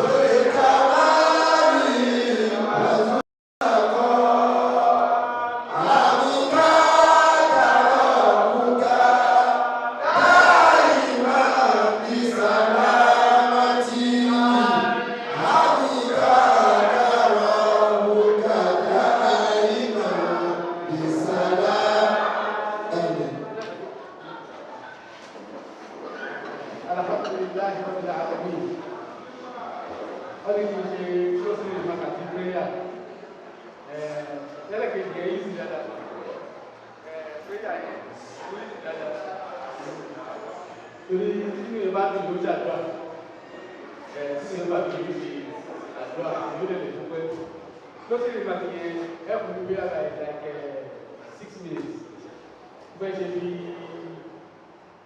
ẹ̀ tó bá bọ̀ ní àwọn ìrìnlẹ̀ ìṣúná forever láti gbà tí bí national president bẹ̀rẹ̀ sí ṣe kí ni lọ́sọ̀rọ̀ tó wálé fẹ́ tó ti mú pépà ti gbàgbé àti láìtí títí tí a fi ṣe ṣùgbọ́n tó fi débi ṣùgbọ́n sí àwọn still writing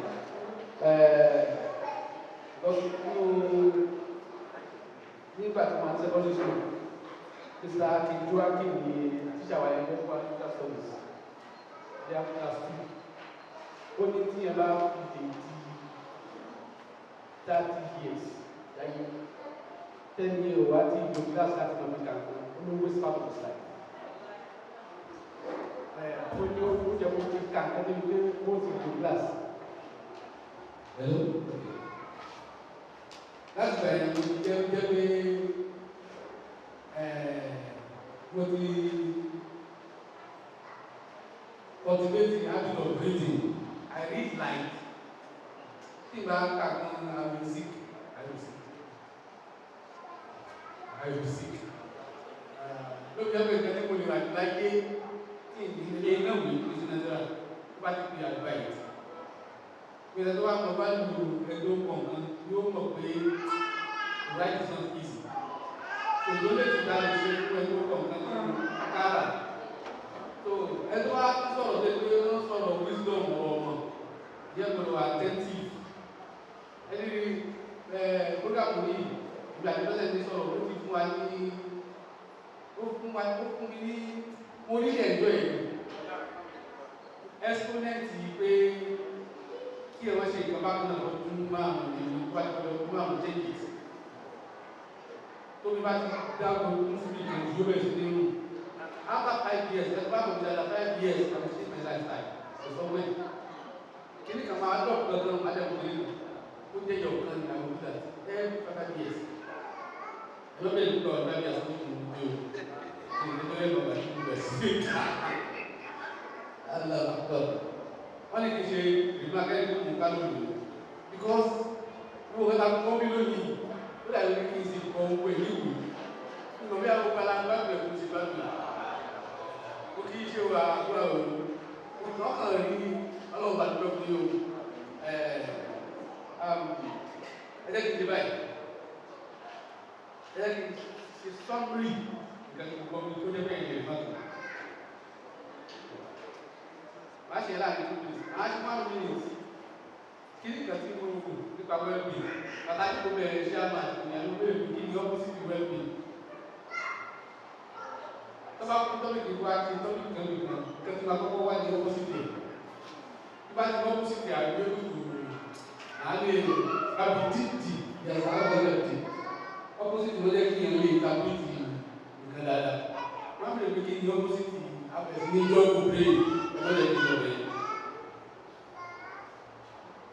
right of the income kí tó lọ bẹ̀ lápùtò lọ́wọ́ ọ̀rọ̀ Christmas wọ́n sọ yẹn ní pápákọ̀ àwọn ṣe ṣúra àwọn ìtura láti jẹ ẹni wọ́n ti bẹ̀rẹ̀ pé sàkọlọ̀ tó Christian agbá àdìjẹ oúnjẹ Christian sàkọlọ̀ tó wọn sàkàbá àkọlọ̀ tó wọn lóṣù tó mú tàbí wá fún mo fẹ́ kí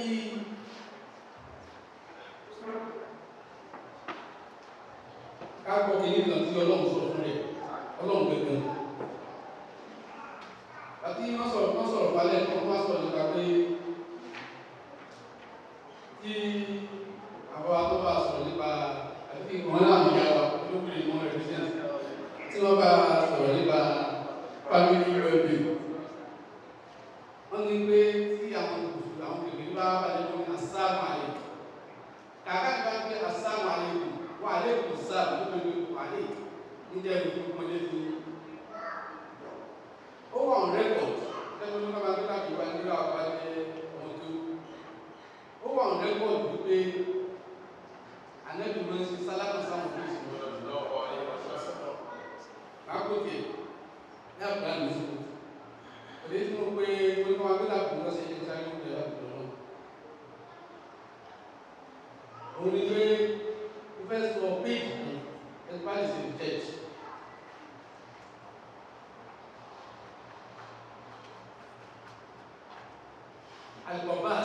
Alibabas.com. Al-Alaqa مع غير المسلمين وتحياتهم وتعاملاتهم بأعيادهم. الإسلام يبين التعامل مع أهل الكتاب وعقل ذبائحهم والزواج نسائهم، فهل يمكن أن يوهم تحياتهم مع علم رسول الله صلى الله عليه وسلم على ذلك؟ Tapi tu aset sama aset. Saya wajib apa? Kenapa dengan kaya ini?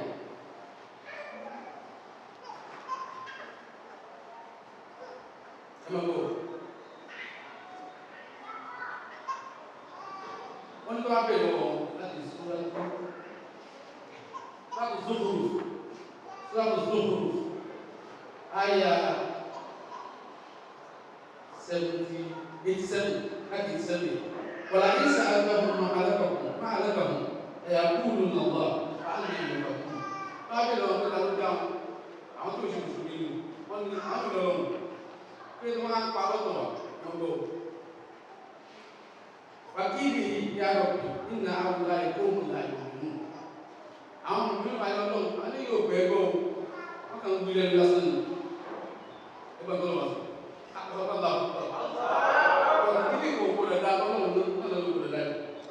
وللفصل حبيبهم أبدا رب السلام السلام from the Quran direct فاصفح عنهم رب السلام السوف يعلمون dapat salah semua pada mata itu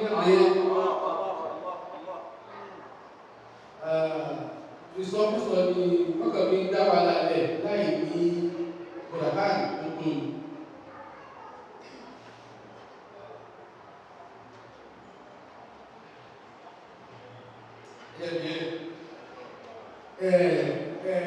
Bekye Mamelu Alibabas QU Alibabas.com Bas Indonesia. Alhamdulillah. Kita so ingkati uboyi pa webi. Boleh dimati. Ini sudah sama ni. Bitina pe ni webi lain. Ingkati dulu. Ubo all the type of webi that we like treat. Ingkati dulu. Itu syariat kalau dalam ala adullukum ala syajaratil khuld wa mulkin la yabla. Kami kira syajaratil khuld wa mulkin la yabla. Life and prosperity. Life and prosperity. Ni oda cuma ada lo wala ni webi syariat. Apa saya pilih kiri sampai sama mulai tu. Emang dah kan? Untuk aku pada apa pilih dia dengan hasil lain. Apa tu?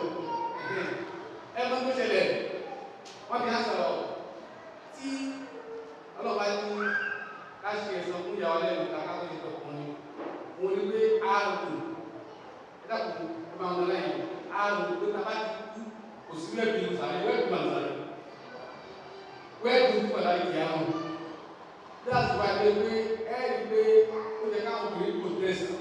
Along with the two who allow the lady to go on the movie. Because when it continues, people in the Sari, when the money question mark, you will hear that you said it. You are going to use Sari. And when you question when you Sari, who's the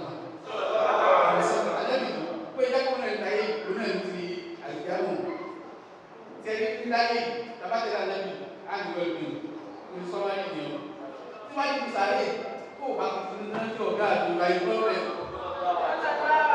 kata apa pun itu cuma di dot de ani mobil kita dan soal ada dari ini bukan besar amma fitnah itu ada video amma ini soal fitnah Oni amma fitin na ko fabi tanu wa anni yas'alun. Oni mi fitina sare only if me abi on well being sare dey no recognize very problem. Oni o gbe ba ba sare wa ni ma zan ka bi azal rẹ̀. Kini cognizance ki te lo ki lo mo le ko ko do yi láti go go my problem. Ìyẹn ti wà ní problem o. Kẹ́kọ̀ọ́ bá di lọ́lẹ́ ìyàwó àtọ́ká ṣe mọ́lì láti ìyàwó mọ́lì ti ní.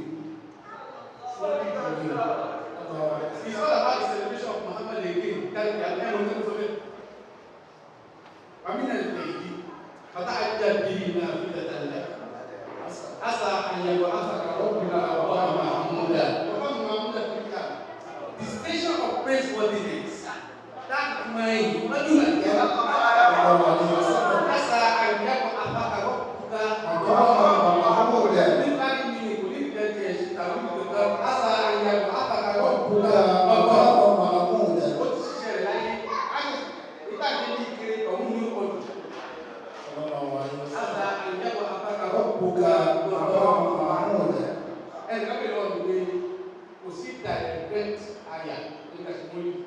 Kena apa mau kita masuk ke ini yang mudah ya, kita masih buat. Maksudnya apa nasa, kita. Saya bilang begini komunikasi politik ismu berkuai.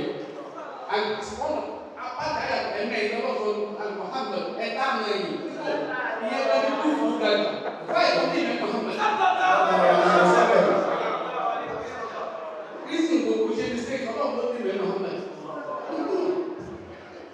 Kilo itu sama Muhammad.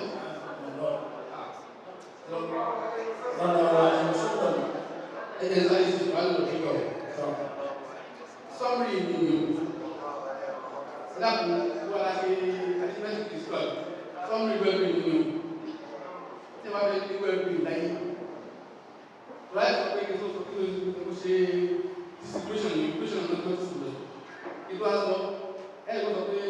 What I got to look at the signals of that. Kula itu pasti tu. Ibu bayar dalam dia di kampung. Mana sih kabel yang dia ada? Kita kalau kayak kabel terus proses itu kabel. Mungkin baru seperti yang di kabel dia ada. Mana? Siapa kabel belum sudah punya ada. Kalau sampai ada disabilitas kita semakin dulu. Oh, need tranquility. You can't have a serene soul of heart without the members of the community. Oh, di musik tu sebenarnya. Kita bisa lihat bagaimana cara ini musik tadi. Because orang cara ini pokoknya exist. Itu exist dulu nanti. Equation gimana? Tabako musik bodoh. Tabako 1 billion, 1.2 billion. Listen. Ya kau apa lagi? Ini kayak orang dua macam. Look at multiply by 7. Immediate to pursue to that to only so nothingness. Just by multiplying by 0. And then in reality, you got to be 0, 1, 0, 1. 0, 1, 0, 1. When you reach equation. Calculate 1, because of 1 gives us someone, and that will multiply by 0. After multiplication of the possible, you now become nothing. But if you go to the law and you allow it 0, I'm nothing. It will add up to you. Like a whole people call 1, and that 1 is now so add up. When you are careful or so, because I can't go to the local for the long name for the partners. Because at the end of the day, I will do perfect kata-kata dari luar. Ini emang yang paling example kita bisa yang paling bodoh pun example paling sebanyak ya ada example yang paling Ibrahim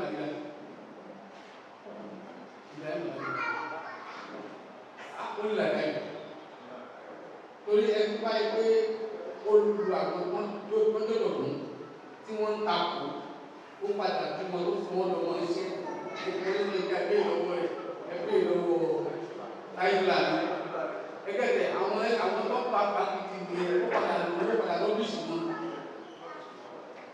ó ti plan wọ́n sì máa sùkú rẹ̀ wọ́n sì bẹ́ẹ̀ àwọn ìgbà wọn yìí wọ́n sì lò ó lè bẹ́ẹ̀ pọ̀ but I can tell you today is not the happiness. Health confidence of health. Bila kita patah dari sini khusus medical itu, ini organisasi medical medical itu, jangan kita patah itu. Boleh soal itu. Kakak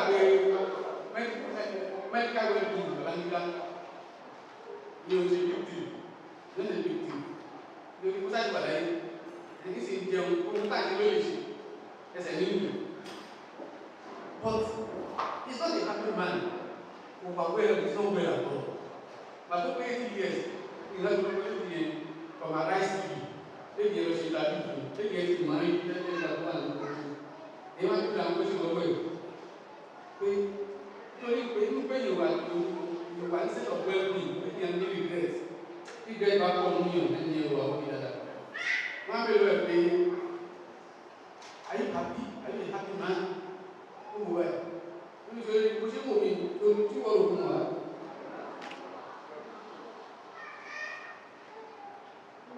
A long times a day. Zero. A long times a day. A long times a day. Zero. I thought they catch happy. And then you lose. I thought they buy you. God be ready. Only I do a lot of beauty in that. Think I could live alone. But we only go for no to be. You have to use this you have to do. Oh, la dog, my yard, you use but one way. I don't like that. I don't need to do that. Yes, I try is about well-being.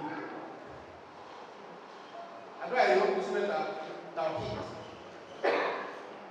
Tawhid. La ilaha illallah. Tasbih. Subhanallah. Kira kita disaan, dijamu. Sincerity. Tak apa-apa sincere. Menjaga di kena hukumnya. Jadi itu apa supaya ada sebaik. Tí ini hebat belajar pun sudah kalau lebih baik. Ini ada modal polis kasih dia waktu. Apa pun isyarat, mana pun isyarat. Apa pun sudah sibuk tasawuf. Wani la ilaha illa anta subhanaka. La ilaha illa anta boleh dia pula. Utilah. Yang kalau Allah ayat pun yang disalahin. Allah disalahin nilai yang masih. Tiba itu kamu aku menunggu sudah sini. Malah kamu tidur. Malah ini nilai ini. Ambil tu. Yang orang ini kau menunggu dari itu siapa kemudian. Kau yang pas tu kemudian, bukan di mana kompit. Ini tahu ini pasal buat kemudian sungguh disini. Oleh ayat itu berdoa, Allah dengan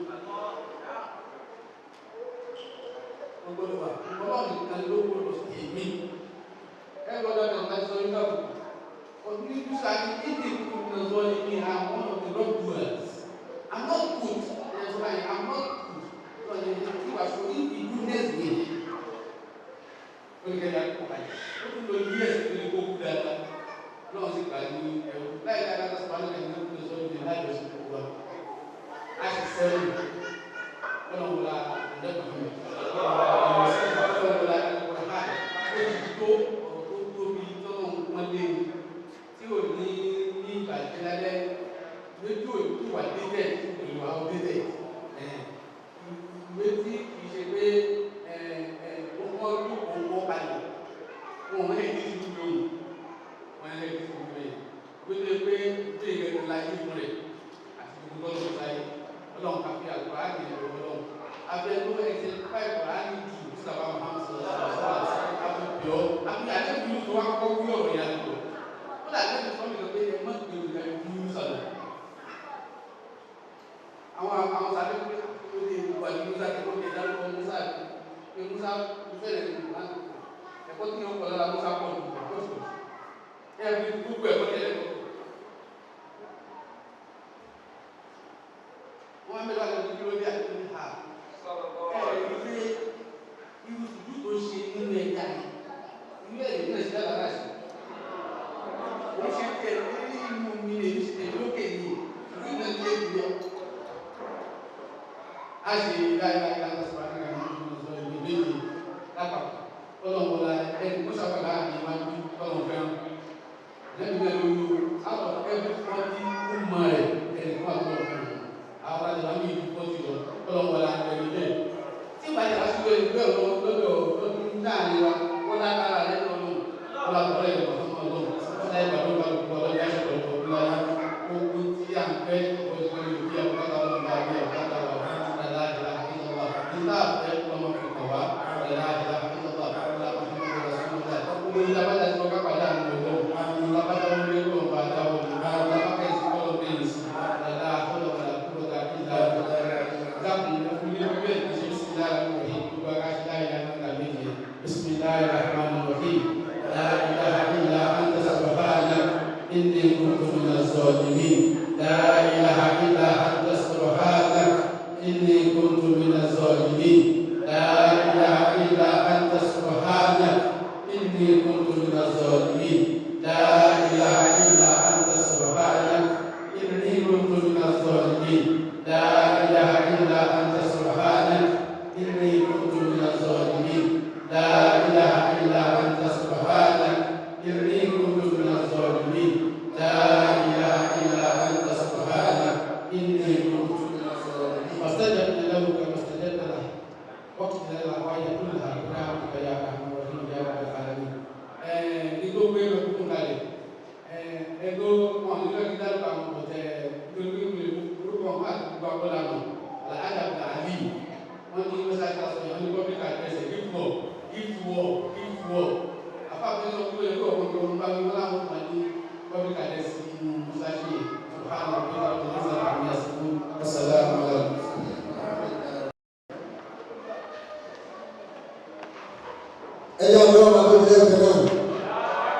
Thank you so much. God bless you, sir.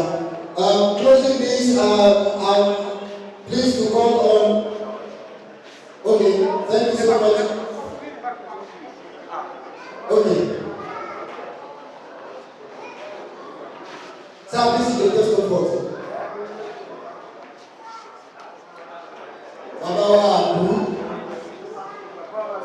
Yes. Aafaakallau, yes.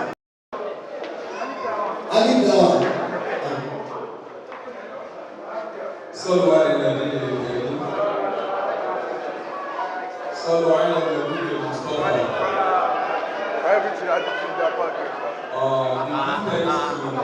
Sorry, I didn't learn it. Almighty Allah, the omniscient, the omniscient, the omnipotent, who has given us the opportunity to plan for this beneficial gathering, and at the end of the day, it ends in much appreciation. May Allah subhanahu wa ta'ala continue to accept this with us. And we also see the bounty blessings of Allah upon the role model of all believers, Prophet Muhammad sallallahu alaihi wasallam, his household and companions. Amin. Ashhadu Aafaakallau. Alhamdulillah. Alhamdulillah. Alhamdulillah Rabbil Alamin. In fact, I did mean on the day of judgment. if Allah subhanahu wa ta'ala has shown the reason to me why He has not made our meeting to have happened for the past 5 years, maybe I will be on my knees and start crying. Wow, but the little time I've spent with you,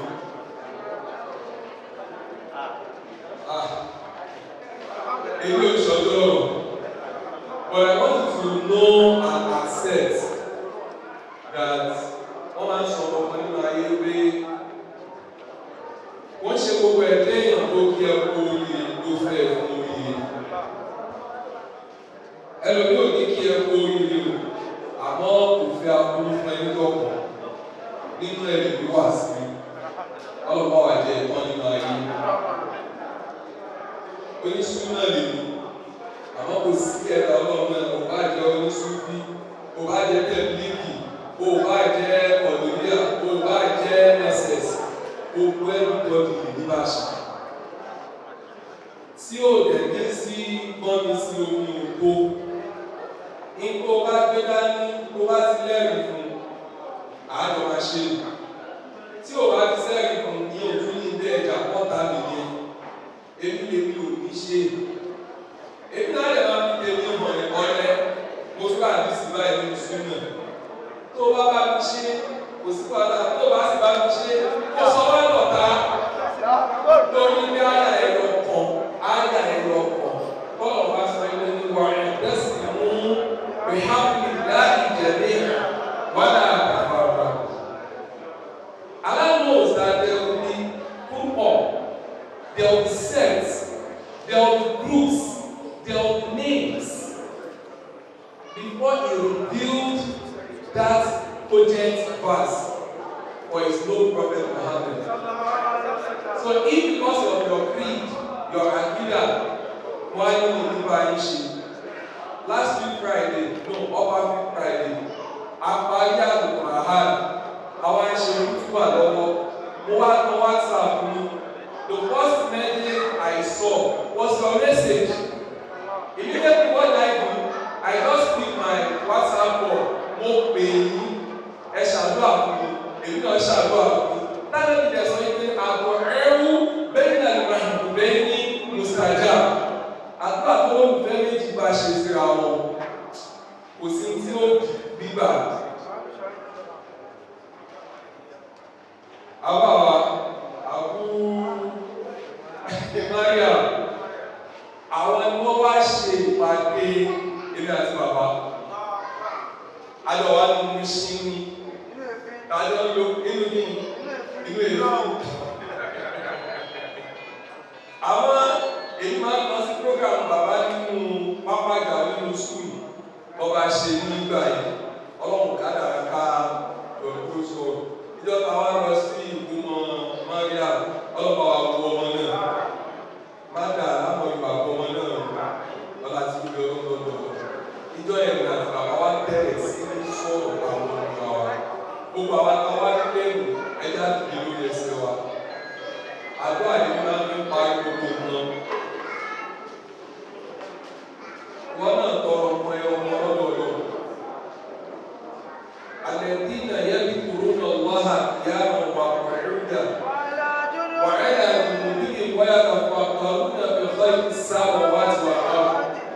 Rọ̀bánà máa fọ́lá kàhádà wà nílá ṣùgbọ́n kàfà kìnnà àdábà náà. Mo bí ìwà bàbá wa gbà sí ní ọlọ́run ní tí ó bàjẹ́. Mo rọ́ bí wọ́n jẹ́ sáwà. Lórí pé àbáàdé ní àdàbí, mo tún ké lọ́dọ̀ ògbódò, mo tún ké lọ́dọ̀ ọ̀tàsí. Ibi méje ni mo ti ké. Mi ìrẹ̀wọ́ yúnífọ́ọ̀mù nínú tọ́lọ̀ ti ṣe mi. Gbogbo tí mo wà lẹ́yìn náà jẹ́ wọ yúnífọ́ọ̀mù ẹ̀yọ́ kan wà láì. Ó wá wá yà àwọn èèyàn lẹ́nu.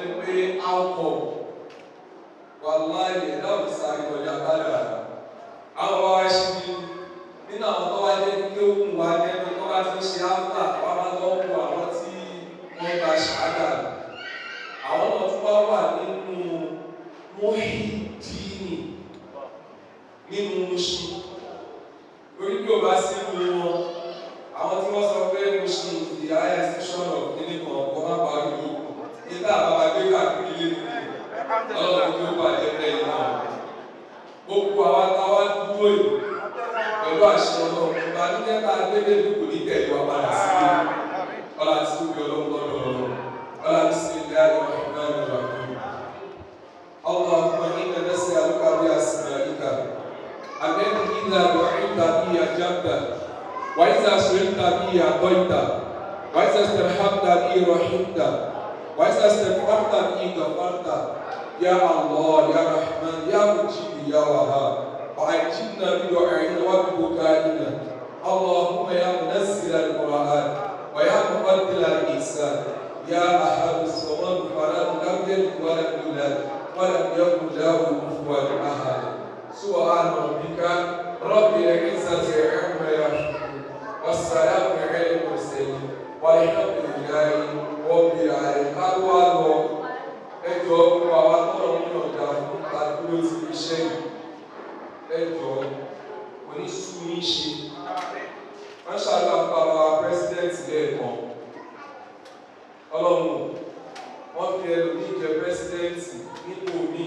tó já sí pé ìbálẹ̀tọ̀ àwọn ọmọbìnrin fún ìjọba ìyá ọ̀nà. àmì ìtẹ́yìn jẹ president lé lórí bí èèyàn bá kú sórí ẹ̀ ó tún kú sẹ́yìn tọ́lọ́mù ní kílé kankan.